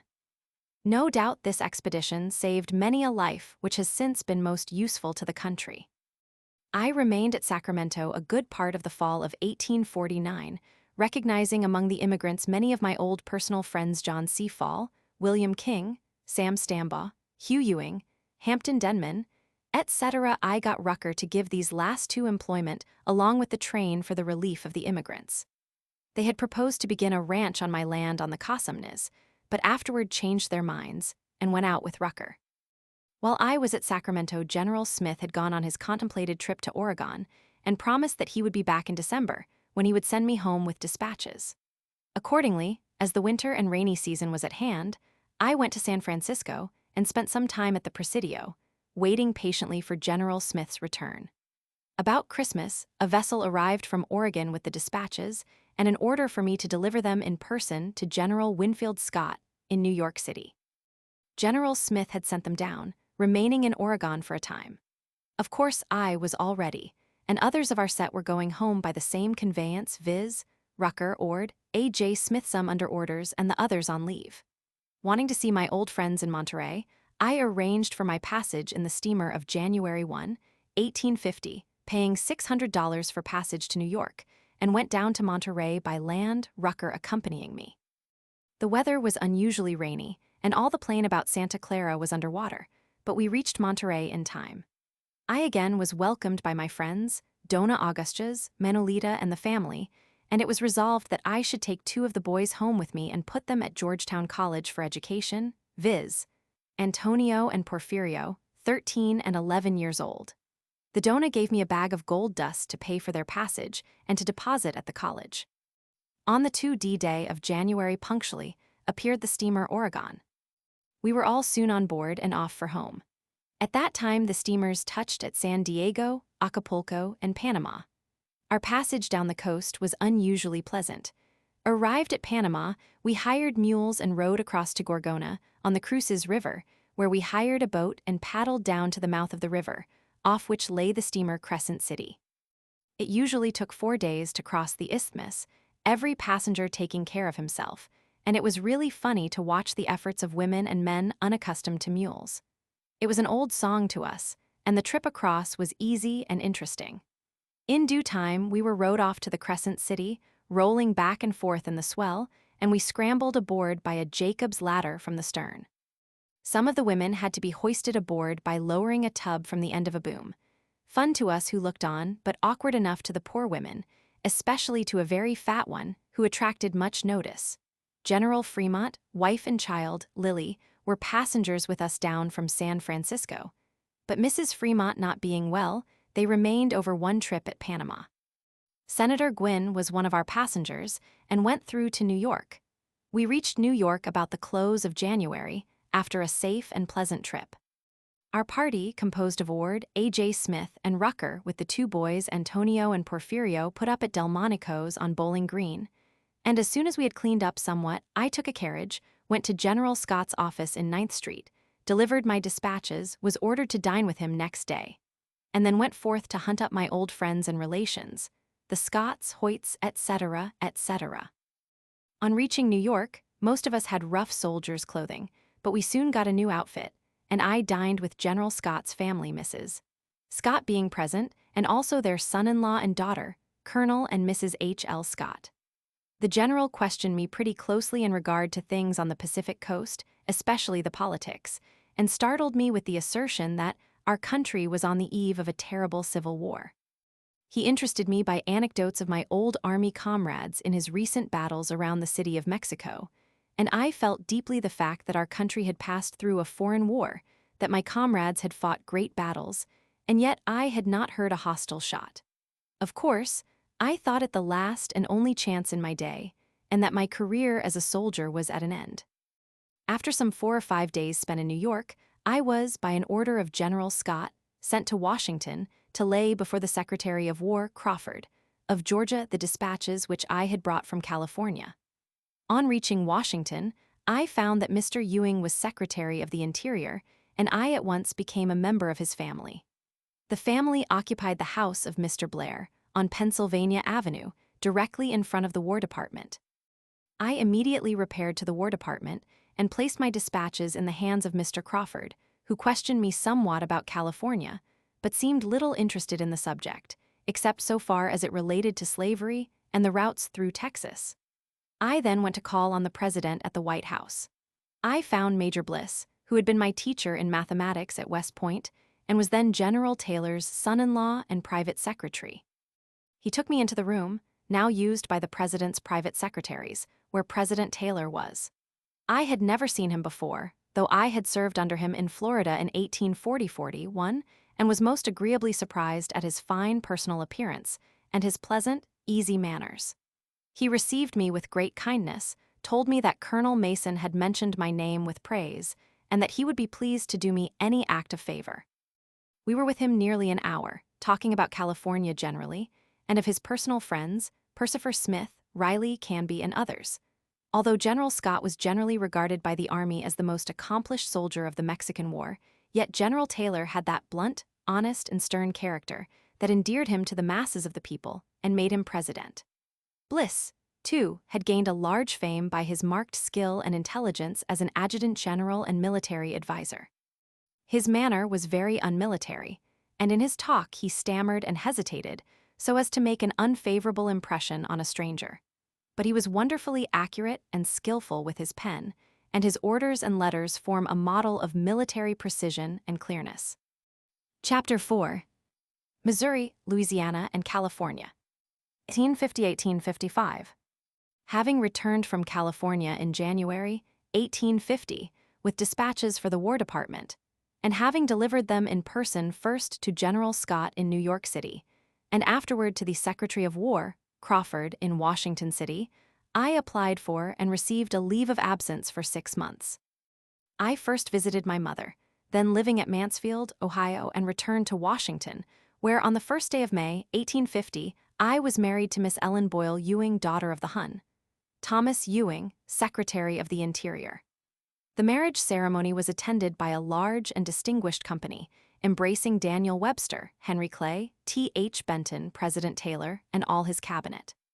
This occurred at the house of Mr. Ewing, the same now owned and occupied by Mr. F.P. Blair, Sr., on Pennsylvania Avenue, opposite the War Department. We made a wedding tour to Baltimore, New York, Niagara, and Ohio, and returned to Washington by the 1st of July.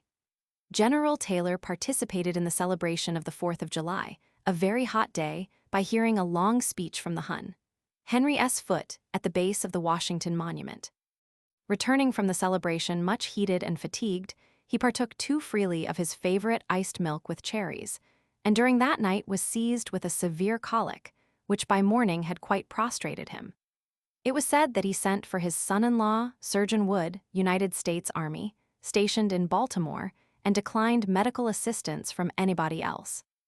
Mr. Ewing visited him several times and was manifestly uneasy and anxious, as was also his son-in-law, Major Bliss, then of the Army and his confidential secretary. He rapidly grew worse and died in about 4 days. At that time, there was a high state of political feeling pervading the country, on account of the questions growing out of the new territories just acquired from Mexico by the war. Congress was in session, and General Taylor's sudden death evidently created great alarm. I was present in the Senate gallery and saw the oath of office administered to the Vice President, Mr. Fillmore, a man of splendid physical proportions and commanding appearance. But on the faces of senators and people could easily be read the feelings of doubt and uncertainty that prevailed. All knew that a change in the cabinet and general policy was likely to result, but at the time it was supposed that Mr. Fillmore, whose home was in Buffalo, would be less liberal than General Taylor to the politicians of the South, who feared or pretended to fear a crusade against slavery, or, as was the political cry of the day, that slavery would be prohibited in the territories and in the places exclusively under the jurisdiction of the United States. Events, however, proved the contrary. I attended General Taylor's funeral as a sort of aide-de-camp at the request of the Adjutant General of the Army, Roger Jones, whose brother, a militia general, commanded the escort, composed of militia and some regulars. Among the regulars, I recall the names of Captains John Sedgwick and W. F. Barry. Hardly was General Taylor decently buried in the Congressional Cemetery when the political struggle recommenced, and it became manifest that Mr. Fillmore favored the general compromise, then known as Henry Clay's Omnibus Bill, and that a general change of cabinet would at once occur. Webster was to succeed Mr. Clayton as Secretary of State, Corwin to succeed Mr. Meredith as Secretary of the Treasury, and A. H. Stewart to succeed Mr. Ewing as Secretary of the Interior. Mr. Ewing, however, was immediately appointed by the governor of the state to succeed Corwin in the Senate. These changes made it necessary for Mr. Ewing to discontinue housekeeping, and Mr. Corwin took his home and furniture off his hands. I escorted the family out to their home in Lancaster, Ohio, but before this had occurred, some most interesting debates took place in the Senate, which I regularly attended and heard Clay Benton, Foots, King of Alabama, Dayton, and the many real orators of that day. Mr. Calhoun was in his seat, but he was evidently approaching his end, for he was pale and feeble in the extreme. I heard Mr. Webster's last speech on the floor of the Senate, under circumstances that warrant a description. It was publicly known that he was to leave the Senate and enter the new cabinet of Mr. Fillmore as his Secretary of State, and that prior to leaving he was to make a great speech on the Omnibus Bill. Resolved to hear it, I went up to the Capitol on the day named, an hour or so earlier than usual. The speech was to be delivered in the old Senate chamber, now used by the Supreme Court. The galleries were much smaller than at present, and I found them full to overflowing, with a dense crowd about the door, struggling to reach the stairs. I could not get near, and then tried the reporters' gallery, but found it equally crowded, so I feared I should lose the only possible opportunity to hear Mr. Webster. I had only a limited personal acquaintance with any of the senators, but had met Mr. Corwin quite often at Mr. Ewing's house, and I also knew that he had been extremely friendly to my father in his lifetime, so I ventured to send in to him my card, WTS First Lieutenant, 3rd Artillery. He came to the door promptly when I said, "Mr. Corwin, I believe Mr. Webster is to speak today." His answer was, "Yes, he has the floor at 1 o'clock." I then added that I was extremely anxious to hear him. "Well," said he, "why don't you go into the gallery?" I explained that it was full, and I had tried every access but found all jammed with people. "Well," said he, "what do you want of me?" I explained that I would like him to take me on the floor of the Senate, that had often seen from the gallery persons on the floor, no better entitled to it than I. He then asked in his quizzical way, "Are you a foreign ambassador?" "No." "Are you the governor of a state?" "No." "Are you a member of the other house?" "Certainly not. Have you ever had a vote of thanks by name?" "No." "Well, these are the only privileged members." I then told him he knew well enough who I was, and that if he chose he could take me in. He then said, "Have you any impudence?" I told him, "A reasonable amount if occasion called for it." "Do you think you could become so interested in my conversation as not to notice the doorkeeper?" pointing to him. I told him that there was not the least doubt of it if he would tell me one of his funny stories. He then took my arm and led me a turn in the vestibule, talking about some indifferent matter, but all the time directing my looks to his left hand, toward which he was gesticulating with his right. And thus we approached the doorkeeper, who began asking me, "Foreign ambassador? Governor of a state? Member of Congress?"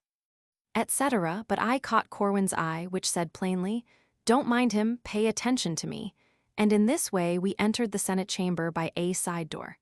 Once in, Corwin said, "Now you can take care of yourself," and I thanked him cordially. I found a seat close behind Mr. Webster and near General Scott, and heard the whole of the speech. It was heavy in the extreme, and I confess that I was disappointed and tired long before it was finished. No doubt the speech was full of fact and argument, but it had none of the fire of oratory, or intensity of feeling, that marked all of Mr. Clay's efforts. Toward the end of July, as before stated, all the family went home to Lancaster.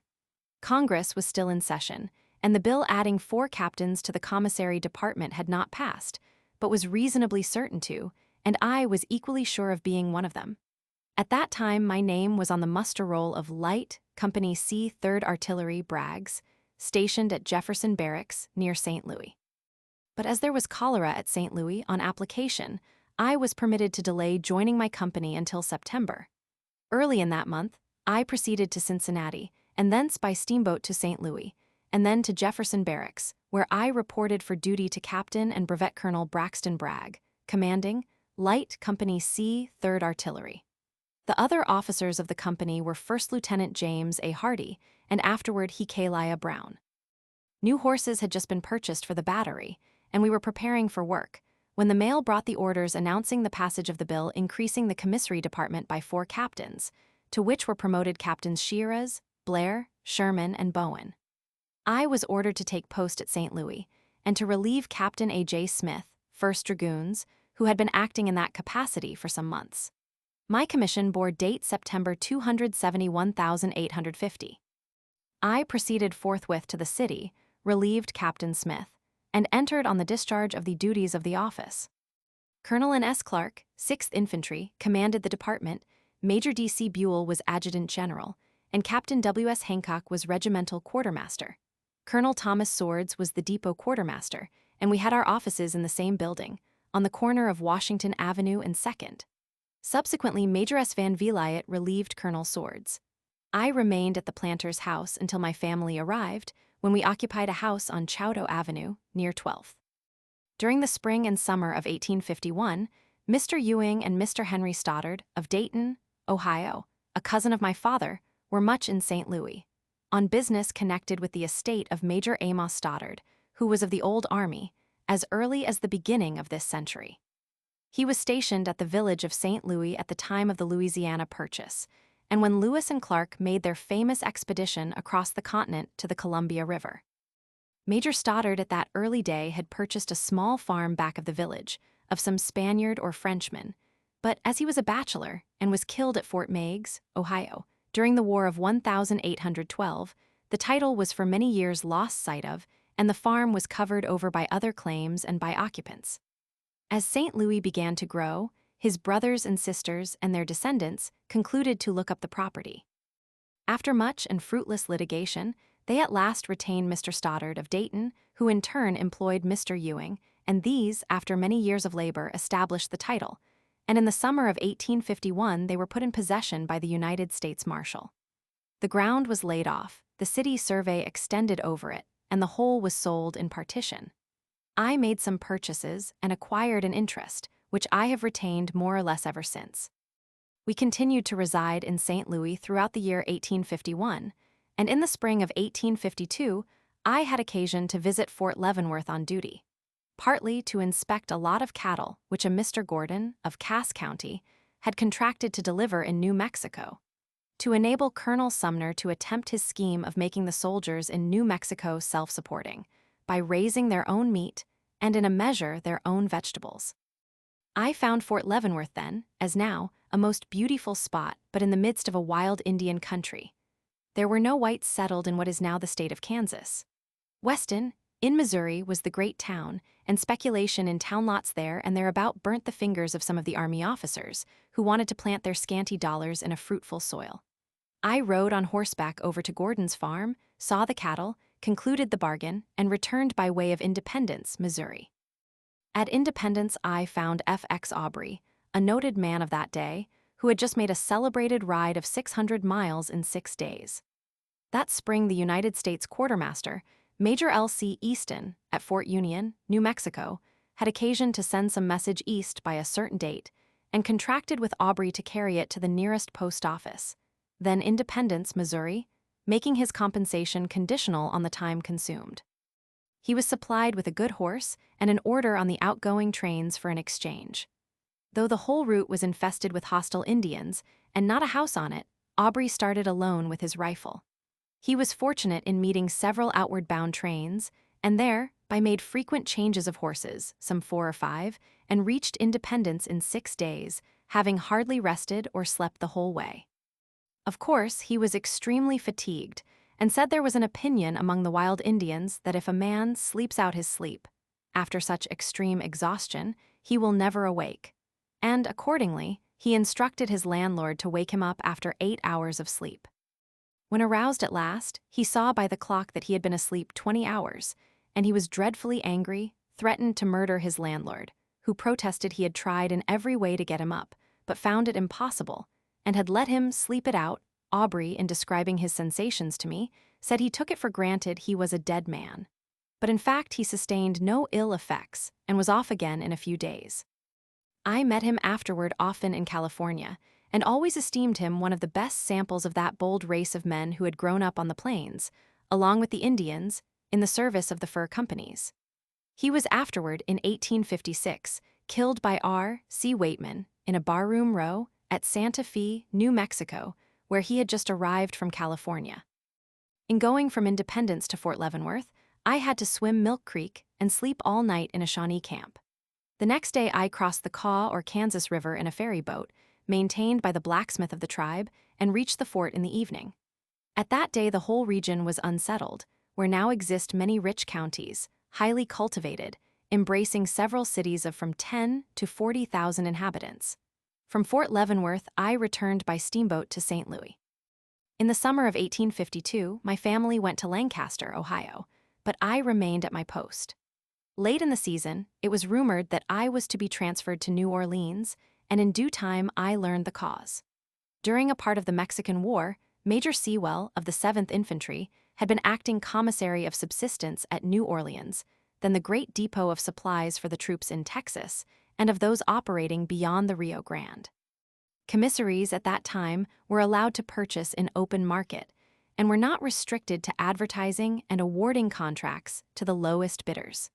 It was reported that Major Sewell had purchased largely of the house of Perry Sewell and Co., Mr. Sewell being a relative of his. When he was relieved in his duties by Major Wagman, of the regular commissary department, the latter found Perry Sewell and Co. so prompt and satisfactory that he continued the patronage, for which there was a good reason, because stores for the use of the troops at remote posts had to be packed in a particular way, to bear transportation in wagons or even on pack mules, and this firm had made extraordinary preparations for this exclusive purpose. Sometime about 1849, a brother of Major Waggaman, who had been clerk to Captain Casey, commissary of subsistence, at Tampa Bay, Florida, was thrown out of office by the death of the captain, and he naturally applied to his brother in New Orleans for employment, and he, in turn, referred him to his friends, Messrs. Perry Sewell and Co. These first employed him as a clerk, and afterward admitted him as a partner. Thus it resulted, in fact, that Major Waggaman was dealing largely, if not exclusively, with a firm of which his brother was a partner. One day, as General Twiggs was coming across Lake Pontchartrain, he fell in with one of his old cronies, who was an extensive grocer. This gentleman gradually led the conversation to the downward tendency of the times since he and Twiggs were young, saying that, in former years, all the merchants of New Orleans had a chance at government patronage. But now, in order to sell to the army commissary, one had to take a brother in as a partner. General Twiggs resented this, but the merchant again affirmed it and gave names. As soon as General Twiggs reached his office, he instructed his adjutant general, Colonel Blisshu, told me this to address a categorical note of inquiry to Major Waggaman. The major very frankly stated the facts as they had arisen, and insisted that the firm of Perry Sewell and Co. had enjoyed a large patronage, but deserved it richly by reason of their promptness, fairness, and fidelity. The correspondence was sent to Washington, and the result was that Major Waggaman was ordered to St. Louis, and I was ordered to New Orleans. I went down to New Orleans in a steamboat in the month of September, 1852, taking with me a clerk, and on arrival assumed the office in a bank building facing Lafayette Square, in which were the offices of all the Army departments. General D. Twiggs was in command of the department, with Colonel W. W. S. Bliss, son-in-law of General Taylor, as his adjutant general. Colonel A. C. Myers was quartermaster, Captain John F. Reynolds aide-de-camp, and Colonel A. J. Coffey paymaster. I took rooms at the St. Louis Hotel, kept by a most excellent gentleman, Colonel Mudge. Mr. Perry Sewell came to me in person, soliciting a continuance of the custom which he had theretofore enjoyed. But I told him frankly that a change was necessary, and I never saw or heard of him afterward. I simply purchased in open market, arranged for the proper packing of the stores, and had not the least difficulty in supplying the troops and satisfying the head of the department in Washington. About Christmas, I had noticed that my family, consisting of Mrs. Sherman, 2 children, and nurse with my sister Fanny, now Mrs. Moulton of Cincinnati, Ohio, were en route for New Orleans by steam packet, so I hired a house on Magazine Street and furnished it. Almost at the moment of their arrival, also came from St. Louis my personal friend Major Turner, with a parcel of documents, which, on examination, proved to be articles of co-partnership for a bank in California under the title of Lucas, Turner & Co., in which my name was embraced as a partner. Major Turner was, at the time, actually en route for New York to embark for San Francisco to inaugurate the bank, in the nature of a branch of the firm already existing at St. Louis under the name of Lucas and Simmons. We discussed the matter very fully, and he left with me the papers for reflection and went on to New York and California. Shortly after arrived James H. Lucas, Esquire, the principal of the banking firm in St. Louis, a most honorable and wealthy gentleman. He further explained the full program of the branch in California, that my name had been included at the insistence of Major Turner, who was a man of family and property in St. Louis, unwilling to remain long in San Francisco, and who wanted me to succeed him there. He offered me a very tempting income, with an interest that would accumulate and grow. He also disclosed to me that, in establishing a branch in California, he was influenced by the apparent prosperity of Page, Bacon & Co., and further that he had received the principal data, on which he had founded the scheme, from B. R. Nisbet, who was then a teller in the firm of Page, Bacon & Co. of San Francisco, that he also was to be taken in as a partner, and was fully competent to manage all the details of the business. But as Nisbet was comparatively young, Mr. Lucas wanted me to reside in San Francisco permanently, as the head of the firm. All these matters were fully discussed, and I agreed to apply for a 6 months' leave of absence, go to San Francisco, see for myself, and be governed by appearances there. I accordingly, with General Twiggs's approval, applied to the Adjutant General for a 6 months' leave, which was granted, and Captain John F. Reynolds was named to perform my duties during my absence. During the stay of my family in New Orleans, we enjoyed the society of the families of General Twiggs, Colonel Myers, and Colonel Bliss, as also of many citizens, among whom was the wife of Mr. Day, sister to my brother-in-law, Judge Bartley. General Twiggs was then one of the oldest officers of the Army. His history extended back to the War of 1812, and he had served in early days with General Jackson in Florida and in the Creek campaigns. He had fine powers of description, and often entertained us, at his office, with accounts of his experiences in the earlier settlements of the Southwest. Colonel Bliss had been General Taylor's adjutant in the Mexican War, and was universally regarded as one of the most finished and accomplished scholars in the Army, and his wife was a most agreeable and accomplished lady. Late in February, I dispatched my family up to Ohio in the steamboat Tecumseh, Captain Pierce, disposed of my house and furniture, turned over to Major Reynolds the funds, property, and records of the office, and took passage in a small steamer for Nicaragua, en route for California. We embarked early in March, and in 7 days reached Graytown, where we united with the passengers from New York, and proceeded by the Nicaragua River and Lake for the Pacific Ocean. The river was low, and the little steam canal boats, 4 in number, grounded often, so that the passengers had to get into the water to help them over the bear. In all, there were about 600 passengers, of whom about 60 were women and children. In 4 days we reached Castillo, where there is a decided fall, passed by a short railway, and above this fall we were transferred to a larger boat, which carried us up the rest of the river and across the beautiful Lake Nicaragua, studded with volcanic islands. Landing at Virgin Bay, we rode on mules across to San Juan del Sur, where lay at anchor the propeller SS, Lewis, Captain Partridge, I think. Passengers were carried through the surf by natives to small boats and rowed off to the Lewis. The weather was very hot, and quite a scramble followed for staterooms, especially for those on deck. I succeeded in reaching the purser's office, got my ticket for a berth in one of the best staterooms on deck, and just as I was turning from the window, a lady who was a fellow passenger from New Orleans, a Mrs. D, called to me to secure her and her lady friend berths on deck, saying that those below were unendurable. I spoke to the purser, who, at the moment perplexed by the crowd and clamor, answered, "I must put their names down for the other 2 berths of your stateroom, but as soon as the confusion is over, I will make some change whereby you shall not suffer." As soon as these 2 women were assigned to a stateroom, they took possession, and I was left out. Their names were recorded as Captain Sherman and ladies. As soon as things were quieted down, I remonstrated with the purser, who at last gave me a lower berth in another and larger stateroom on deck, with 5 others, so that my 2 ladies had the stateroom all to themselves. At every meal the steward would come to me and say, "Captain Sherman, will you bring your ladies to the table?" And we had the best seats in the ship. This continued throughout the voyage, and I assert that my ladies were of the most modest and best behaved in the ship. But some time after we had reached San Francisco, one of our fellow passengers came to me and inquired if I personally knew Mrs. D, with flaxen tresses, who sang so sweetly for us, and who had come out under my especial escort.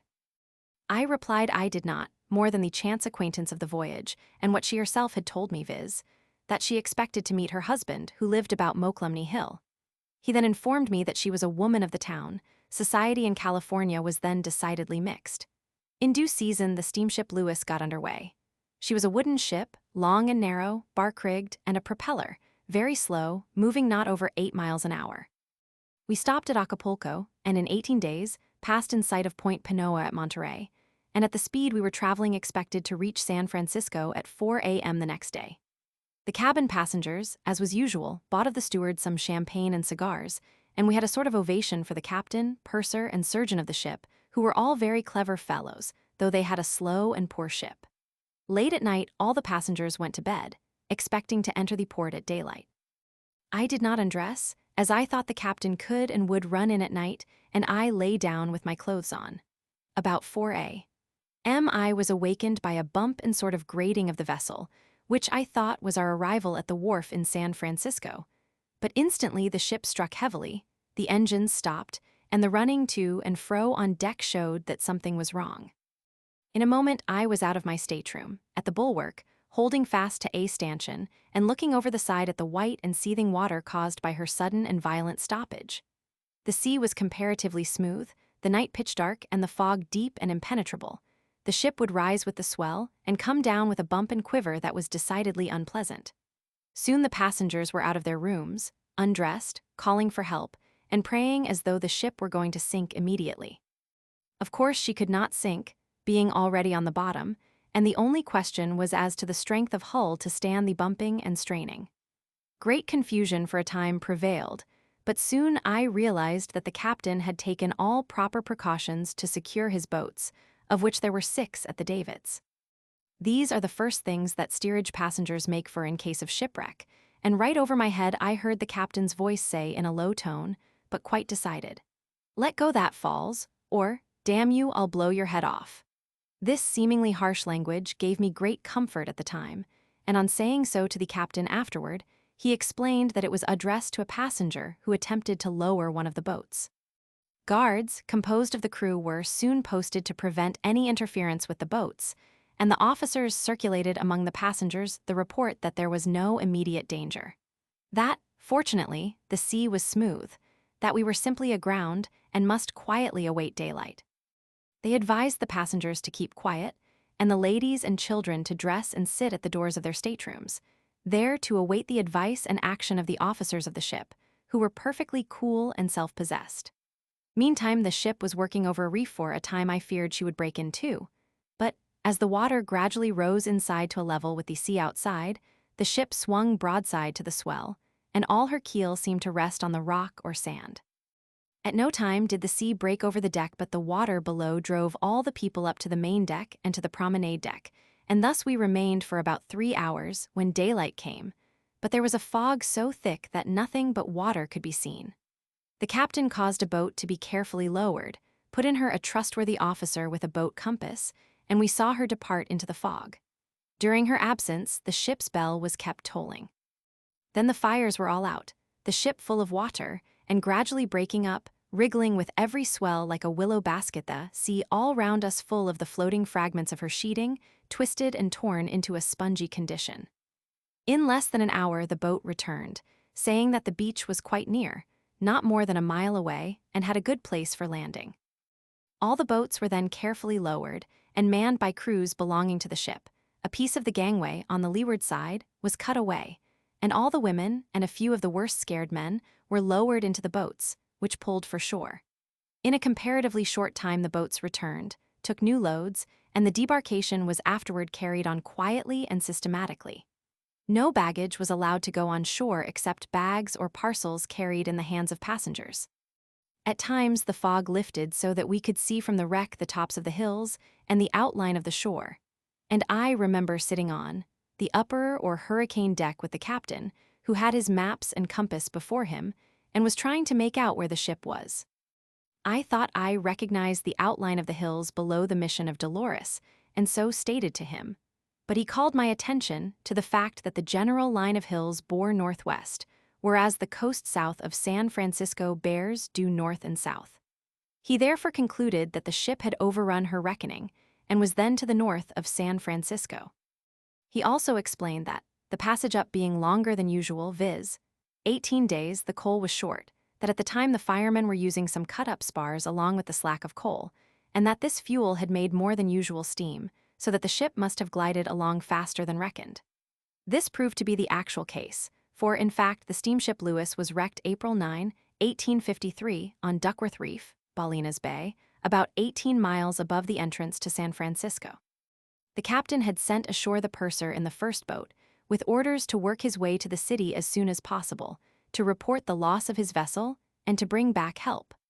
I remained on the wreck till among the last of the passengers, managing to get a can of crackers and some sardines out of the submerged pantry, a thing the rest of the passengers did not have, and then I went quietly ashore in one of the boats. The passengers were all on the beach under a steep bluff, had built fires to dry their clothes, but had seen no human being and had no idea where they were. Taking along with me a fellow passenger, a young chap about 18 years old, I scrambled up the bluff and walked back toward the hills, in hopes to get a good view of some known object. It was then the month of April, and the hills were covered with the beautiful grasses and flowers of that season of the year. We soon found horse paths and tracks, and following them we came upon a drove of horses grazing at large, some of which had saddle marks. At about 2 miles from the beach we found a corral, and thence, following one of the strongest marked paths, in about a mile more we descended into a valley, and on turning a sharp point, reached a board shanty with a horse picketed nearby. 4 men were inside eating a meal. I inquired if any of the Lewis's people had been there. They did not seem to understand what I meant when I explained to them that about 3 miles from them, and beyond the old corral, the steamer Lewis was wrecked, and her passengers were on the beach. I inquired where we were, and they answered, at Ballina's Creek, that they were employed at a sawmill just above, and were engaged in shipping lumber to San Francisco, that a schooner loaded with lumber was then about 2 miles down the creek, waiting for the tide to get out, and doubtless if we would walk down they would take us on board. I wrote a few words back to the captain, telling him where he was and that I would hurry to the city to send him help. My companion and I there went on down the creek, and soon descried the schooner anchored out in the stream. On being hailed, a small boat came in and took us on board. The captain willingly agreed for a small sum to carry us down to San Francisco, and, as his whole crew consisted of a small boy about 12 years old, we helped him to get up his anchor and pole the schooner down the creek and out over the bar on a high tide. This must have been about 2 p.m. once over the bar, the sails were hoisted, and we glided along rapidly with a strong, fair northwest wind. The fog had lifted, so we could see the shores plainly and the entrance to the bay. In a couple of hours, we were entering the bay and running wing and wing. Outside, the wind was simply the usual strong breeze, but as it passes through the head of the Golden Gate, it increases, and there, too, we met a strong ebb tide. The schooner was loaded with lumber, much of which was on deck, lashed down to ring bolts with rawhide thongs. The captain was steering, and I was reclining on the lumber, looking at the familiar shore as we approached Fort Point, when I heard a sort of cry and felt the schooner going over. As we got into the throat of the heads, the force of the wind, meeting a strong ebb tide, drove the nose of the schooner under water. She dove like a duck, went over on her side, and began to drift out with the tide. I found myself in the water, mixed up with pieces of plank and ropes, struck out, swam round to the stern, got on the keel, and clambered up on the side. Satisfied that she could not sink by reason of her cargo, I was not in the least alarmed, but thought 2 shipwrecks in one day not a good beginning for a new, peaceful career. Nobody was drowned, however. The captain and crew were busy in securing such articles as were liable to float off, and I looked out for some passing boat or vessel to pick us up. We were drifting steadily out to sea, while I was signaling to a boat about 3 miles off, toward Sausalito, and saw her tack and stand toward us. I was busy watching this sailboat when I heard a Yankee's voice, close behind, saying, "This is a nice mess you've got yourselves into." And looking about, I saw a man in a small boat who had seen us upset and had rowed out to us from a schooner anchored close under the fort. Some explanations were made, and when the sailboat coming from Sausalito was near enough to be spoken to, and the captain had engaged her to help his schooner, we bade him goodbye and got the man in the small boat to carry us ashore and land us at the foot of the bluff just below the fort. Once there, I was at home, and we footed it up to the Presidio.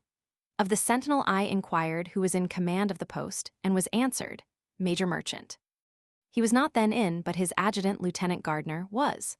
I sent my card to him. He came out and was much surprised to find me covered with sand and dripping with water, a good specimen of a shipwrecked mariner.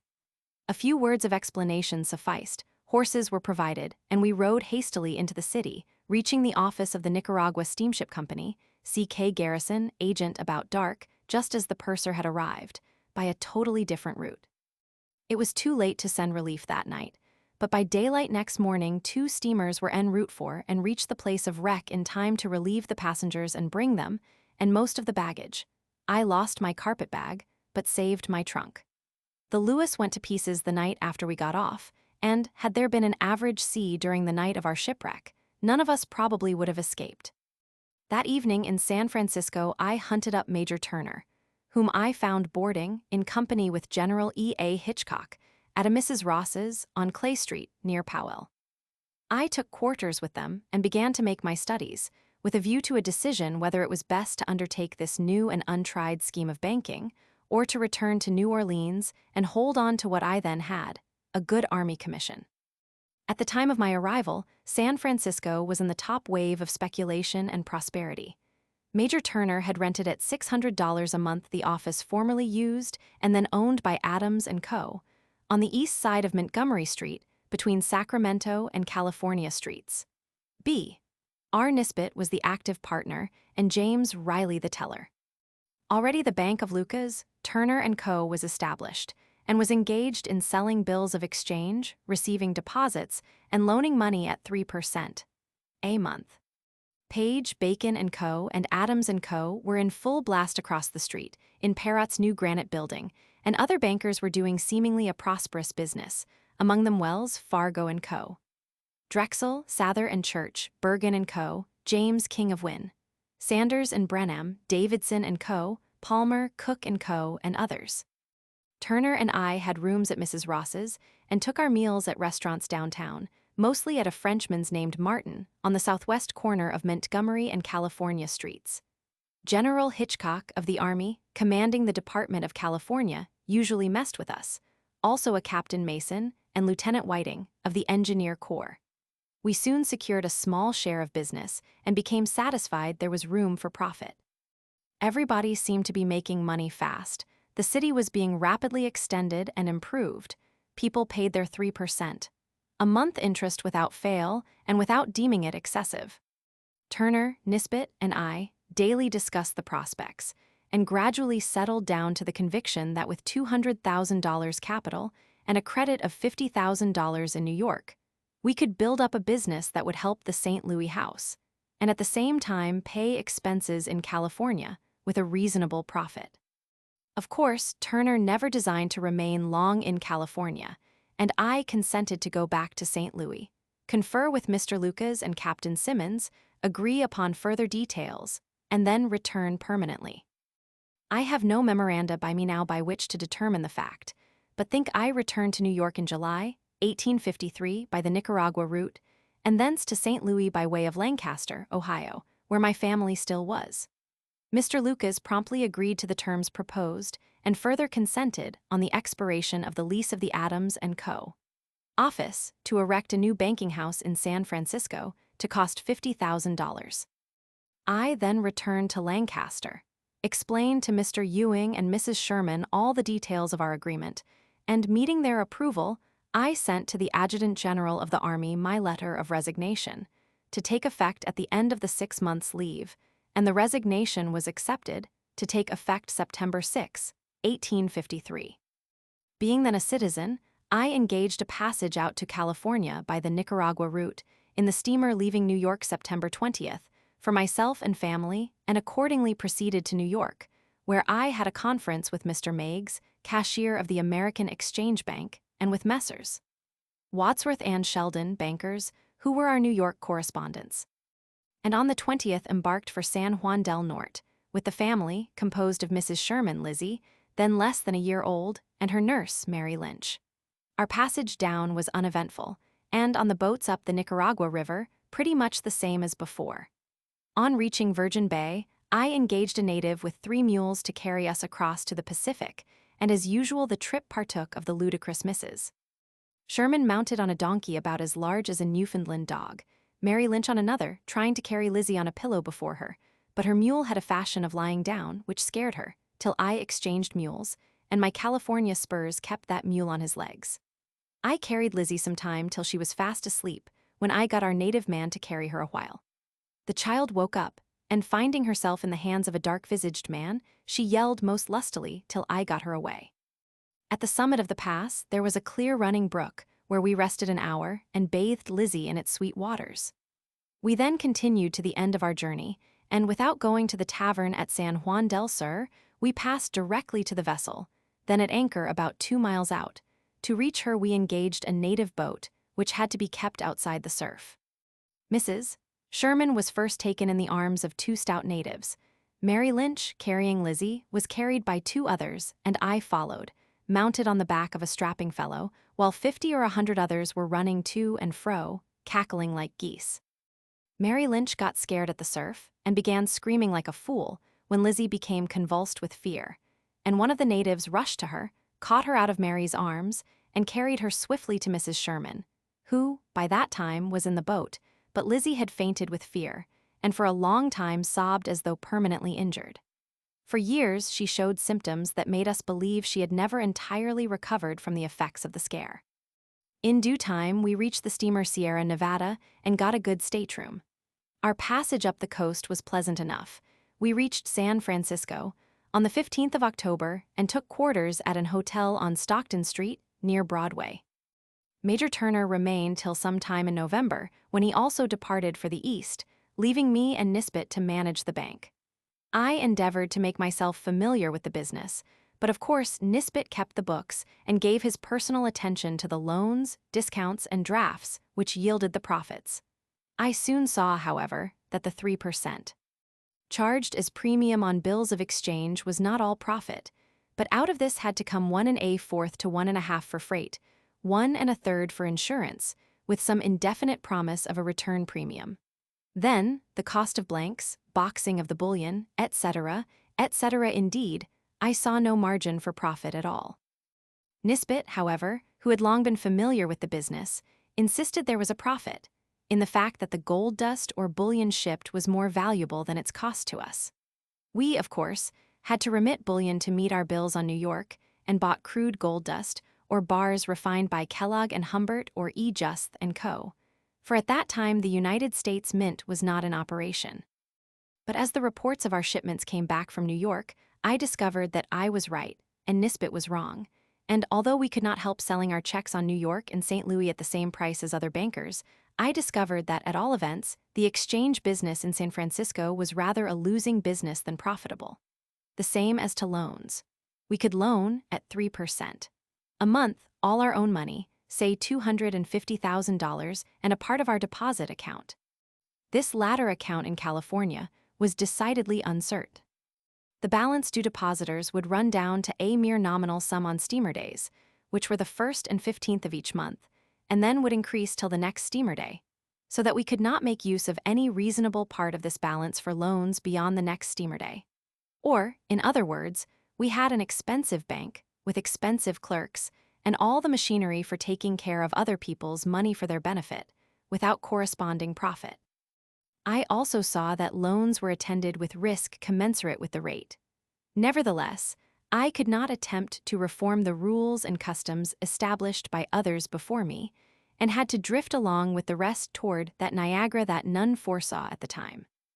Shortly after arriving out in 1853, we looked around for a site for the new bank, and the only place then available on Montgomery Street, the Wall Street of San Francisco, was a lot at the corner of Jackson Street, facing Montgomery, with an alley on the north belonging to James Lick. The ground was 60 by 62 feet, and I had to pay for it $32,000. I then made a contract with the builders, Kieser and Brown, to erect a 3-story brick building, with finished basement, for about $50,000. This made $82,000 instead of $50,000, but I thought Mr. Lucas could stand it and would approve, which he did, though it resulted in loss to him. After the Civil War, he told me he had sold the building for $40,000, about half its cost, but luckily gold was then at $250, so that he could use the $40,000 gold as the equivalent of $100,000 currency. The building was erected. I gave it my personal supervision, and it was strongly and thoroughly built, for I saw it 2 years ago when several earthquakes had made no impression on it. Still, the choice of site was unfortunate, for the city drifted in the opposite direction, viz., toward Market Street. I then thought that all the heavy business would remain toward the foot of Broadway and Jackson Street, because there were the deepest water and best wharves, but in this I made a mistake. Nevertheless, in the spring of 1854, the new bank was finished, and we removed to it, paying rents thereafter to our Mr. Lucas instead of to Adams and Co. A man named Wright. During the same season, built a still finer building just across the street from us. Piach, Bayard and Co. were already established on another corner of Jackson Street, and the new Metropolitan Theater was in progress diagonally opposite us. During the whole of 1854, our business steadily grew, our average deposits going up to $500,000, and our sales of exchange and consequent shipment of bullion averaging $200,000 per steamer. I signed all bills of exchange and insisted on Nisbet consulting me on loans and discounts. Spite of every caution, however, we lost occasionally by bad loans, and worse by the steady depreciation of real estate. The city of San Francisco was then extending her streets, sewering them, and planking them with 3-inch lumber. In payment for the lumber and the work of contractors, the city authorities paid scrip in even sums of $100, $500, $1,000, and $5,000. These formed a favorite collateral for loans at from 50 to 60 cents on the dollar, and no one doubted their ultimate value, either by redemption or by being converted into city bonds. The notes also of H. Meigs, Neely Thompson and Co., etc. lumber dealers were favorite notes, for they paid their interest promptly and lodged large margins of these street improvement warrants as collateral.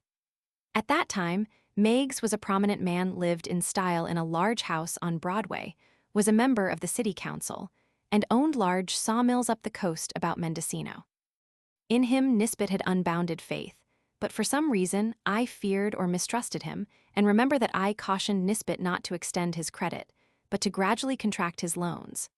On looking over our bills receivable, then about $600,000, I found Meigs, as principal or endorser, owed us about $80,000 all, however, secured by city warrants. Still, he kept bank accounts elsewhere and was generally a borrower.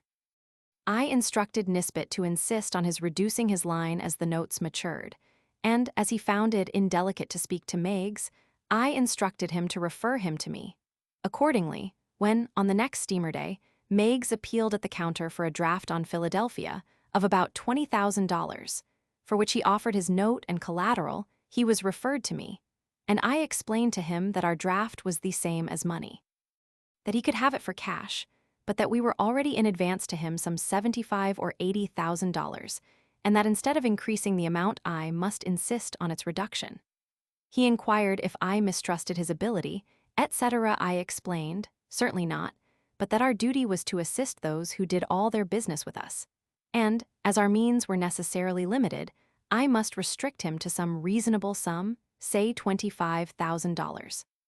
Meigs invited me to go with him to a rich mercantile house on Clay Street, whose partners belonged in Hamburg, and there, in the presence of the principals of the house, he demonstrated, as clearly as a proposition in mathematics, that his business at Mendocino was based on calculations that could not fail.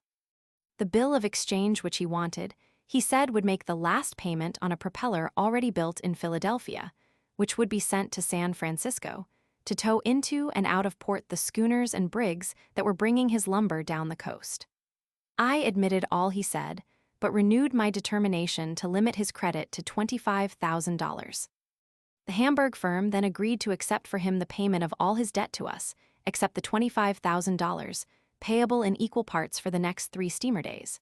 Accordingly, Meigs went back with me to our bank, wrote his note for $25,000, and secured it by mortgage on real estate and city warrants, and substituted the 3 acceptances of the Hamburg firm for the overplus. I surrendered to him all his former notes, except one for which he was endorser. The 3 acceptances duly matured and were paid. One morning Meigs and family were missing, and it was discovered they had embarked in a sailing vessel for South America. This was the beginning of a series of failures in San Francisco that extended through the next 2 years. As soon as it was known that Meigs had fled, the town was full of rumors, and everybody was running to and fro to secure his money. His debts amounted to nearly $1 million. The Hamburg house, which had been humbugged, were heavy losers and failed, I think. I took possession of Meigs's dwelling house and other property for which I held his mortgage, and in the city warrants thought I had an overplus. But it transpired that Meigs, being in the city council, had issued various quantities of street scrip, which was adjudged a forgery, though beyond doubt most of it, if not all, was properly signed, but fraudulently issued. On this city scrip our bank must have lost about $10,000. Meigs subsequently turned up in Chile, where again he rose to wealth and has paid much of his San Francisco debts, but none to us. He is now in Peru, living like a prince. With Meigs fell all the lumber dealers and many persons dealing in city scrip. Compared with others, our loss was a trifle. In a short time, things in San Francisco resumed their wonted course, and we generally laughed at the escapade of Meigs and the cursing of his deluded creditors. Shortly after our arrival in San Francisco, I rented of a Mr. Marriott, son of the English Captain Marriott, the author, a small frame house on Stockton Street, near Green, buying of him his furniture, and we removed to it about December 11,853. Close by, around on Green Street, a man named Dickey was building 2 small brick houses on ground which he had leased of Nicholson. I bought one of these houses, subject to the ground rent, and moved into it as soon as finished. Lieutenant T.H. Stevens, of the United States Navy, with his family, rented the other. We lived in this house throughout the year 1854 and up to April 17, 1855. Chapter 5. California, 1850–1857. During the winter of 1854–55, I received frequent intimations in my letters from the St. Louis house that the Bank of Page, Bacon & Co. was in trouble, growing out of their relations to the Ohio and Mississippi Railroad, to the contractors for building which they had made large advances, to secure which they had been compelled to take, as it were, an assignment of the contract itself, and finally to assume all the liabilities of the contractors. Then they had to borrow money in New York and raise other money from time to time, in the purchase of iron and materials for the road, and to pay the hands. The firm in St. Louis and that in San Francisco were different, having different partners, and the St. Louis house naturally pressed the San Francisco firm to ship largely of gold dust, which gave them a great name. also to keep as large a balance as possible in New York to sustain their credit. Mr. Page was a very wealthy man, but his wealth consisted mostly of land and property in St. Louis. He was an old man and a good one, had been a baker, and knew little of banking as a business. This part of his general business was managed exclusively by his son-in-law, Henry D. Bacon, who was young, handsome, and generally popular. How he was drawn into that affair of the Ohio and Mississippi Road I have no means of knowing, except by hearsay. Their business in New York was done through the American Exchange Bank, and through Duncan, Sherman, and Co., as we were rival houses, the St. Louis partners removed our account from the American Exchange Bank to the Metropolitan Bank. And, as Wadsworth and Sheldon had failed, I was instructed to deal in time bills, and in European exchange with Schinchart and Gebhard, bankers in Nassau Street. In California, the House of Page, Bacon and Co. was composed of the same partners as in St. Louis, with the addition of Henry Haight, Judge Chambers, and young Frank Page. The latter had charge of the branch in Sacramento. Haight was the real head man, but he was too fond of lager beer to be entrusted with so large a business. Beyond all comparison, Page, Bacon and Co. were the most prominent bankers in California in 1853-55. Though I had notice of danger in that quarter, from our partners in St. Louis, nobody in California doubted their wealth and stability. They must have had, during that winter, an average deposit account of nearly $2 million, of which $700,000 was in certificates of deposit, the most stable of all accounts in a bank. Thousands of miners invested their earnings in such certificates, which they converted into drafts on New York when they were ready to go home or wanted to send their pile to their families. Adams and Co. were next in order, because of their numerous offices scattered throughout the mining country. A gentleman named Haskell had been in charge of Adams and Co. in San Francisco, but in the winter of 1854-55, some changes were made, and the banking department had been transferred to a magnificent office in Halleck's new metropolitan block. James King of W.M. had discontinued business on his own account and been employed by Adams and Co. as their cashier and banker, and Isaiah C. Wood had succeeded Haskell in chief control of the express department. Wells, Fargo and Co. were also bankers as well as expressmen, and William J. Pardee was the resident partner. As the mail steamer came in on February 17, 1855, according to her custom, she ran close to the long wharf, Meigs's, on North Beach, to throw ashore the express parcels of news for speedy delivery. Some passenger on deck called to a man of his acquaintance standing on the wharf that Page and Bacon had failed in New York. The news spread like wildfire, but soon it was met by the newspaper accounts to the effect that some particular acceptances of Page and Bacon, of St. Louis, in the hands of Duncan, Sherman and Co. in New York, had gone to protest. All who had balances at Page, Bacon and Co. S. or held certificates of deposit were more or less alarmed, wanted to secure their money, and a general excitement pervaded the whole community. Word was soon passed round that the matter admitted of explanation, viz., that the two houses were distinct and separate concerns, that every draft of the California house had been paid in New York and would continue to be paid. It was expected that this assertion would quiet the fears of the California creditors, but for the next 3 days there was a steady run on that bank. Page, Bacon and Co. stood the first day's run very well, and, as I afterward learned, paid out about $600,000 in gold coin. On the 20th of February, Henry Haight came to our bank to see what help we were willing to give him, but I was out, and Nisbet could not answer positively for the firm. Our condition was then very strong. The deposit account was about $600,000, and we had in our vault about $500,000 in coin and bullion, besides an equal amount of good bills receivable. Still, I did not like to weaken ourselves to help others, but in a most friendly spirit, that night after bank hours, I went down to Page, Bacon and Co. and entered their office from the rear. I found in the cashier's room Folsom, Perrott, Dewey and Payne, Captain Ritchie, Donohue and others, citizens and friends of the house who had been called in for consultation. Passing into the main office, where all the bookkeepers, tellers, etc. with gas lights were busy writing up the day's work, I found Mr. Page, Henry Haight, and Judge Chambers. I spoke to Haight, saying that I was sorry I had been out when he called at our bank, and had now come to see him in the most friendly spirit. Haidt had evidently been drinking and said abruptly that all the banks would break, that no bank could instantly pay all its obligations, etc. I answered he could speak for himself, but not for me, that I had come to offer to buy with cash a fair proportion of his bullion, notes, and bills, but if they were going to fail, I would not be drawn in. Haidt's manner was extremely offensive, but Mr. Page tried to smooth it over, saying they had had a bad day's run and could not answer for the result till their books were written up.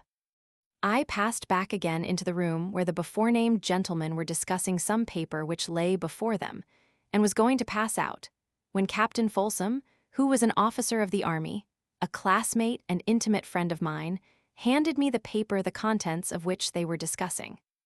It was very short, and in Henry Haight's handwriting, pretty much in these terms. We, the undersigned property holders of San Francisco, having personally examined the books, papers, etc. of Page, Bacon & Co., do hereby certify that the house is solvent and able to pay all its debts, etc. Haight had drawn up and asked them to sign this paper, with the intention to publish it in the next morning's papers, for effect. While I was talking with Captain Folsom, Haight came into the room to listen. I admitted that the effect of such a publication would surely be good and would probably stave off immediate demand till their assets could be in part converted or realized. But I naturally inquired of Folsom, "Have you personally examined the accounts, as herein recited, and the assets enough to warrant your signature to this paper?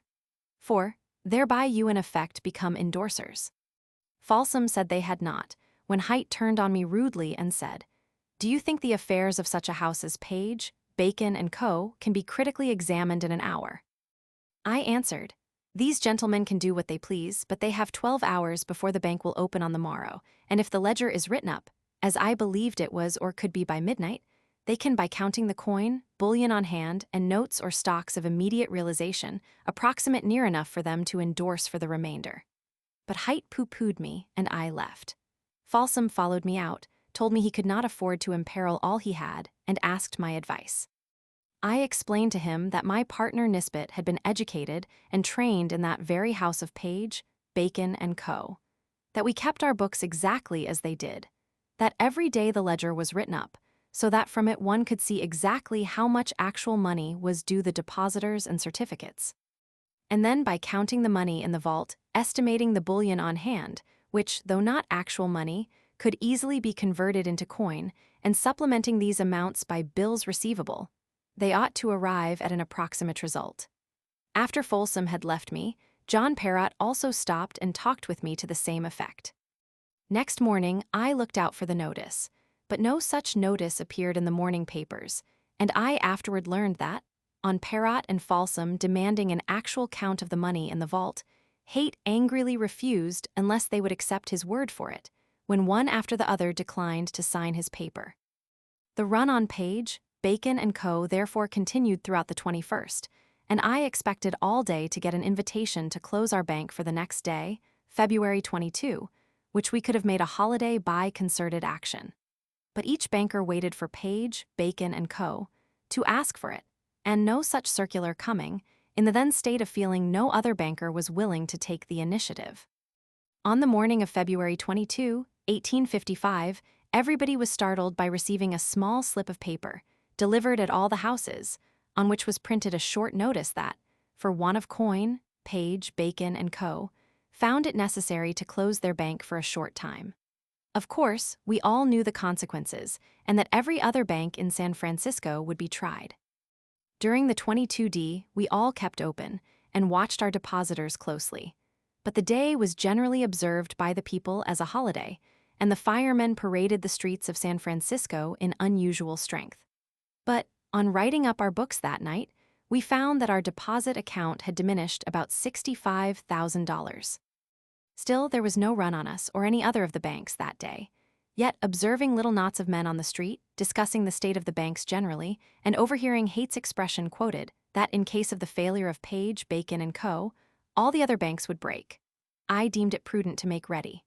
For some days we had refused all loans and renewals, and we tried without success some of our call loans, but like Hotspur's spirits, they would not come. Our financial condition on that day, February 22, 1855, was: due depositors and demand certificates, $520,000, to meet which we had in the vault coin $380,000, bullion $75,000, and bills receivable about $600,000. Of these, at least $100,000 were on demand with stock collaterals. Therefore, for the extent of our business, we were stronger than the Bank of England or any bank in New York City. Before daylight next morning, our doorbell was rung, and I was called downstairs by E. Casserly, Esquire, an eminent lawyer of the day, since United States Senator, who informed me he had just come up from the office of Adams & Co. to tell me that their affairs were in such condition that they would not open that morning at all, and that this, added to the suspension of Page, Bacon & Co. announced the day before, would surely cause a general run on all the banks. I informed him that I expected as much and was prepared for it. In going down to the bank that morning, I found Montgomery Street full, but punctually to the minute the bank opened and in rushed the crowd. As usual, the most noisy and clamorous were men and women who held small certificates. Still, others with larger accounts were in the crowd, pushing forward for their balances. All were promptly met and paid. Several gentlemen of my personal acquaintance merely asked my word of honor that their money was safe, and went away. Others, who had large balances and no immediate use for coin, gladly accepted gold bars, whereby we paid out the $75,000 of bullion, relieving the coin to that amount. Meantime, rumors from the street came pouring in that Wright & Co. had failed, then Wells, Fargo & Co., then Palmer, Cook & Co., and indeed all, or nearly all, the banks of the city. And I was told that parties on the street were betting high, first, that we would close our doors at 11 o'clock, then 12, and so on. But we did not, till the usual hour that night. We had paid every demand and still had a respectable amount left.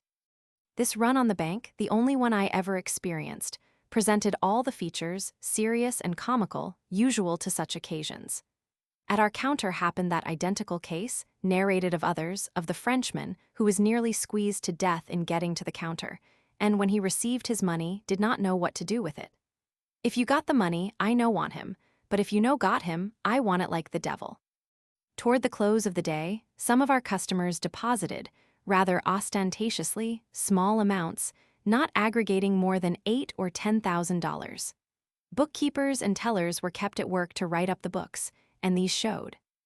Due depositors and certificates, about $120,000, for which remained of coin about $50,000. I resolved not to sleep until I had collected from those owing the bank a part of their debts, for I was angry with them that they had stood back and allowed the panic to fall on the banks alone.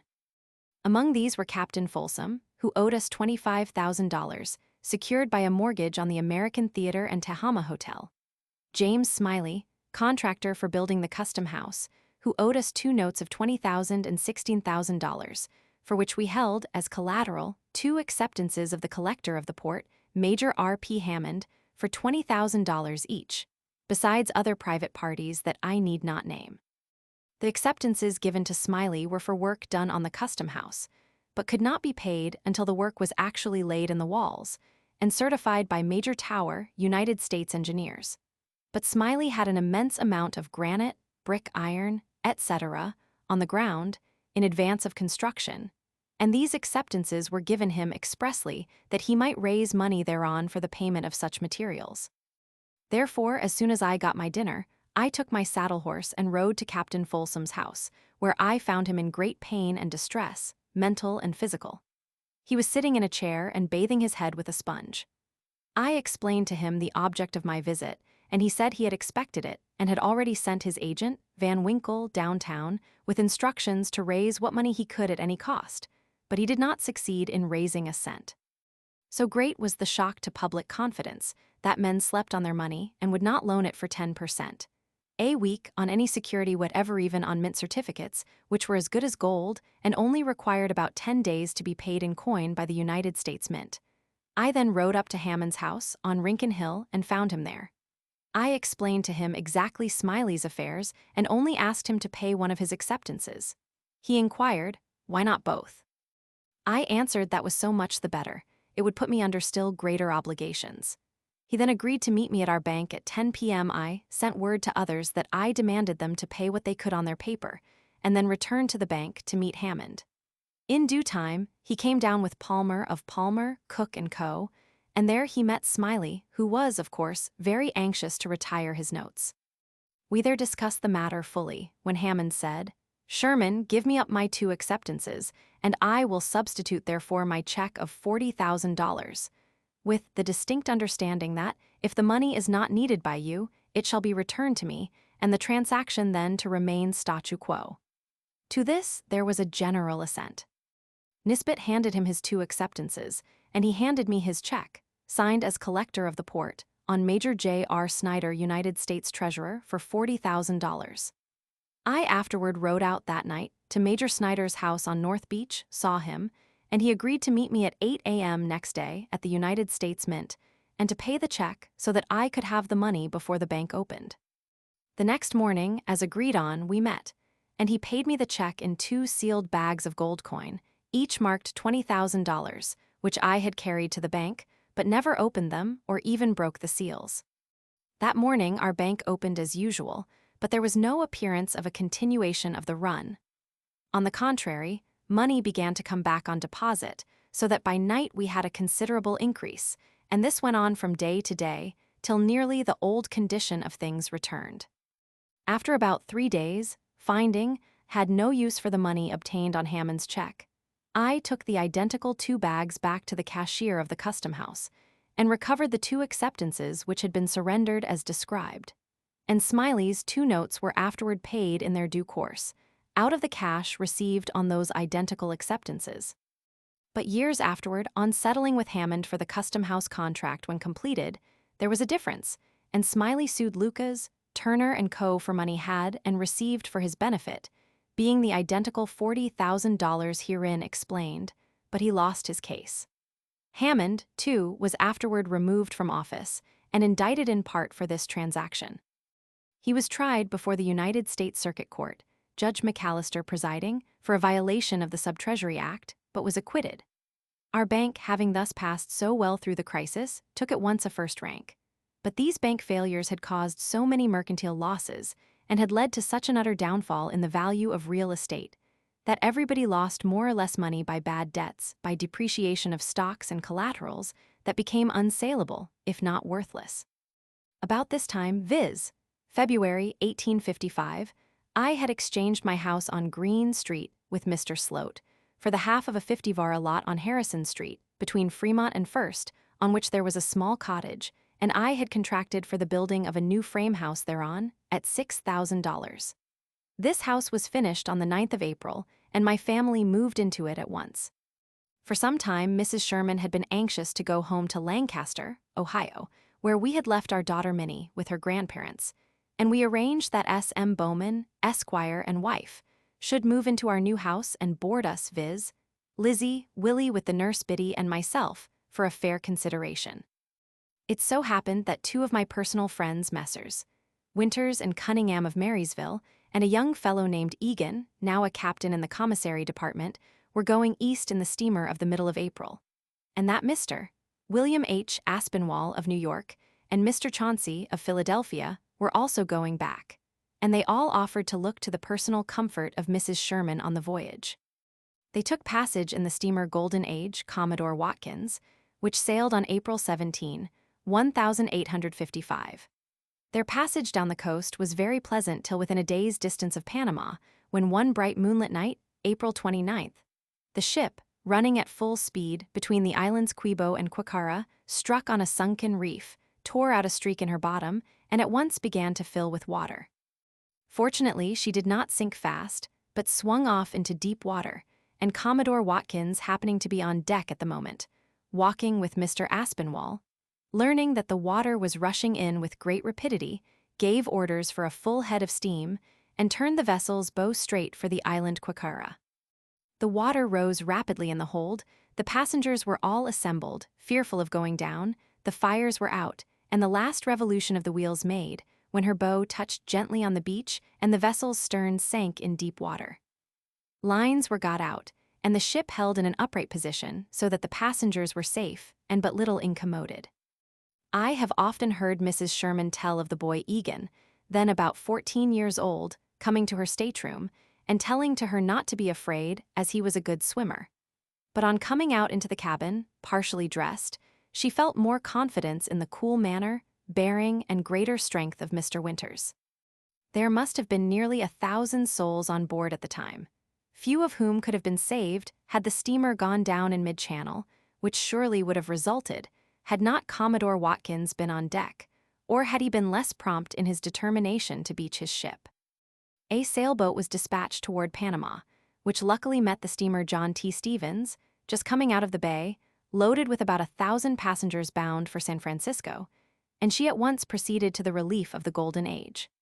Her passengers were transferred in small boats to the Stevens, which vessel, with her 2,000 people crowded together with hardly standing room, returned to Panama, whence the passengers for the East proceeded to their destination without further delay.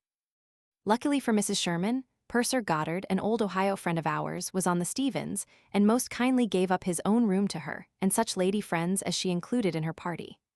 The Golden Age was afterward partially repaired at Quicara, pumped out, and steamed to Panama, when, after further repairs, she resumed her place in the line. I think she is still in existence, but Commodore Watkins afterward lost his life in China by falling down a hatchway. Mrs. Sherman returned in the latter part of November of the same year, when Mr. and Mrs. Bowman, who meantime had bought a lot next to us and erected a house thereon, removed to it, and we thus continued close neighbors and friends until we left the country for good in 1857. During the summer of 1856, in San Francisco, occurred one of those unhappy events, too common to new countries, in which I became involved in spite of myself. William Neely Johnson was governor of California and resided at Sacramento City. General John E. Wool commanded the Department of California, having succeeded General Hitchcock, and had his headquarters at Benicia, and a Mr. Van Ness was mayor of the city. Politics had become a regular and profitable business, and politicians were more than suspected of being corrupt. It was reported and currently believed that the sheriff, Scannell, had been required to pay the Democratic Central Committee $100,000 for his nomination, which was equivalent to an election, for an office of the nominal salary of $12,000 a year for 4 years. In the election, all sorts of dishonesty were charged and believed, especially of ballot box stuffing, and too generally the better classes avoided the elections and dodged jury duty, so that the affairs of the city government necessarily passed into the hands of a low set of professional politicians. Among them was a man named James Casey, who edited a small paper, the printing office of which was in a room on the 3rd floor of our banking office. I hardly knew him by sight, and rarely if ever saw his paper. But one day Mr. Sather, of the excellent banking firm of Drexel, Sather and Church, came to me and called my attention to an article in Casey's paper so full of falsehood and malice that we construed it as an effort to blackmail the banks generally. At that time, we were all laboring to restore confidence, which had been so rudely shaken by the panic, and I went upstairs, found Casey, and pointed out to him the objectionable nature of his article, told him plainly that I could not tolerate his attempt to print and circulate slanders in our building, and, if he repeated it, I would cause him and his press to be thrown out of the windows. He took the hint and moved to more friendly quarters. I mention this fact to show my estimate of the man, who became a figure in the drama I am about to describe. James King of W.M., as before explained, was in 1853 a banker on his own account, but sometime in 1854 he had closed out his business and engaged with Adams & Co. as cashier. When this firm failed, he, in common with all the employees, was thrown out of employment and had to look around for something else. He settled down to the publication of an evening paper called The Bulletin, and, being a man of fine manners and address, he at once constituted himself the champion of society against the public and private characters whom he saw fit to arraign. As might have been expected, this soon brought him into the usual newspaper war with other editors, and especially with Casey, and epithets a la Eatanswill were soon bandying back and forth between them. One evening of May, 1856, King published, in the Bulletin, copies of papers procured from New York, to show that Casey had once been sentenced to the state penitentiary at Sing Sing. Casey took mortal offense and called at the Bulletin office, on the corner of Montgomery and Merchant Streets, where he found King and violent words passed between them, resulting in Casey giving King notice that he would shoot him on sight. King remained in his office till about 5 or 6 p.m., when he started toward his home on Stockton Street, and as he neared the corner of Washington, Casey approached him from the opposite direction, called to him, and began firing. King had on a short cloak and in his breast pocket a small pistol, which he did not use. One of Casey's shots struck him high up in the breast, from which he reeled, was caught by some passing friend, and carried into the express office on the corner, where he was laid on the counter, and a surgeon sent for. Casey escaped up Washington Street, went to the city hall, and delivered himself to the sheriff, Scannell, who conveyed him to jail and locked him in a cell. Meantime, the news spread like wildfire, and all the city was in commotion, for grog was very popular. Nisbet, who boarded with us on Harrison Street, had been delayed at the bank later than usual, so that he happened to be near at the time, and when he came out to dinner, he brought me the news of this affair and said that there was every appearance of a riot downtown that night. This occurred toward the evening of May 14, 1856. It so happened that, on the urgent solicitation of Van Winkle and of Governor Johnson, I had only a few days before agreed to accept the commission of Major General of the 2nd Division of Militia, embracing San Francisco. I had received the commission, but had not as yet formally accepted it, or even put myself in communication with the volunteer companies of the city. Of these, at that moment of time, there was a company of artillery with 4 guns, commanded by a Captain Johns, formerly of the Army, and 2 or 3 uniformed companies of infantry. After dinner, I went downtown to see what was going on, found that King had been removed to a room in the Metropolitan Block, that his life was in great peril, that Casey was safe in jail, and the sheriff had called to his assistance a posse of the city police, some citizens, and one of the militia companies. The people were gathered in groups on the streets, and the words Vigilance Committee were freely spoken, but I saw no signs of immediate violence. The next morning, I again went to the jail and found all things quiet, but the militia had withdrawn. I then went to the city hall, saw the mayor, Van Ness, and some of the city officials, agreed to do what I could to maintain order with such militia as were on hand, and then formally accepted the commission and took the oath. In 1851, when I was not in California, there had been a Vigilance Committee, and it was understood that its organization still existed. All the newspapers took ground in favor of the Vigilance Committee, except the Herald, John Nugent, editor, and nearly all the best people favored that means of redress. I could see they were organizing, hiring rendezvous, collecting arms, etc., without concealment. It was soon manifest that the companies of volunteers would go with the committee, and that the public authorities could not rely on them for aid or defense. Still, there were a good many citizens who contended that, if the civil authorities were properly sustained by the people at large, they could and would execute the law. But the papers inflamed the public mind, and the controversy spread to the country. About the 3rd day after the shooting of King, Governor Johnson telegraphed me that he would be down in the evening boat and asked me to meet him on arrival for consultation. I got C.H. Garrison to go with me, and we met the governor and his brother on the wharf and walked up to the International Hotel on Jackson Street, above Montgomery. We discussed the state of affairs fully, and Johnson, on learning that his particular friend, William T. Coleman, was the president of the Vigilance Committee, proposed to go and see him. En route, we stopped at King's room, ascertained that he was slowly sinking and could not live long, and then near midnight we walked to the Turnverein Hall, where the committee was known to be sitting in consultation. This hall was on Bush Street, at about the intersection of Stockton. It was all lighted up within, but the door was locked. The governor knocked at the door, and on inquiry from inside, "Who's there?" gave his name. After some delay, we were admitted into a sort of vestibule, beyond which was a large hall, and we could hear the suppressed voices of a multitude. We were shown into a bar-room to the right, when the governor asked to see Coleman. The man left us, went into the main hall, and soon returned with Coleman, who was pale and agitated. After shaking hands all round, the governor said, "Coleman, what the devil is the matter here?" Coleman said, "Governor, it is time this shooting on our streets should stop." The governor replied, "I agree with you perfectly, and have come down from Sacramento to assist." Coleman rejoined that the people were tired of it and had no faith in the officers of the law. A general conversation then followed, in which it was admitted that King would die, and that Casey must be executed. But the manner of execution was the thing to be settled, Coleman contending that the people would do it without trusting the courts or the sheriff. It so happened that at that time, Judge Norton was on the bench of the court having jurisdiction, and he was universally recognized as an able and upright man whom no one could or did mistrust. And it also happened that a grand jury was then in session.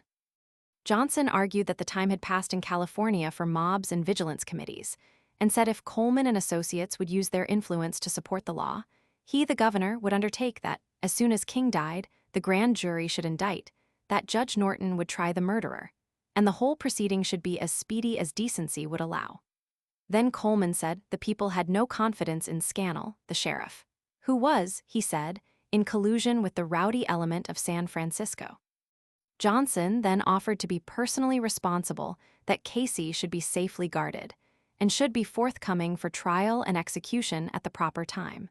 I remember very well Johnson's assertion that he had no right to make these stipulations, and maybe no power to fulfill them, but he did it to save the city and state from the disgrace of a mob.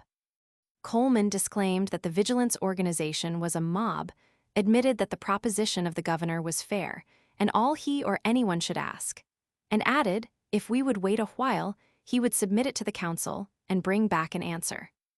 We waited nearly an hour, and could hear the hum of voices in the hall but no words, when Coleman came back, accompanied by a committee, of which I think the two brothers Errington, Thomas Smiley, the auctioneer, Seymour, Trout, and others were members.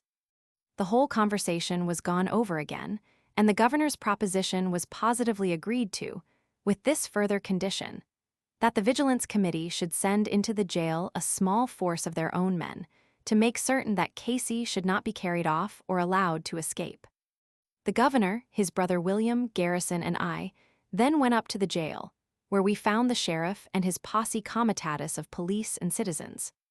These were styled the Law and Order Party, and some of them took offense that the governor should have held communication with the damned rebels, and several of them left the jail.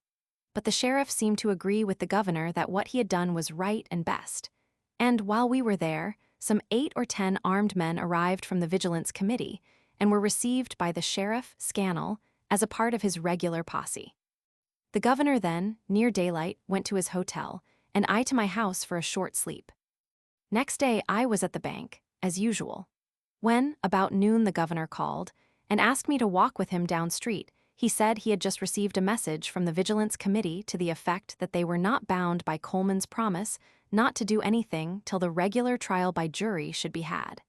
Etc. He was with reason furious, and asked me to go with him to Trout's store, over which the executive committee was said to be in session.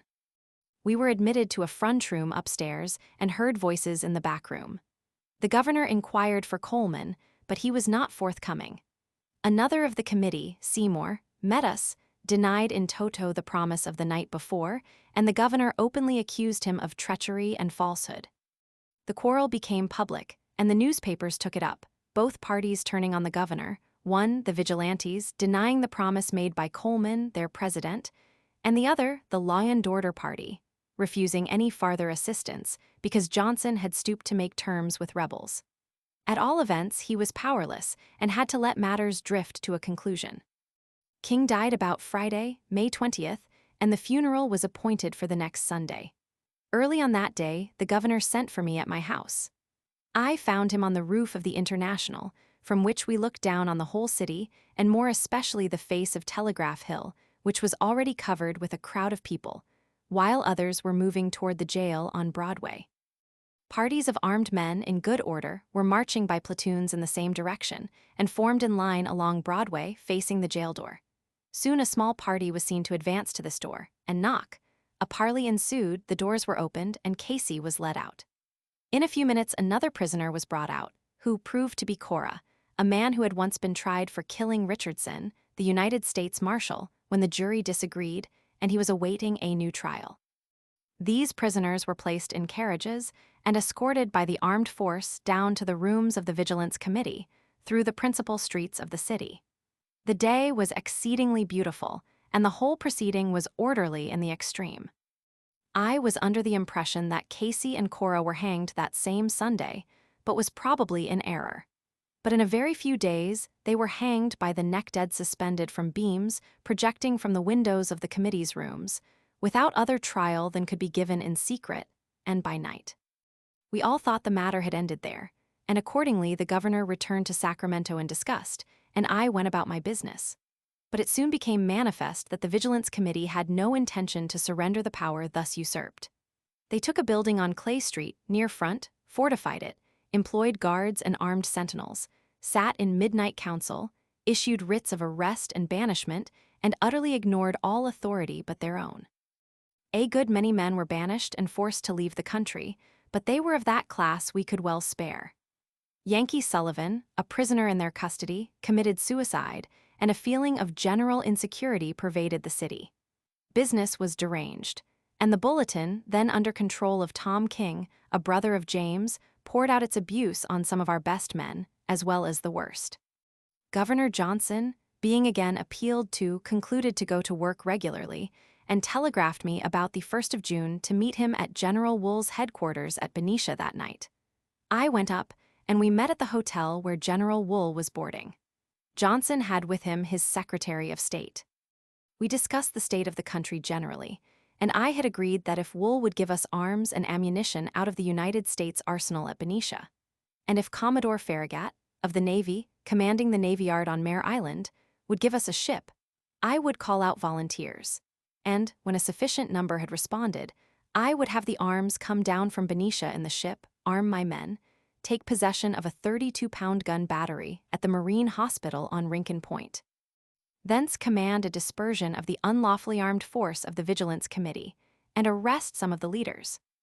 We played cards that night, carrying on a conversation, in which Wool insisted on a proclamation commanding the Vigilance Committee to disperse, etc., and he told us how he had on some occasion, as far back as 1814, suppressed a mutiny on the northern frontier. I did not understand him to make any distinct promise of assistance that night, but he invited us to accompany him on an inspection of the arsenal the next day, which we did. On handling some rifled muskets in the arsenal storehouse, he asked me how they would answer our purpose. I said they were the very things, and that we did not want cartridge boxes or belts, but that I would have the cartridges carried in the breeches pockets and the caps in the vest pockets. I knew that there were stored in that arsenal 4,000 muskets, for I recognized the boxes which we had carried out in the Lexington around Cape Horn in 1846. Afterward we all met at the quarters of Captain D.R. Jones of the Army, and I saw the Secretary of State, D.F. Douglas, Esquire, walk out with General Wool in earnest conversation.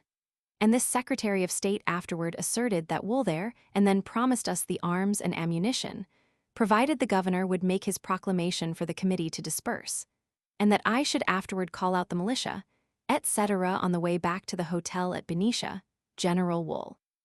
Captain Calendar of the Arsenal and I were walking side by side, and I was telling him, General Wool, that I would also need some ammunition for the 32-pound guns then in position at Rincon Point, when Wool turned to Calendar and inquired, "Did I not order those guns to be brought away?"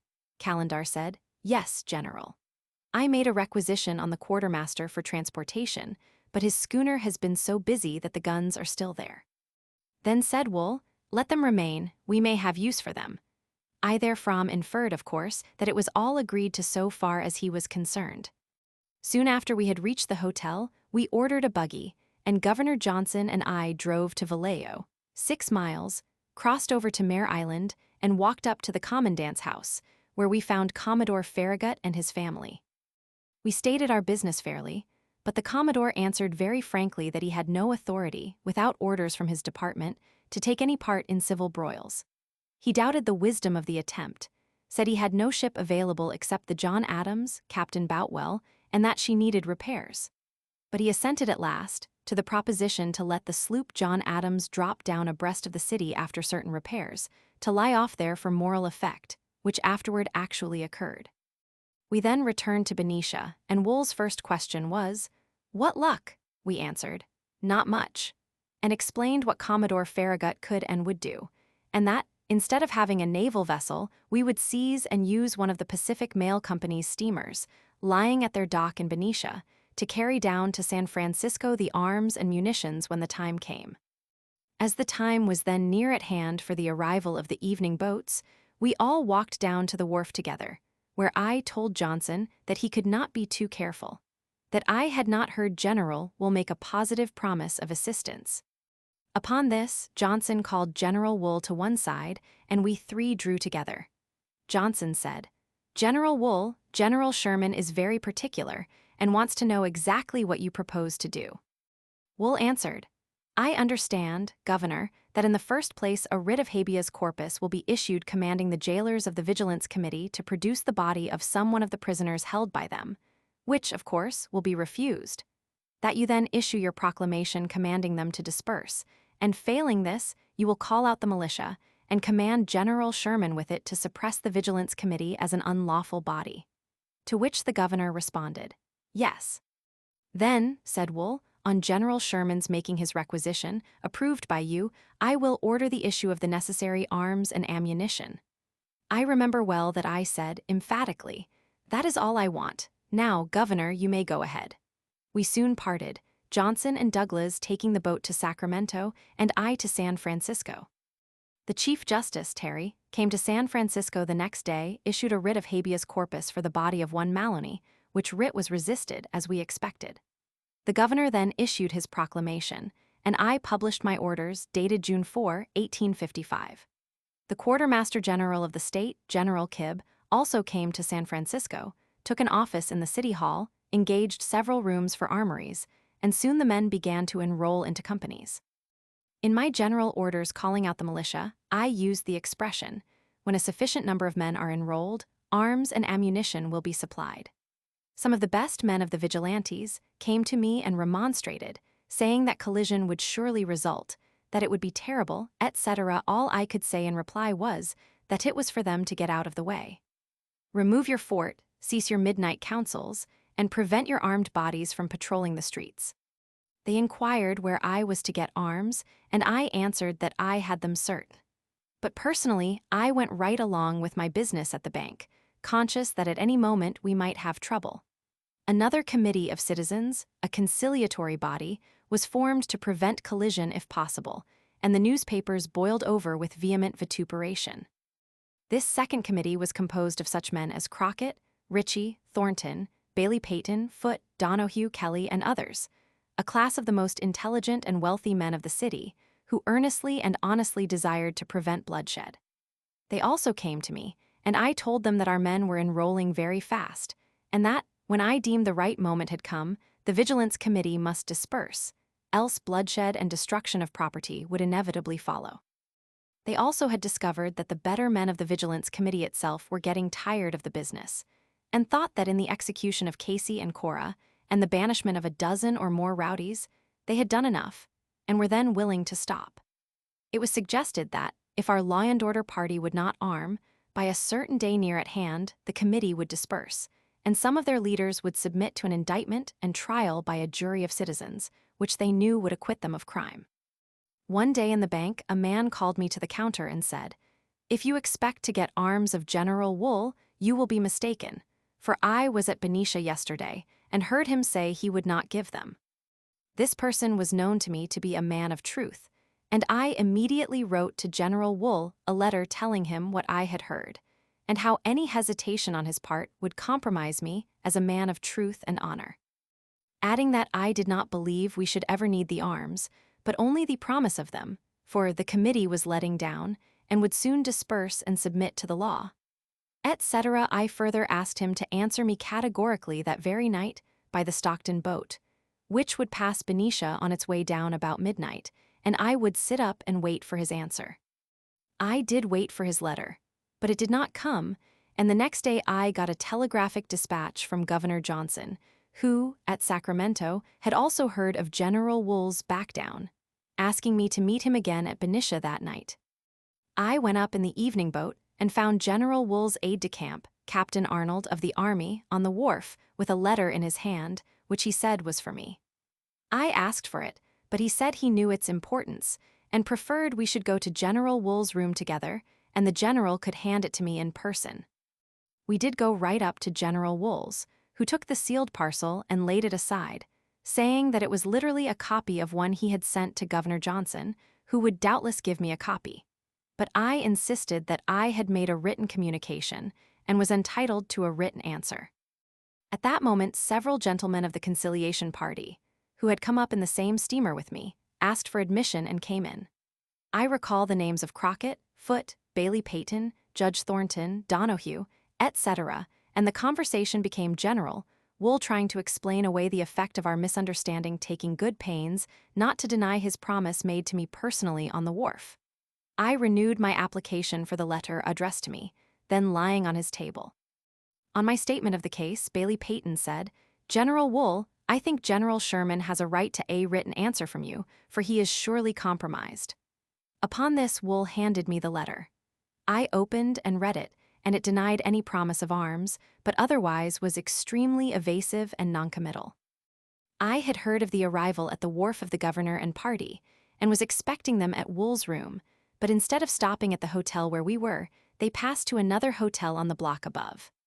I went up and found there, in a room on the second floor over the bar room, Governor Johnson, Chief Justice Terry, Jones, of Palmer, Cook & Co., E.D. Baker, Volney E. Howard, and one or two others. All were talking furiously against Wool, denouncing him as a D.D. liar, and not sparing the severest terms. I showed the Governor General Wool's letter to me, which he said was in effect the same as the one addressed to and received by him at Sacramento. He was so offended that he would not even call on General Wool, and said he would never again recognize him as an officer or gentleman. We discussed matters generally, and Judge Terry said that the Vigilance Committee were a set of D.D. pork merchants, that they were getting scared, and that General Wool was in collusion with them to bring the state into contempt, etc. I explained that there were no arms in the state except what General Wool had, or what were in the hands of the Vigilance Committee of San Francisco, and that the part of wisdom for us was to be patient and cautious. About that time, Crockett and his associates sent up their cards, but Terry and the more violent of the governor's followers denounced them as no better than vigilantes, and wanted the governor to refuse even to receive them. I explained that they were not vigilantes, that Judge Thornton was a law and order man, was one of the first to respond to the call of the sheriff, and that he went actually to the jail with his one arm the night we expected the first attempt at rescue, etc. Johnson then sent word for them to reduce their business to writing. They simply sent in a written request for an audience, and they were then promptly admitted. After some general conversation, the governor said he was prepared to hear them, when Mr. Crockett rose and made a prepared speech embracing a clear and fair statement of the condition of things in San Francisco, concluding with the assertion of the willingness of the committee to disband and submit to trial after a certain date not very remote. All the time Crockett was speaking, Terry sat with his hat on, drawn over his eyes, and with his feet on a table. As soon as Crockett was through, they were dismissed, and Johnson began to prepare a written answer. This was scratched, altered, and amended to suit the notions of his counselors, and at last was copied and sent. This answer amounted to little or nothing. Seeing that we were powerless for good, and that violent counsels would prevail under the influence of Terry and others, I sat down at the table and wrote my resignation, which Johnson accepted in a complimentary note on the spot, and at the same time he appointed to my place General Volney E. Howard, then present, a lawyer who had once been a member of Congress from Texas, and who was expected to drive the D.D. pork merchants into the bay at short notice. I went soon after to General Wool's room, where I found Crockett and the rest of his party, told them that I was out of the fight, having resigned my commission, that I had neglected business that had been entrusted to me by my St. Louis partners, and that I would thenceforward mind my own business and leave public affairs severely alone. We all returned to San Francisco that night by the Stockton boat, and I never afterward had anything to do with politics in California, perfectly satisfied with that short experience. Johnson and Wool fought out their quarrel of veracity in the newspapers and on paper. But in my opinion, there is not a shadow of doubt that General Wool did deliberately deceive us, that he had authority to issue arms, and that, had he adhered to his promise, we could have checked the committee before it became a fixed institution and a part of the common law of California. Major General Volney E. Howard came to San Francisco soon after, continued the organization of militia which I had begun, succeeded in getting a few arms from the country. But one day the Vigilance Committee sallied from their armories, captured the arms of the Law and Order Party, put some of their men into prison, while General Howard, with others, escaped to the country. After which the Vigilance Committee had it all their own way. Subsequently, in July 1856, they arrested Chief Justice Terry and tried him for stabbing one of their constables, but he managed to escape at night and took refuge on the John Adams. In August, they hanged Hetherington and Brace in broad daylight without any jury trial, and soon after they quietly disbanded. As they controlled the press, they wrote their own history, and the world generally gives them the credit of having purged San Francisco of rowdies and roughs. But their success has given great stimulus to a dangerous principle that would at any time justify the mob in seizing all the power of government. And who is to say that the Vigilance Committee may not be composed of the worst, instead of the best elements of a community? Indeed, in San Francisco, as soon as it was demonstrated that the real power had passed from the city hall to the committee room, the same set of bailiffs, constables, and rowdies that had infested the city hall were found in the employment of the vigilantes. And, after 3 months' experience, the better class of people became tired of the midnight sessions and left the business and power of the committee in the hands of a court, of which a Sydney man was reported to be the head or chief justice. During the winter of 1855-56, and indeed throughout the year 1856, all kinds of business became unsettled in California. The mines continued to yield about 50 millions of gold a year, but little attention was paid to agriculture or to any business other than that of mining. And, as the placer gold was becoming worked out, the miners were restless and uneasy and were shifting about from place to place, impelled by rumors put afloat for speculative purposes. A great many extensive enterprises by joint stock companies had been begun, in the way of water ditches, to bring water from the head of the mountain streams down to the richer alluvial deposits, and nearly all of these companies became embarrassed or bankrupt. Foreign capital, also, which had been attracted to California by reason of the high rates of interest, was being withdrawn or was tied up in property which could not be sold. And, although our banks, having withstood the panic, gave us great credit, still the community itself was shaken, and loans of money were risky in the extreme. A great many merchants, of the highest name, availed themselves of the extremely liberal bankrupt law to get discharged of their old debts, without sacrificing much, if any, of their stocks of goods on hand, except a lawyer's fee, thus realizing Martin Burke's saying that many a clever fellow had been ruined by paying his debts. The merchants and businessmen of San Francisco did not intend to be ruined by such a course. I raised the rate of exchange from 3 to 3.5, while others kept on at the old rate, and I labored hard to collect old debts and strove, in making new loans, to be on the safe side. The state and city both denied much of their public debt, in fact repudiated it, and real estate, which the year before had been first-class security, became utterly unsaleable. The office labor and confinement, and the anxiety attending the business, aggravated my asthma to such an extent that at times it deprived me of sleep and threatened to become chronic and serious, and I was also conscious that the first and original cause which had induced Mr. Lucas to establish the bank in California had ceased. I so reported to him, and that I really believed that he could use his money more safely and to better advantage in St. Louis. This met his prompt approval, and he instructed me gradually to draw out, preparatory to a removal to New York City. Accordingly, early in April 1857, I published an advertisement in the San Francisco papers, notifying our customers that on the first day of May, we would discontinue business and remove east, requiring all to withdraw their accounts, and declaring that, if any remained on that day of May, their balances would be transferred to the banking house of Perrott and Co. punctually to the day. This was done, and the business of Lucas, Turner & Co. of San Francisco was discontinued. Except the more difficult and disagreeable part of collecting their own moneys and selling the real estate, to which the firm had succeeded by purchase or foreclosure.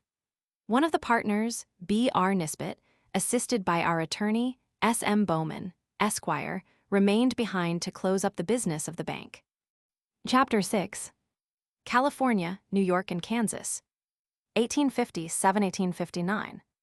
having closed the bank at San Francisco on the first day of May, 1857, accompanied by my family, I embarked in the steamer Sonora for Panama, crossed the isthmus, and sailed to New York, whence we proceeded to Lancaster, Ohio, where Mrs. Sherman and the family stopped, and I went on to St. Louis. I found there that some changes had been made in the parent house, that Mr. Lucas had bought out his partner, Captain Simmons, and that the firm's name had been changed to that of James H. Lucas & Co. It had also been arranged that an office or branch was to be established in New York City, of which I was to have charge, on pretty much the same terms and conditions as in the previous San Francisco firm. Mr. Lucas, Major Turner, and I agreed to meet in New York soon after the 4th of July. We met accordingly at the Metropolitan Hotel, selected an office, number 12 Paul Street, purchased the necessary furniture, and engaged a teller, bookkeeper, and porter.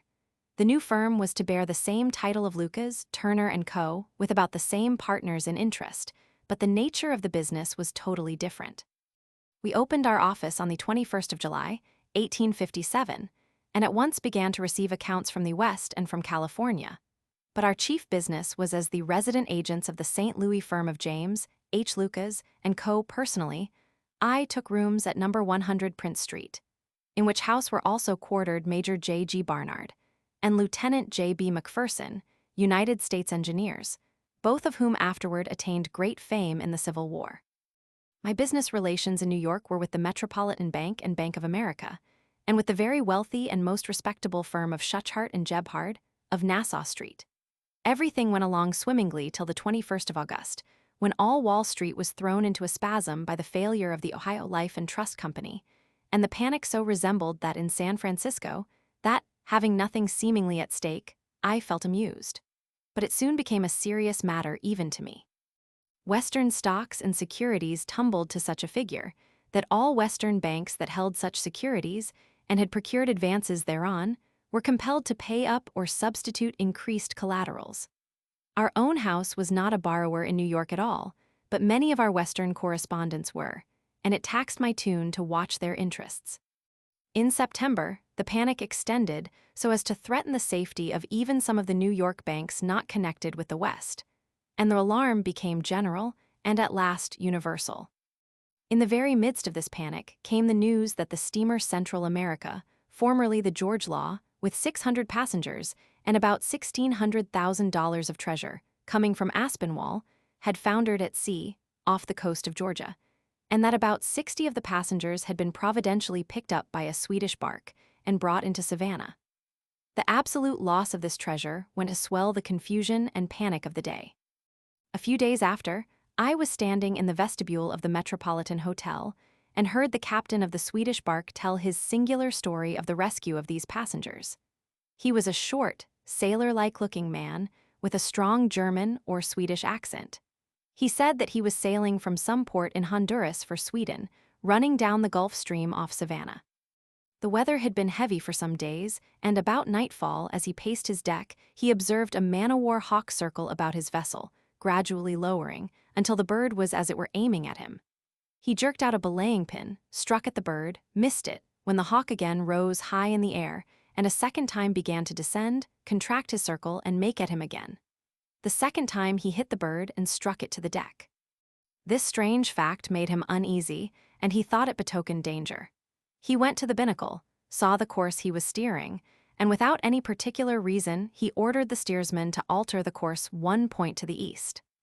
After this it became quite dark, and he continued to promenade the deck, and had settled into a drowsy state, when as in a dream he thought he heard voices all round his ship. Waking up, he ran to the side of the ship, saw something struggling in the water, and heard clearly cries for help. Instantly heaving his ship to, and lowering all his boats, he managed to pick up 60 or more persons who were floating about on skylights, doors, spare, and whatever fragments remained of the Central America. Had he not changed the course of his vessel by reason of the mysterious conduct of that man-of-war hawk, not a soul would probably have survived the night. It was stated by the rescued passengers, among whom was Billy Birch, that the Central America had sailed from Aspinwall with the passengers and freight which left San Francisco on the 1st of September, and encountered the gale in the Gulf Stream somewhere off Savannah, in which she sprung a leak, filled rapidly, and went down. The passengers who were saved had clung to doors, skylights, and such floating objects as they could reach, and were thus rescued. All the rest, some 500 in number, had gone down with the ship. The panic grew worse and worse, and about the end of September there was a general suspension of the banks of New York, and a money crisis extended all over the country. In New York, Lucas, Turner & Co. had nothing at risk. We had large cash balances in the Metropolitan Bank and in the Bank of America, all safe, and we held, for the account of the St. Louis House, at least $200,000 of St. Louis City and County bonds, and of acceptances falling due right along, none extending beyond 90 days. I was advised from St. Louis that money matters were extremely tight, but I did not dream of any danger in that quarter. I knew well that Mr. Lucas was worth $2 or $3 million in the best real estate, and inferred from the large balances to their credit with me that no mere panic could shake his credit. But early on the morning of October 7th, my cousin, James M. Hoyt, came to me in bed and read me a paragraph in the morning paper to the effect that James H. Lucas & Co. of St. Louis had suspended.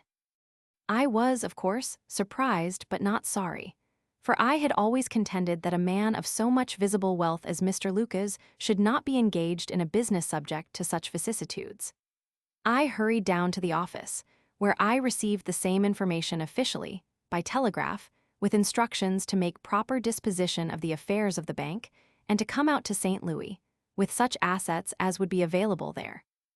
I transferred the funds belonging to all our correspondents, with lists of outstanding checks, to one or other of our bankers, and with the cash balance of the St. Louis House and their available assets started for St. Louis. I may say with confidence that no man lost a cent by either of the banking firms of Lucas, Turner & Co., of San Francisco or New York. But as usual, those who owed us were not always as just. I reached St. Louis October 17th and found the partners engaged in liquidating the balances due depositors as fast as collections could be forced. And as the panic began to subside, this process became quite rapid, and Mr. Lucas, by making a loan in Philadelphia, was enabled to close out all accounts without having made any serious sacrifices. Of course, no person ever lost a cent by him. He has recently died, leaving an estate of $8 million. During his lifetime, I had opportunities to know him well, and take much pleasure in bearing testimony to his great worth and personal kindness. On the failure of his bank, he assumed personally all the liabilities, released his partners of all responsibility, and offered to assist me to engage in business, which he supposed was due to me because I had resigned my army commission. I remained in St. Louis till the 17th of December, 1857, assisting in collecting for the bank and in controlling all matters which came from the New York and San Francisco branches. B. Our Nisbet was still in San Francisco, but had married a Miss Thornton and was coming home. There still remained in California a good deal of real estate, and notes valued at about $200,000 in the aggregate, so that, at Mr. Lucas's request, I agreed to go out again, to bring matters, if possible, nearer a final settlement. I accordingly left St. Louis, reached Lancaster, where my family was on the 10th, stayed there till after Christmas, and then went to New York, where I remained till January 5th, when I embarked on the steamer Moles Taylor, Captain McGowan for Aspinwall, caught the Golden Gate Captain Whiting at Panama, January 15, 1858, and reached San Francisco on the 28th of January. I found that Nisbet and wife had gone to St. Louis, and that we had passed each other at sea. He had carried the ledger and books to St. Louis, but left a schedule, notes, etc., in the hands of S.M. Bowman, Esquire, who passed them over to me. On the 30th of January, I published a notice of the dissolution of the partnership and called on all who were still indebted to the firm of Lucas, Turner & Co. to pay up, or the notes would be sold at auction. I also advertised that all the real property was for sale. Business had somewhat changed since 1857.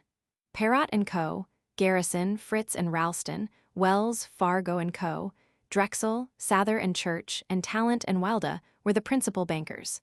Property continued almost unsaleable, and prices were less than a half of what they had been in 1853-54. William Blending, Esquire, had rented my house on Harrison Street, so I occupied a room in the bank, number 11, and boarded at the Meigs House, corner of Broadway and Montgomery, which we owned. Having reduced expenses to a minimum, I proceeded with all possible dispatch to collect outstanding debts, in some instances making sacrifices and compromises. I made some few sales, and generally aimed to put matters in such a shape that time would bring the best result. Some of our heaviest creditors were John M. Rhodes & Co. of Sacramento and Shasta, Langton & Co. of Downeyville, and E. M. Stranger of Murphy's. In trying to put these debts in course of settlement, I made some arrangement in Downeyville with the law firm of Spears and Thornton to collect, by suit, a certain note of Green and Purdy for $12,000. Early in April, I learned that Spears had collected $3,700 in money, had appropriated it to his own use, and had pledged another good note taken in part payment of $3,053. He pretended to be insane. I had to make 2 visits to Downeyville on this business, and there made the acquaintance of Mr. Stewart, now a senator from Nevada. He was married to a daughter of Governor Foote, was living in a small frame house on the bar just below the town, and his little daughter was playing about the door in the sand. Stewart was then a lawyer in Downeyville, in good practice. Afterward, by some lucky stroke, became part owner of a valuable silver mine in Nevada and is now accounted a millionaire. I managed to save something out of Spears and more out of his partner Thornton. This affair of Spears ruined him, because his insanity was manifestly feigned. I remained in San Francisco till July 3d, when, having collected and remitted every cent that I could raise, and got all the property in the best shape possible, hearing from St. Louis that business had revived and that there was no need of further sacrifice, I put all the papers, with a full letter of instructions and power of attorney, in the hands of William Blending, Esquire, and took passage on the good steamer Golden Gate, Captain Whiting, for Panama and home. I reached Lancaster on July 28, 1858, and found all the family well. I was then perfectly unhampered, but the serious and greater question remained: what was I to do to support my family, consisting of a wife and 4 children, all accustomed to more than the average comforts of life? I remained at Lancaster all of August, 1858, during which time I was discussing with Mr. Ewing and others what to do next. Major Turner and Mr. Lucas in St. Louis were willing to do anything to aid me, but I thought best to keep independent. Mr. Ewing had property at Chauncey, consisting of salt wells and coal mines, but for that part of Ohio I had no fancy. 2 of his sons, Hugh and Jr., had established themselves at Leavenworth, Kansas, where they and their father had bought a good deal of land, some near the town and some back in the country. Mr. Ewing offered to confide to me the general management of his share of interest, and Hugh and Jr. offered me an equal co-partnership in their law firm. Accordingly, about the 1st of September, I started for Kansas, stopping a couple of weeks in St. Louis, and reached Leavenworth. I found about 2 miles below the fort, on the riverbank, where in 1851 was a tangled thicket, quite a handsome and thriving city, growing rapidly in rivalry with Kansas City and St. Joseph, Missouri.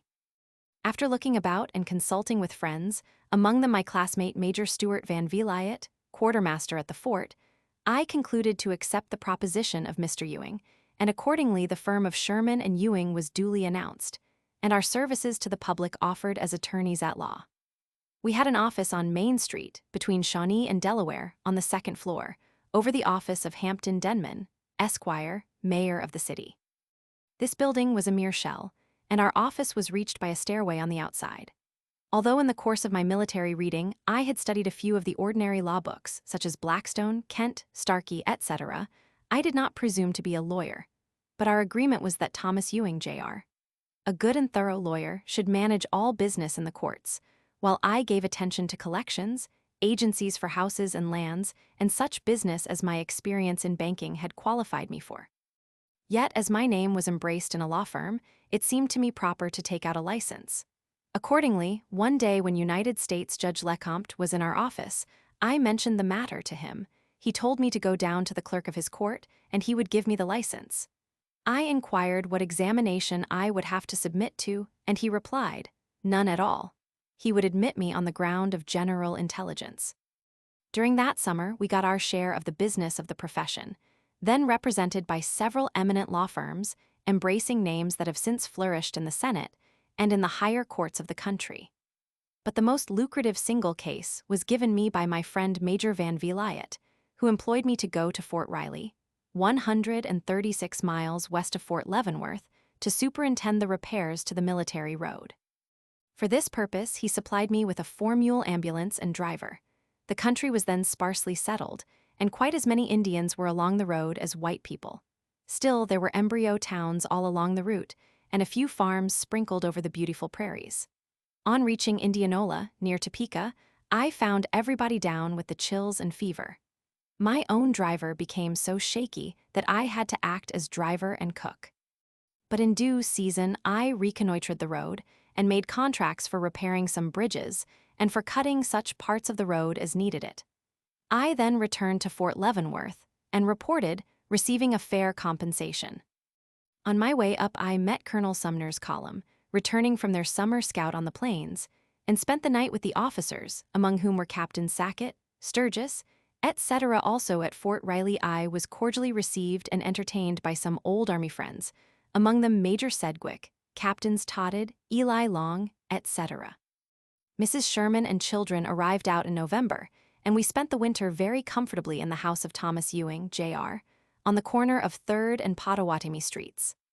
On the 1st of January, 1859, Daniel McCook, Esquire, was admitted to membership in our firm, which became Sherman, Ewing, and McCook.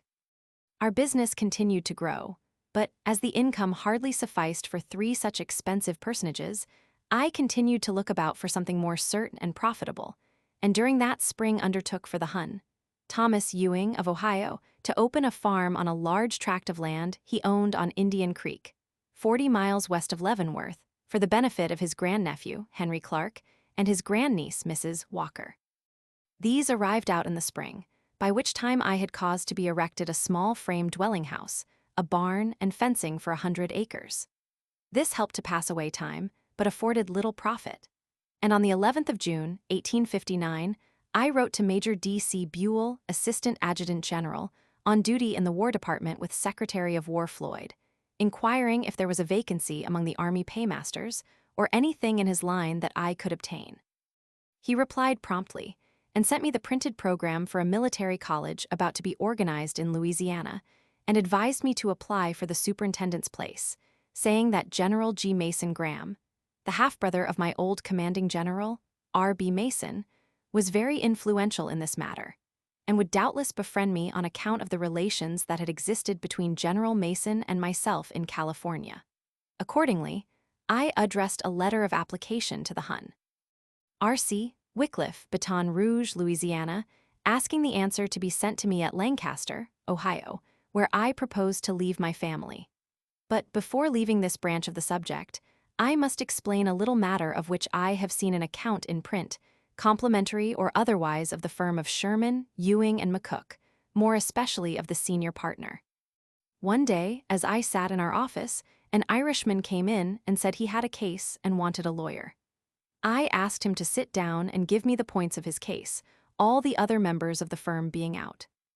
Our client stated that he had rented a lot of an Irish landlord for $5 a month, that he had erected thereon a small frame shanty, which was occupied by his family, that he had paid his rent regularly up to a recent period, but to his house he had appended a shed which extended over a part of an adjoining vacant lot belonging to the same landlord, for which he was charged $2.50 a month, which he refused to pay.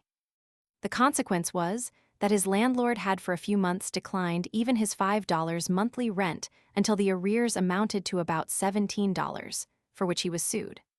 I told him we would undertake his case, of which I took notes, and a fee of $5 in advance, and in due order I placed the notes in the hands of McCook and thought no more of it. A month or so after, our client rushed into the office and said his case had been called at Judge Gardner's, I think, and he wanted his lawyer right away. I sent him up to the circuit court, Judge Pettit's, for McCook, but he soon returned, saying he could not find McCook, and accordingly I hurried with him up to Judge Gardner's office, intending to ask a continuance. But I found our antagonist there with his lawyer and witnesses, and Judge Gardner would not grant a continuance, so of necessity I had to act, hoping that at every minute McCook would come. But the trial proceeded regularly to its end. We were beaten, and judgment was entered against our client for the amount claimed and costs. As soon as the matter was explained to McCook, he said execution could not be taken for 10 days, and, as our client was poor and had nothing on which the landlord could levy but his house, McCook advised him to get his neighbors together, to pick up the house, and carry it on to another vacant lot belonging to a non-resident, so that even the house could not be taken in execution. Thus the grasping landlord, though successful in his judgment, failed in the execution, and our client was abundantly satisfied. In due time, I closed up my business at Leavenworth and went to Lancaster, Ohio, where, in July 1859, I received notice from Governor Wycliffe that I had been elected superintendent of the proposed college, and inviting me to come down to Louisiana as early as possible, because they were anxious to put the college into operation by the 1st of January following. For this honorable position, I was indebted to Major D.C. Buell and General G. Mason Graham, to whom I have made full and due acknowledgment. During the Civil War, it was reported and charged that I owed my position to the personal friendship of Generals Bragg and Beauregard, and that, in taking up arms against the South, I had been guilty of a breach of hospitality and friendship. I was not indebted to General Bragg because he himself told me that he was not even aware that I was an applicant and had favored the selection of Major Jenkins, another West Point graduate. General Beauregard had nothing whatever to do with the matter. Chapter 7. Louisiana, 1859–1861. In the autumn of 1859, having made arrangements for my family to remain in Lancaster, I proceeded, via Columbus, Cincinnati, and Louisville, to Baton Rouge, Louisiana, where I reported for duty to Governor Wycliffe, who, by virtue of his office, was the president of the Board of Supervisors of the new institution over which I was called to preside. He explained to me the act of the legislature under which the institution was founded, told me that the building was situated near Alexandria, in the parish of Rapids, and was substantially finished, that the future management would rest with a board of supervisors, mostly citizens of Rapids Parish, where also resided the governor-elect, T. O. Moore, who would soon succeed him in his office as governor and president ex officio, and advised me to go at once to Alexandria and put myself in communication with Moore and the supervisors. Accordingly, I took a boat at Baton Rouge for the mouth of Red River. The river being low and its navigation precarious, either took the regular mail coach as the more certain conveyance and continued on toward Alexandria. I found, as a fellow passenger in the coach, Judge Henry Boyce of the United States District Court, with whom I had made acquaintance years before at St. Louis, and as we neared Alexandria, he proposed that we should stop at Governor Moore's and spend the night. Moore's house and plantation were on Bayou Robert, about 8 miles from Alexandria. We found him at home, with his wife and a married daughter, and spent the night there. He sent us forward to Alexandria the next morning in his own carriage.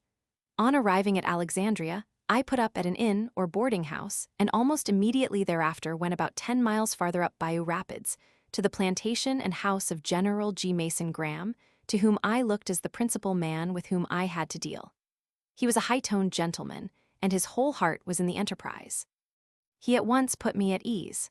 We acted together most cordially from that time forth, and it was at his house that all the details of the seminary were arranged. We first visited the college building together. It was located on an old country place of 400 acres of pineland, with numerous springs, and the building was very large and handsome.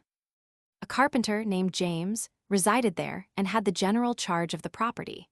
But as there was not a table, chair, blackboard, or anything on hand necessary for a beginning, I concluded to quarter myself in one of the rooms of the seminary and board with an old black woman who cooked for James, so that I might personally push forward the necessary preparations. There was an old rail fence about the place, and a large pile of boards in front.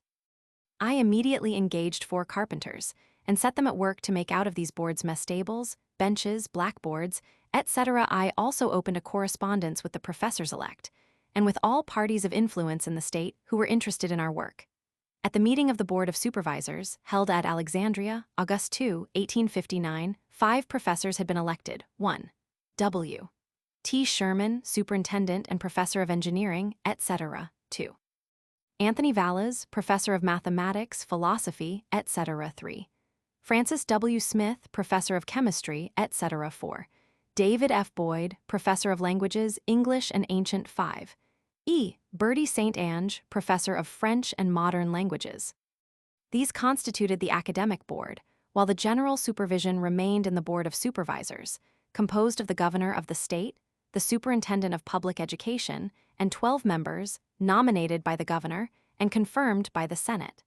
The institution was bound to educate 16 beneficiary students, free of any charge for tuition. These had only to pay for their clothing and books, while all others had to pay their entire expenses, including tuition. Early in November, Profs. Smith, Yallas, St. Ange, and I met a committee of the Board of Supervisors, composed of T.C. Manning, G. Mason Graham, and W.W. Whittington, at General Graham's house, and resolved to open the institution to pupils on the first day of January, 1860.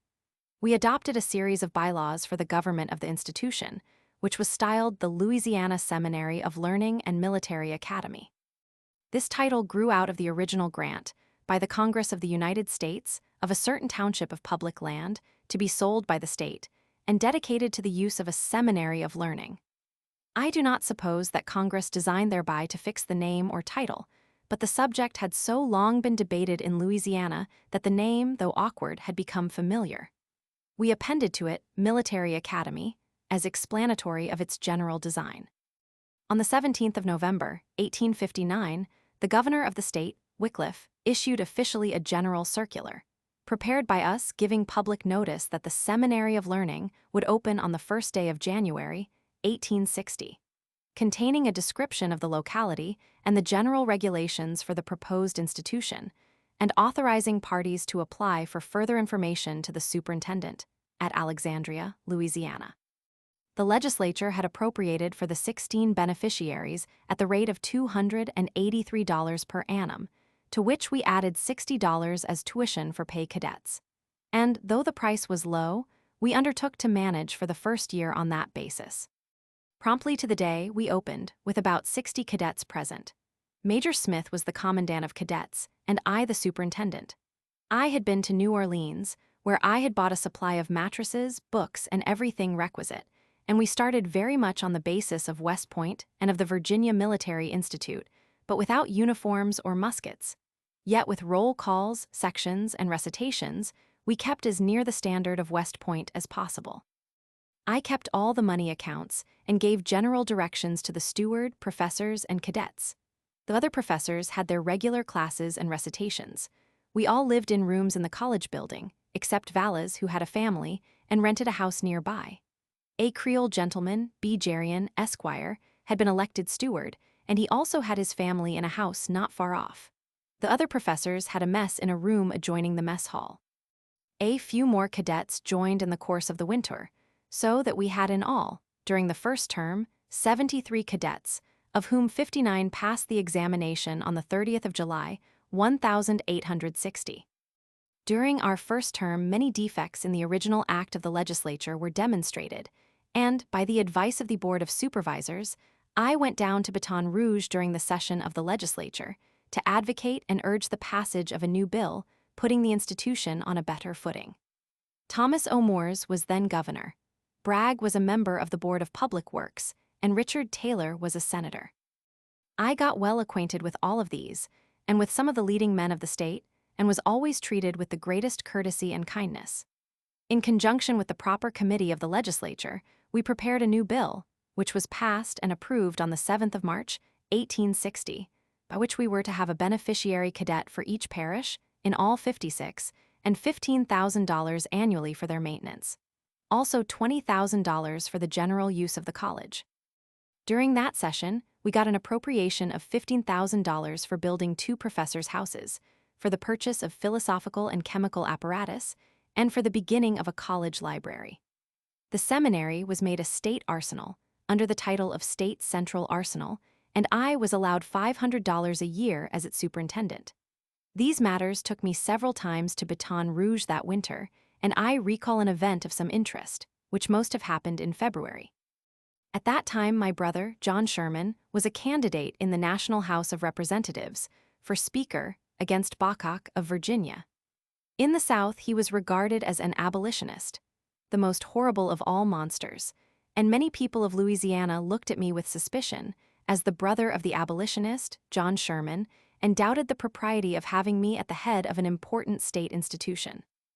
By this time, I was pretty well acquainted with many of their prominent men, was generally esteemed by all in authority, and by the people of Rapides Parish especially, who saw that I was devoted to my particular business, and that I gave no heed to the political excitement of the day. But the members of the state Senate and House did not know me so well, and it was natural that they should be suspicions of a Northern man, and the brother of him who was the abolition candidate for Speaker of the House.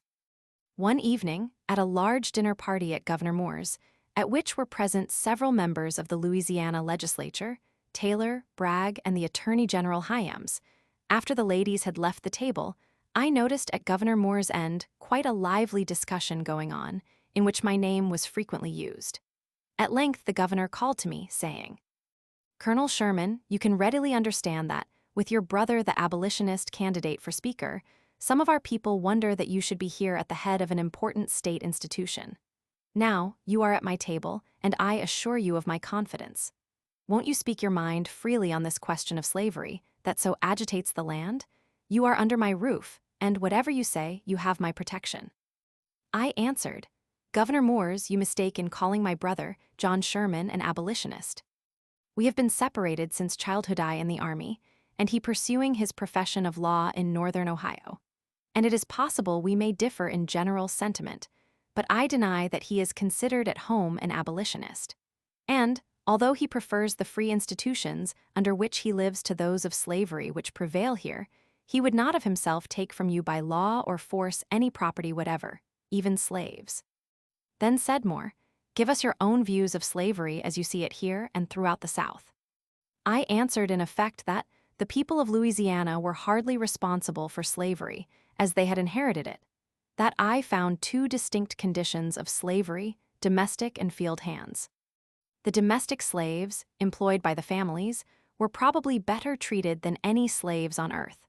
But the condition of the field hands was different, depending more on the temper and disposition of their masters and overseers than were those employed about the house. And I went on to say that, were I a citizen of Louisiana and a member of the legislature, I would deem it wise to bring the legal condition of the slaves more near the status of human beings under all Christian and civilized governments. In the first place, I argued that, in sales of slaves made by the state, I would forbid the separation of families, letting the father, mother, and children be sold together to one person, instead of each to the highest bidder. And again, I would advise the repeal of the statute, which enacted a severe penalty for even the owner to teach his slave to read and write, because that actually qualified property and took away a part of its value, illustrating the assertion by the case of Henry Sampson, who had been the slave of Colonel Chambers, of Rapides Parish, who had gone to California as the servant of an officer of the Army, and who was afterward employed by me in the bank at San Francisco. At first he could not write or read, and I could only afford to pay him $100 a month.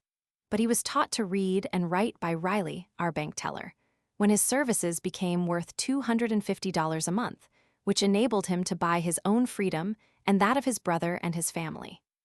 What I said was listened to by all with the most profound attention, and when I was through, someone, I think it was Mr. Hyams, struck the table with his fist, making the glasses jingle, and said, "By God, he is right." And at once he took up the debate, which went on, for an hour or more, on both sides with ability and fairness. Of course, I was glad to be thus relieved, because at the time all men in Louisiana were dreadfully excited on questions affecting their slaves, who constituted the bulk of their wealth, and without whom they honestly believed that sugar, cotton, and rice could not possibly be cultivated. On the 30th and 31st of July, 1860, we had an examination at the seminary, winding up with a ball, and as much publicity as possible to attract general notice. And immediately thereafter, we all scattered the cadets to their homes, and the professors wherever they pleased, all to meet again on the first day of the next November. Major Smith and I agreed to meet in New York on a certain day in August, to purchase books, models, etc., I went directly to my family in Lancaster, and after a few days proceeded to Washington to endeavor to procure from the general government the necessary muskets and equipments for our cadets by the beginning of the next term. I was in Washington on the 17th day of August and hunted up my friend Major Buell of the Adjutant General's Department, who was on duty with the Secretary of War, Floyd. I had with me a letter of Governor Moore's authorizing me to act in his name. Major Buell took me into Floyd's room at the War Department, to whom I explained my business, and I was agreeably surprised to meet with such easy success. Although the state of Louisiana had already drawn her full quota of arms, Floyd promptly promised to order my requisition to be filled, and I procured the necessary blanks at the Ordnance Office, filled them with 200 cadet muskets, and all equipments complete, and was assured that all these articles would be shipped to Louisiana in season for our use that fall. These assurances were faithfully carried out. I then went on to New York, there met Major Smith according to appointment, and together we selected and purchased a good supply of uniforms, clothing, and textbooks, as well as a fair number of books of history and fiction, to commence a library. When this business was completed, I returned to Lancaster and remained with my family till the time approached for me to return to Louisiana. I again left my family at Lancaster, until assured of the completion of the 2 buildings designed for the married professors for which I had contracted that spring with Mr. Mills, of Alexandria, and which were well under progress when I left in August. One of these was designed for me and the other for Valas. Mr. Ewing presented me with a horse, which I took down the river with me, and en route I ordered from Grimsley & Co. a full equipment of saddle, bridle, etc., the same that I used in the war, and which I lost with my horse, shot under me at Shiloh. Reaching Alexandria early in October, I pushed forward the construction of the 2 buildings, some fences, gates, and all other work, with the object of a more perfect start at the opening of the regular term November 1, 1860. About this time, Dr. Powhatan Clark was elected Assistant Professor of Chemistry, etc., and acted as Secretary of the Board of Supervisors, but no other changes were made in our small circle of professors. November came, and with it nearly if not quite all our first set of cadets, and others, to the number of about 130. We divided them into 2 companies, issued arms and clothing, and began a regular system of drills and instruction, as well as the regular recitations. I had moved into my new house, but prudently had not sent for my family, nominally on the ground of waiting until the season was further advanced, but really because of the storm that was lowering heavy on the political horizon. The presidential election was to occur in November, and the nominations had already been made in stormy debates by the usual conventions. Lincoln and Hamlin, to the South utterly unknown, were the nominees of the Republican Party, and for the first time both these candidates were from northern states. The Democratic Party divided one set nominating a ticket at Charleston and the other at Baltimore. Breckinridge and Lane were the nominees of the Southern or Democratic Party, and Bell and Everett, a kind of compromise, mostly in favor in Louisiana. Political excitement was at its very height, and it was constantly asserted that Mr. Lincoln's election would imperil the Union. I purposely kept aloof from politics, would take no part, and remember that on the day of the election in November I was notified that it would be advisable for me to vote for Bell and Everett, but I openly said I would not, and I did not. The election of Mr. Lincoln fell upon us all like a clap of thunder. People saw and felt that the South had threatened so long that, if she quietly submitted, the question of slavery in the territories was at an end forever. I mingled freely with the members of the Board of Supervisors, and with the people of Rapides Parish generally, keeping aloof from all cliques and parties, and I certainly hoped that the threatened storm would blow over, as had so often occurred before, after similar threats. At our seminary, the order of exercises went along with the regularity of the seasons. Once a week, I had the older cadets to practice reading, reciting, and elocution, and noticed that their selections were from Calhoun, Yancey, and other Southern speakers, all treating of the defense of their slaves and their home institutions as the very highest duty of the patriot. Among boys this was to be expected, and among the members of our board, though most of them declaimed against politicians generally, and especially abolitionists, as pests, yet there was a growing feeling that danger was in the wind. I recall the visit of a young gentleman who had been sent from Jackson by the governor of Mississippi to confer with Governor Moore, then on his plantation at Bayou Robert, and who had come over to see our college. He spoke to me openly of secession as a fixed fact, and that its details were only left open for discussion. I also recall the visit of some man who was said to be a high officer in the Order of Knights of the Golden Circle, of the existence of which order I was even ignorant, until explained to me by Major Smith and Dr. Clark. But in November 1860, no man ever approached me offensively to ascertain my views or my proposed course of action in case of secession, and no man in or out of authority ever tried to induce me to take part in steps designed to lead toward disunion. I think my general opinions were well known and understood, viz. That secession was treason, was war, and that in no event would the North and West permit the Mississippi River to pass out of their control. But some men at the South actually supposed at the time that the Northwestern states, in case of a disruption of the general government, would be drawn in self-interest to an alliance with the South. What I now write I do not offer as anything like a history of the important events of that time, but rather as my memory of them, the effect they had on me personally, and to what extent they influenced my personal conduct. South Carolina seceded December 20, 1860, and Mississippi soon after. Emissaries came to Louisiana to influence the governor, legislature, and people, and it was the common assertion that, if all the cotton states would follow the lead of South Carolina, it would diminish the chances of civil war, because a bold and determined front would deter the general government from any measures of coercion. About this time also, viz. Early in December, we received Mr. Buchanan's annual message to Congress, in which he publicly announced that the general government had no constitutional power to coerce a state. I confess this staggered me, and I feared that the prophecies and assertions of Allison and other European commentators on our form of government were right, and that our Constitution was a mere rope of sand that would break with the first pressure. The legislature of Louisiana met on the 10th of December and passed an act calling a convention of delegates from the people to meet at Baton Rouge on the 8th of January to take into consideration the state of the Union.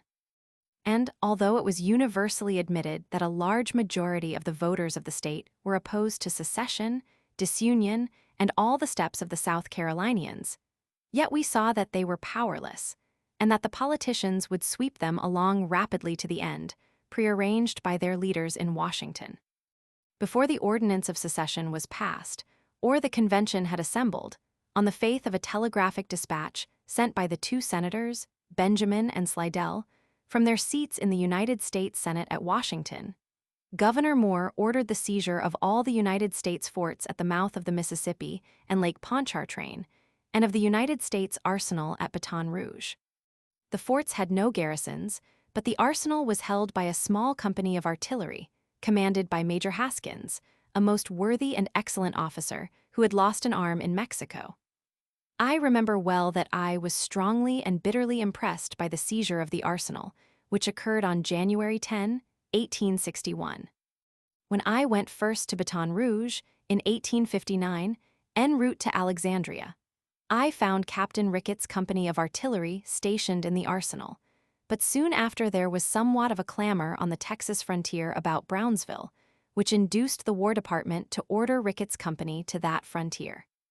I remember that Governor Moore remonstrated with the Secretary of War because so much dangerous property, composed of muskets, powder, etc., had been left by the United States unguarded, in a parish where the slave population was as 5 or 6 to 1 of whites, and it was on his official demand that the United States government ordered Haskins' company to replace Ricketts.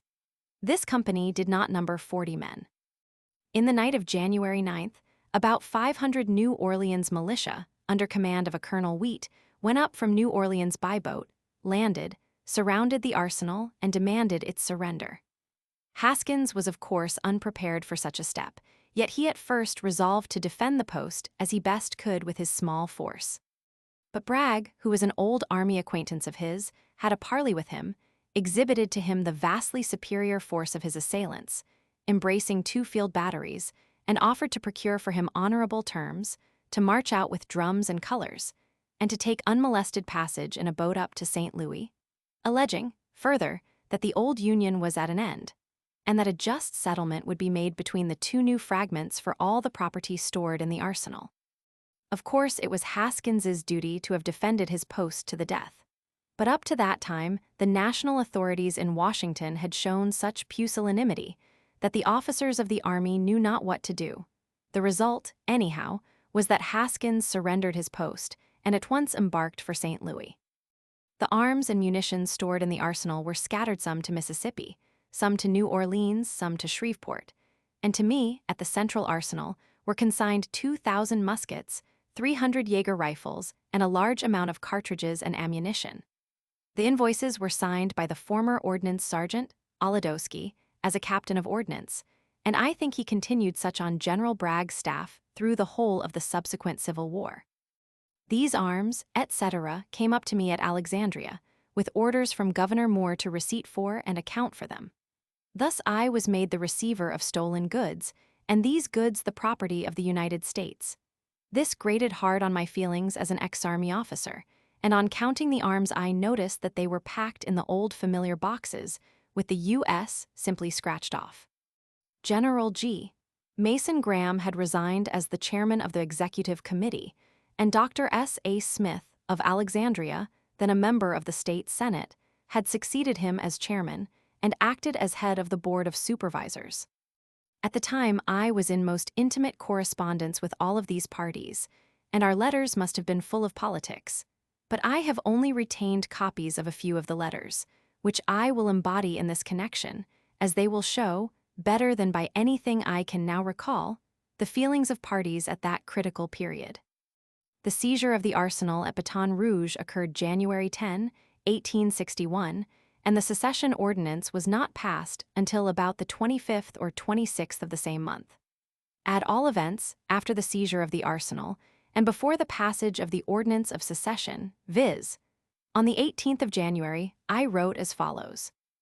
Louisiana State Seminary of Learning and Military Academy, January 18, 1861.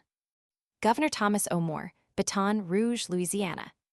Sir, as I occupy a quasi-military position under the laws of the state, I deem it proper to acquaint you that I accepted such position when Louisiana was a state in the Union, and when the motto of this seminary was inserted in marble over the main door. By the liberality of the general government of the United States, the Union Esto Perpetua. Recent events foreshadow a great change, and it becomes all men to choose. If Louisiana withdraw from the federal union, I prefer to maintain my allegiance to the Constitution as long as a fragment of it survives, and my longer stay here would be wrong in every sense of the word. In that event, I beg you will send or appoint some authorized agent to take charge of the arms and munitions of war belonging to the state, or advise me what disposition to make of them. And furthermore, as president of the Board of Supervisors, I beg you to take immediate steps to relieve me as superintendent, the moment the state determines to secede. For on no earthly account will I do any act or think any thought hostile to or in defiance of the old government of the United States. With great respect, your obedient servant, W. T. Sherman, Superintendent. January 18, 1861. To Governor Moore. My dear sir, I take it for granted that you have been expecting for some days the accompanying paper from me, the above official letter. I have repeatedly and again made known to General Graham and Dr. Smith that, in the event of a severance of the relations hitherto existing between the confederated states of this Union, I would be forced to choose the old Union. It is barely possible all the states may secede, south and north, that new combinations may result. But this process will be one of time and uncertainty, and I cannot with my opinions await the subsequent development. I have never been a politician, and therefore undervalue the excited feelings and opinions of present rulers. But I do think, if this people cannot execute a form of government like the present, that a worse one will result. I will keep the cadets as quiet as possible. They are nervous, but I think the interest of the state requires them here, guarding this property, and acquiring a knowledge which will be useful to your state in after times. When I leave, which I now regard as cert, the present professors can manage well enough to afford you leisure time to find a suitable successor to me. You might order Major Smith to receipt for the arms and to exercise military command, while the academic exercises could go on under the board. In time, some gentleman will turn up, better qualified than I am, to carry on the seminary to its ultimate point of success. I entertain the kindest feelings toward all, and would leave the state with much regret. Only in great events we must choose, one way or the other. Truly your friend, W. T. Sherman. January 19, 1881, Saturday. Dr. S. A. Smith, President Board of Supervisors, Baton Rouge, Louisiana. Dear Sir, I have just finished my quarterly reports to the parents of all the cadets here, or who have been here. All my books of account are written up to date. All bills for the houses, fences, etc., are settled, and nothing now remains but the daily tontine of recitations and drills. I have written officially and unofficially to Governor Moore, that with my opinions of the claimed right of accession, of the seizure of public forts, arsenals, etc., and the ignominious capture of a United States garrison, stationed in your midst, as a guard to the arsenal, and for the protection of your own people, it would be highly improper for me longer to remain. No great inconvenience can result to the seminary. I will be the chief loser. I came down 2 months before my pay commenced. I made sacrifices in Kansas to enable me thus to obey the call of Governor Wycliffe, and you know that last winter I declined a most advantageous offer of employment abroad. And thus far I have received nothing as superintendent of the arsenal, though I went to Washington and New York, at my own expense, on the faith of the $500 salary promised. These are all small matters in comparison with those involved in the present state of the country, which will cause sacrifices by millions, instead of by hundreds. The more I think of it, the more I think I should be away, the sooner the better. And therefore I hope you will join with Governor Moores in authorizing me to turn over to Major Smith the military command here, and to the academic board the control of the daily exercises and recitations. There will be no necessity of your coming up. You can let Major Smith receive the few hundreds of cash I have on hand, and I can meet you on a day certain in New Orleans, when we can settle the bank account. Before I leave, I can pay the steward Jerian his account for the month, and there would be no necessity for other payments till about the close of March, by which time the board can meet and elect a treasurer and superintendent also. At present I have no class, and there will be none ready till about the month of May, when there will be a class in surveying. Even if you do not elect a superintendent in the meantime, Major Smith could easily teach this class, as he is very familiar with the subject matter. Indeed, I think you will do well to leave the subject of a new superintendent until one perfectly satisfactory turns up. There is only one favor I would ask. The seminary has plenty of money in bank. The legislature will surely appropriate for my salary as superintendent of this arsenal. Would you not let me make my drafts on the state treasury, send them to you, let the treasurer note them for payment when the appropriation is made, and then pay them out of the seminary fund? The drafts will be paid in March, and the seminary will lose nothing. This would be just to me, for I actually spent $200 and more in going to Washington and New York, thereby securing from the United States, in advance, $3,000 worth of the very best arms, and clothing and books, at a clear profit to the seminary of over $800. I may be some time in finding new employment, and will stand in need of this money, $500. Otherwise I would abandon it. I will not ask you to put the Board of Supervisors to the trouble of meeting, unless you can get a quorum at Baton Rouge. With great respect, your friend, W. T. Sherman. By course of mail, I received the following answer from Governor Moore, the original of which I still possess. It is all in General Bragg's handwriting, with which I am familiar. Executive Office, Baton Rouge, Louisiana, January 23, 1861. My dear sir, it is with the deepest regret I acknowledge receipt of your communication of the 18th inst. In the pressure of official business, I can now only request you to transfer to Prof. Smith the arms, munitions, and funds in your hands, whenever you conclude to withdraw from the position you have filled with so much distinction. You cannot regret more than I do the necessity which deprives us of your services, and you will bear with you the respect, confidence, and admiration of all who have been associated with you. Very truly, your friend, Thomas O. Moore.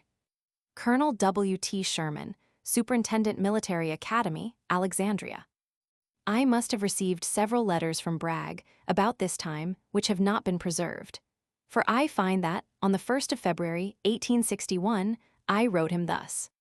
Seminary of Learning, Alexandria, Louisiana, February 1, 1881. Colonel Braxton Bragg, Baton Rouge, Louisiana. Dear Sir, yours of January 23d and 27th are received. I thank you most kindly, and Governor Moore's through you, for the kind manner in which you have met my wishes. Now that I cannot be compromised by political events, I will so shape my course as best to serve the institution, which has a strong hold on my affections and respect. The Board of Supervisors will be called for the 9th instant, and I will cooperate with them in their measures to place matters here on a safe and secure basis. I expect to be here 2 weeks and will make you full returns of money and property belonging to the State Central Arsenal. All the arms and ammunition are safely stored here. Then I will write you more at length. With sincere respect, your friend, W. T. Sherman. Major Smith's receipt to me, for the arms and property belonging both to the seminary and to the arsenal, is dated February 19, 1861. I subjoin also in this connection copies of 1 or 2 papers that may prove of interest. Baton Rouge, January 28, 1881. To Major Sherman, Superintendent, Alexandria. My dear Sir, your letter was duly received, and would have been answered ere this time could I have arranged sooner the matter of the $500. I shall go from here to New Orleans today or tomorrow, and will remain there till Saturday after next, perhaps. I shall expect to meet you there, as indicated in your note to me. I need not tell you that it is with no ordinary regret that I view your determination to leave us, for really I believe that the success of our institution, now almost assured, is jeopardized thereby. I am sore that we will never have a superintendent with whom I shall have more pleasant relations than those which have existed between yourself and me. I fully appreciate the motives which have induced you to give up a position presenting so many advantages to yourself, and sincerely hope that you may, in any future enterprise, enjoy the success which your character and ability merit and deserve. Should you come down on the rapid steamer, please look after my wife, who will, I hope, accompany you on said boat or some other good one. Colonel Bragg informs me that the necessary orders have been given for the transfer and receipt by Major Smith of the public property. I herewith transmit a request to the Secretary to convene the Board of Supervisors, that they may act as seems best to them in the premises. In the meantime, Major Smith will command by seniority the cadets, and the Academic Board will be able to conduct the scientific exercises of the institution until the Board of Supervisors can have time to act. Hoping to meet you soon at the St. Charles, I am. Most truly, your friend and servant, S. A. Smith. P.S. Governor Moores desires me to express his profound regret that the state is about to lose one who we all fondly hoped had cast his destinies for weal or for woe among us, and that he is sensible that we lose thereby an officer whom it will be difficult, if not impossible, to replace. S.A.S. Baton Rouge, February 11, 1881. To Major Sherman, Alexandria. Dear Sir, I have been in New Orleans for 10 days, and on returning here find 2 letters from you, also your prompt answer to the resolution of the House of Representatives, for which I am much obliged. The resolution passed the last day before adjournment. I was purposing to respond when your welcome reports came to hand. I have arranged to pay you your $500. I will say nothing of general politics, except to give my opinion that there is not to be any war. In that event, would it not be possible for you to become a citizen of our state? Everyone deplores your determination to leave us. At the same time, your friends feel that you are abandoning a position that might become an object of desire to anyone. I will try to meet you in New Orleans at any time you may indicate, but it would be best for you to stop here, when, if possible, I will accompany you. Should you do so, you will find me just above the State House and facing it. Bring with you a few copies of the rules of the seminary. Yours truly, S.A. Smith, Colonel W.T. Sherman. Sir, I am instructed by the Board of Supervisors of this institution to present a copy of the resolutions adopted by them at their last meeting. Resolved, that the thanks of the Board of Supervisors are due, and are hereby tendered, to Colonel William T. Sherman for the able and efficient manner in which he has conducted the affairs of the seminary. During the time, the institution has been under his control a period, attended with unusual difficulties, requiring on the part of the superintendent to successfully overcome them a high order of administrative talent. And the board further bear willing testimony to the valuable services that Colonel Sherman has rendered them in their efforts to establish an institution of learning in accordance with the beneficent design of the state and federal governments, evincing at all times a readiness to adapt himself to the ever-varying requirements of an institution of learning in its infancy, struggling to attain a position of honor and usefulness.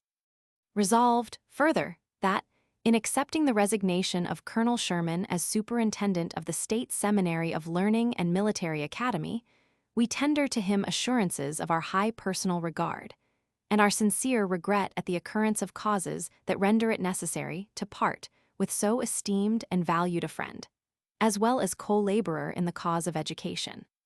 Powhatan Clark, Secretary of the Board. A copy of the resolution of the Academic Board, passed at their session of April 11,861. Resolved, that in the resignation of the late Superintendent, Colonel W.T. Sherman, the Academic Board deem it not improper to express their deep conviction of the loss the institution has sustained in being thus deprived of an able head. They cannot fail to appreciate the manliness of character which has always marked the actions of Colonel Sherman. While he is personally endeared to many of them as a friend, they consider it their high pleasure to tender to him, in this resolution, their regret on his separation, and their sincere wish for his future welfare. I have given the above at some length, because, during the Civil War, it was in Southern circles asserted that I was guilty of a breach of hospitality in taking up arms against the South. They were manifestly the aggressors, and we could only defend our own by assailing them. Yet, without any knowledge of what the future had in store for me, I took unusual precautions that the institution should not be damaged by my withdrawal. About the 20th of February, having turned over all property, records, and money on hand to Major Smith, and taking with me the necessary documents to make the final settlement with Dr. S.A. Smith at the bank in New Orleans, where the funds of the institution were deposited to my credit, I took passage from Alexandria for that city and arrived there, I think, on the 23d. Dr. Smith met me, and we went to the bank, where I turned over to him the balance, got him to audit all my accounts, certify that they were correct and just, and that there remained not 1 cent of balance in my hands. I charged in my account current for my salary up to the end of February, at the rate of $4,000 a year, and for the $500 due me as superintendent of the Central Arsenal, all of which was due and had been fairly earned. And then I stood free and discharged of any and every obligation, honorary or business, that was due by me to the state of Louisiana, or to any corporation or individual in that state. This business occupied 2 or 3 days, during which I stayed at the St. Louis Hotel. I usually sat at table with Colonel and Mrs. Bragg and an officer who wore the uniform of the state of Louisiana and was addressed as captain. Bragg wore a colonel's uniform and explained to me that he was a colonel in the state service, a colonel of artillery, and that some companies of his regiment garrisoned Forts Jackson and St. Philip and the arsenal at Baton Rouge. Beauregard at the time had 2 sons at the Seminary of Learning.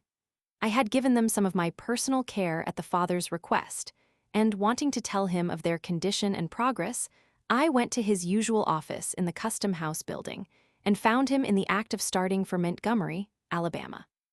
Bragg said afterward that Beauregard had been sent for by Jefferson Davis, and that it was rumored that he had been made a brigadier general, of which fact he seemed jealous, because in the old army Bragg was the senior. Davis and Stevens had been inaugurated President and Vice President of the Confederate States of America, February 18, 1,860 at Montgomery, and those states only embraced the 7 cotton states. I recall a conversation at the tea table one evening at the St. Louis Hotel. When Bragg was speaking of Beauregard's promotion, Mrs. Bragg, turning to me, said, "You know that my husband is not a favorite with the new president." My mind was resting on Mr. Lincoln as the new president, and I said I did not know that Bragg had ever met Mr. Lincoln, when Mrs. Bragg said, quite pointedly, "I didn't mean your president, but our president."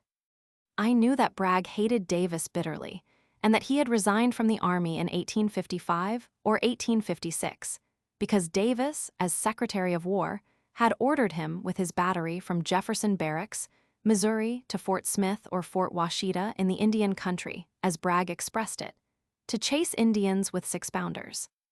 I visited the quartermaster, Colonel A.C. Myers, who had resigned from the Army January 28, 1861, and had accepted service under the new regime. His office was in the same old room in the Lafayette Square building, which he had in 1853 when I was there a commissary, with the same pictures on the wall and the letters U.S. on everything, including his desk, papers, etc. I asked him if he did not feel funny. No, not at all. The thing was inevitable. Secession was a complete success. There would be no war, but the 2 governments would settle all matters of business in a friendly spirit, and each would go on in its allotted sphere, without further confusion. About this date, February 16th, General Twiggs, Myers's father-in-law, had surrendered his entire command in the Department of Texas to some state troops, with all the government property, thus consummating the first serious step in the drama of the conspiracy, which was to form a confederacy of the Cotton States, before working upon the other slave or border states, and before the 4th of March, the day for the inauguration of President Lincoln. I walked the streets of New Orleans and found business going along as usual. Ships were strung for miles along the lower levee, and steamboats above, all discharging or receiving cargo. The pelican flag of Louisiana was flying over the Custom House, Mint, City Hall, and everywhere. At the levee, ships carried every flag on earth except that of the United States, and I was told that during a procession on the 22nd of February, celebrating their emancipation from the despotism of the United States government, only one national flag was shown from a house, and that the houses of Cuthbert Bullitt on Lafayette Square. He was commanded to take it down, but he refused and defended it with his pistol. The only officer of the Army that I can recall, as being there at the time, who was faithful was Colonel C. L. Kilburn of the Commissary Department, and he was preparing to escape north. Everybody regarded the change of government as final, that Louisiana, by a mere declaration, was a free and independent state, and could enter into any new alliance or combination she chose. Men were being enlisted and armed to defend the state, and there was not the least evidence that the national administration designed to make any effort, by force, to vindicate the national authority.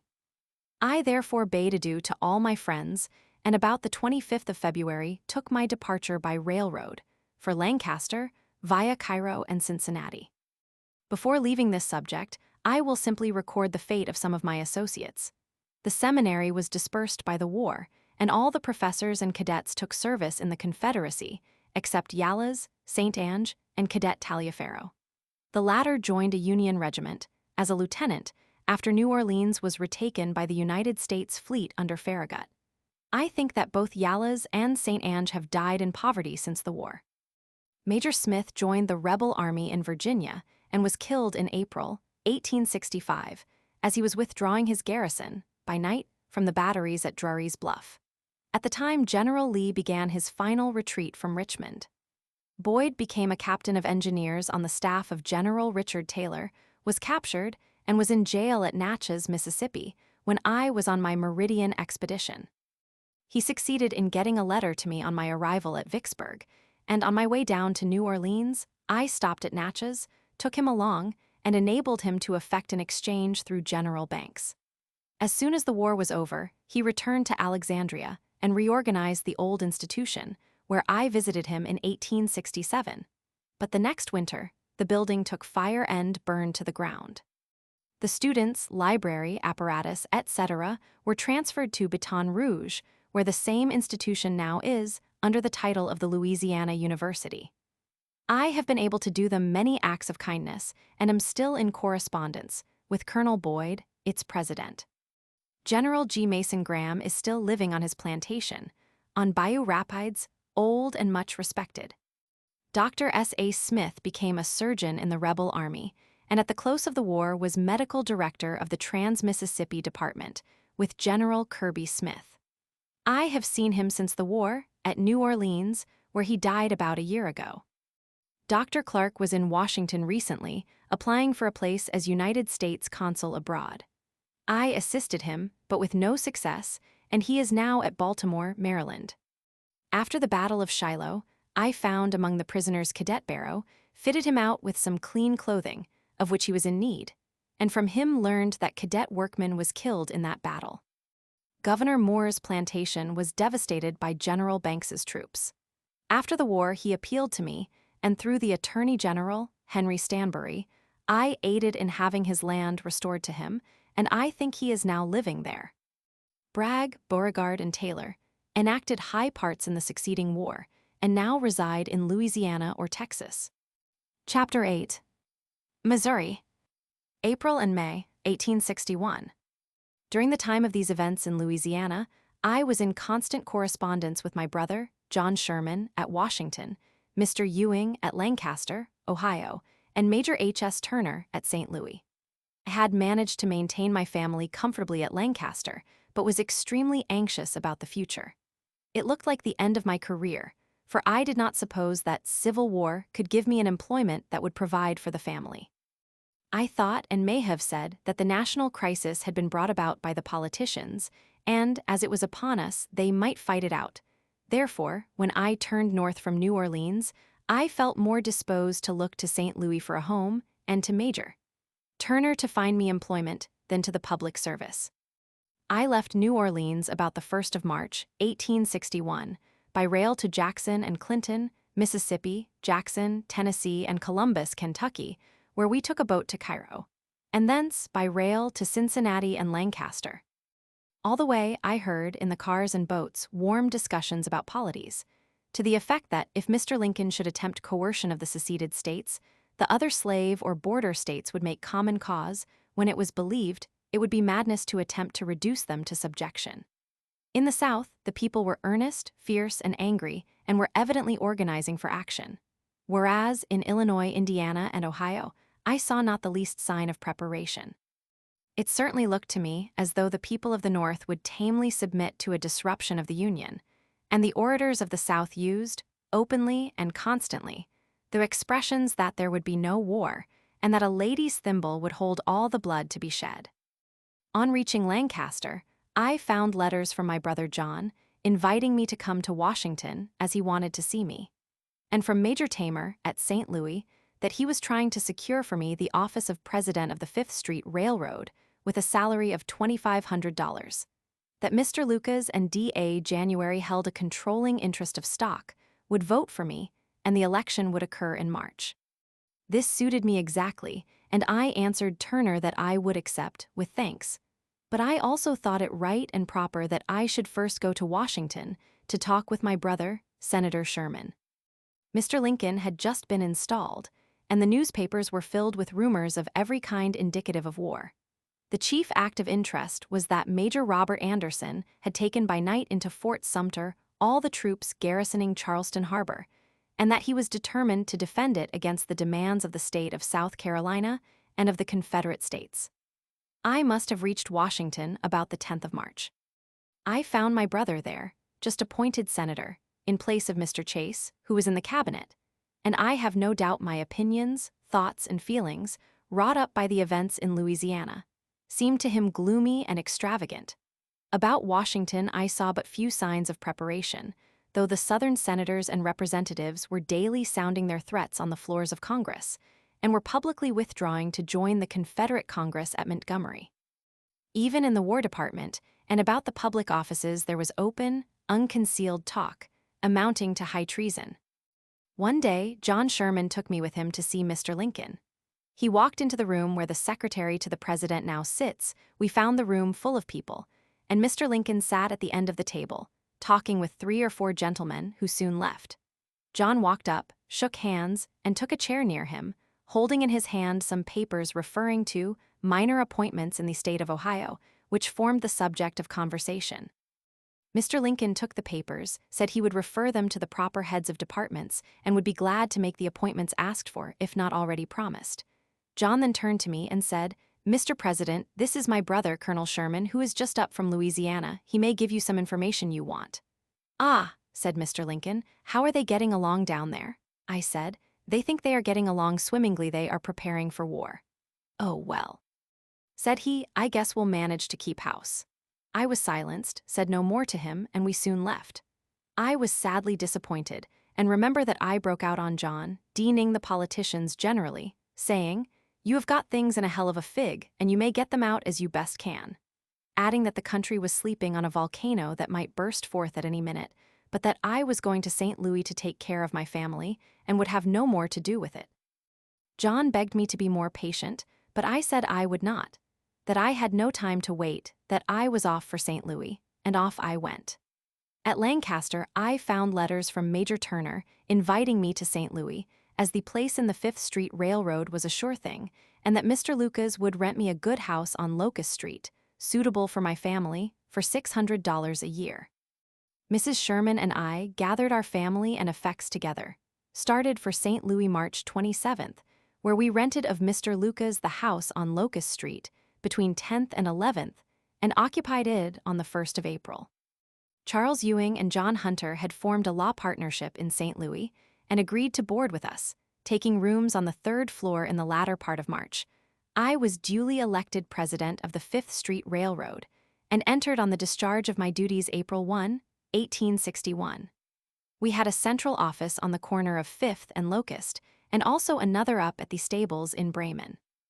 The road was well stocked and in full operation, and all I had to do was to watch the economical administration of existing affairs, which I endeavored to do with fidelity and zeal. But the whole air was full of wars and rumors of wars. The struggle was going on politically for the border states. Even in Missouri, which was a slave state, it was manifest that the governor of the state, Claiborne Jackson, and all the leading politicians were for the South in case of a war. The house on the northwest corner of 5th and Pine was the rebel headquarters, where the rebel flag was hung publicly, and the crowds about the planter's house were all more or less rebel. There was also a camp in Lindell's Grove, at the end of Olive Street, under command of General D.M. Frost, a Northern man, a graduate of West Point, in open sympathy with the Southern leaders. This camp was nominally a state camp of instruction, but beyond doubt was in the interest of the Southern cause, designed to be used against the national authority in the event of the general government's attempting to coerce the Southern Confederacy. General William S. Harvey was in command of the Department of Missouri and resided in his own house on 4th Street, below Market, and there were 5 or 6 companies of United States troops in the arsenal, commanded by Captain N. Lyon. Throughout the city, there had been organized, almost exclusively out of the German part of the population, 4 or 5 regiments of Home Guards, with which movement Frank Blair, B. Gratz Brown, John M. Schofield, Clinton B. Fisk, and others were most active on the part of the national authorities. Frank Blair's brother Montgomery was in the cabinet of Mr. Lincoln at Washington, and to him seemed committed the general management of affairs in Missouri.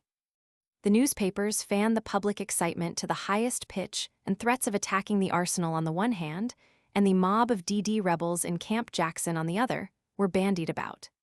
I tried my best to keep out of the current and only talked freely with a few men, among them Colonel John O'Fallon, a wealthy gentleman who resided above St. Louis.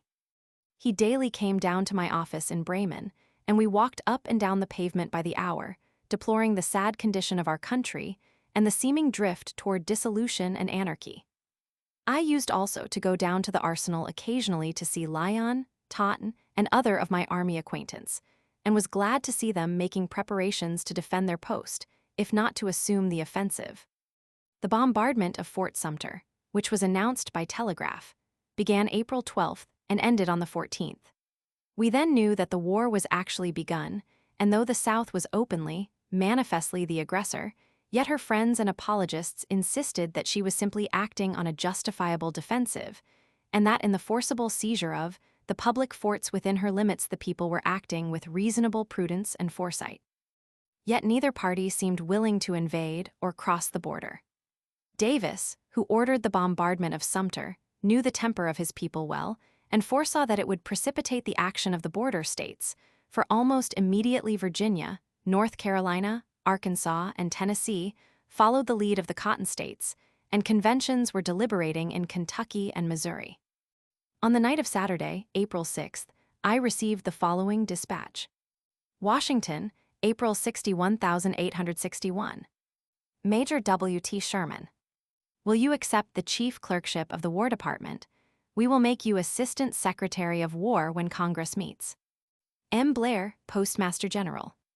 To which I replied by telegraph Monday morning, I cannot accept, and by mail as follows.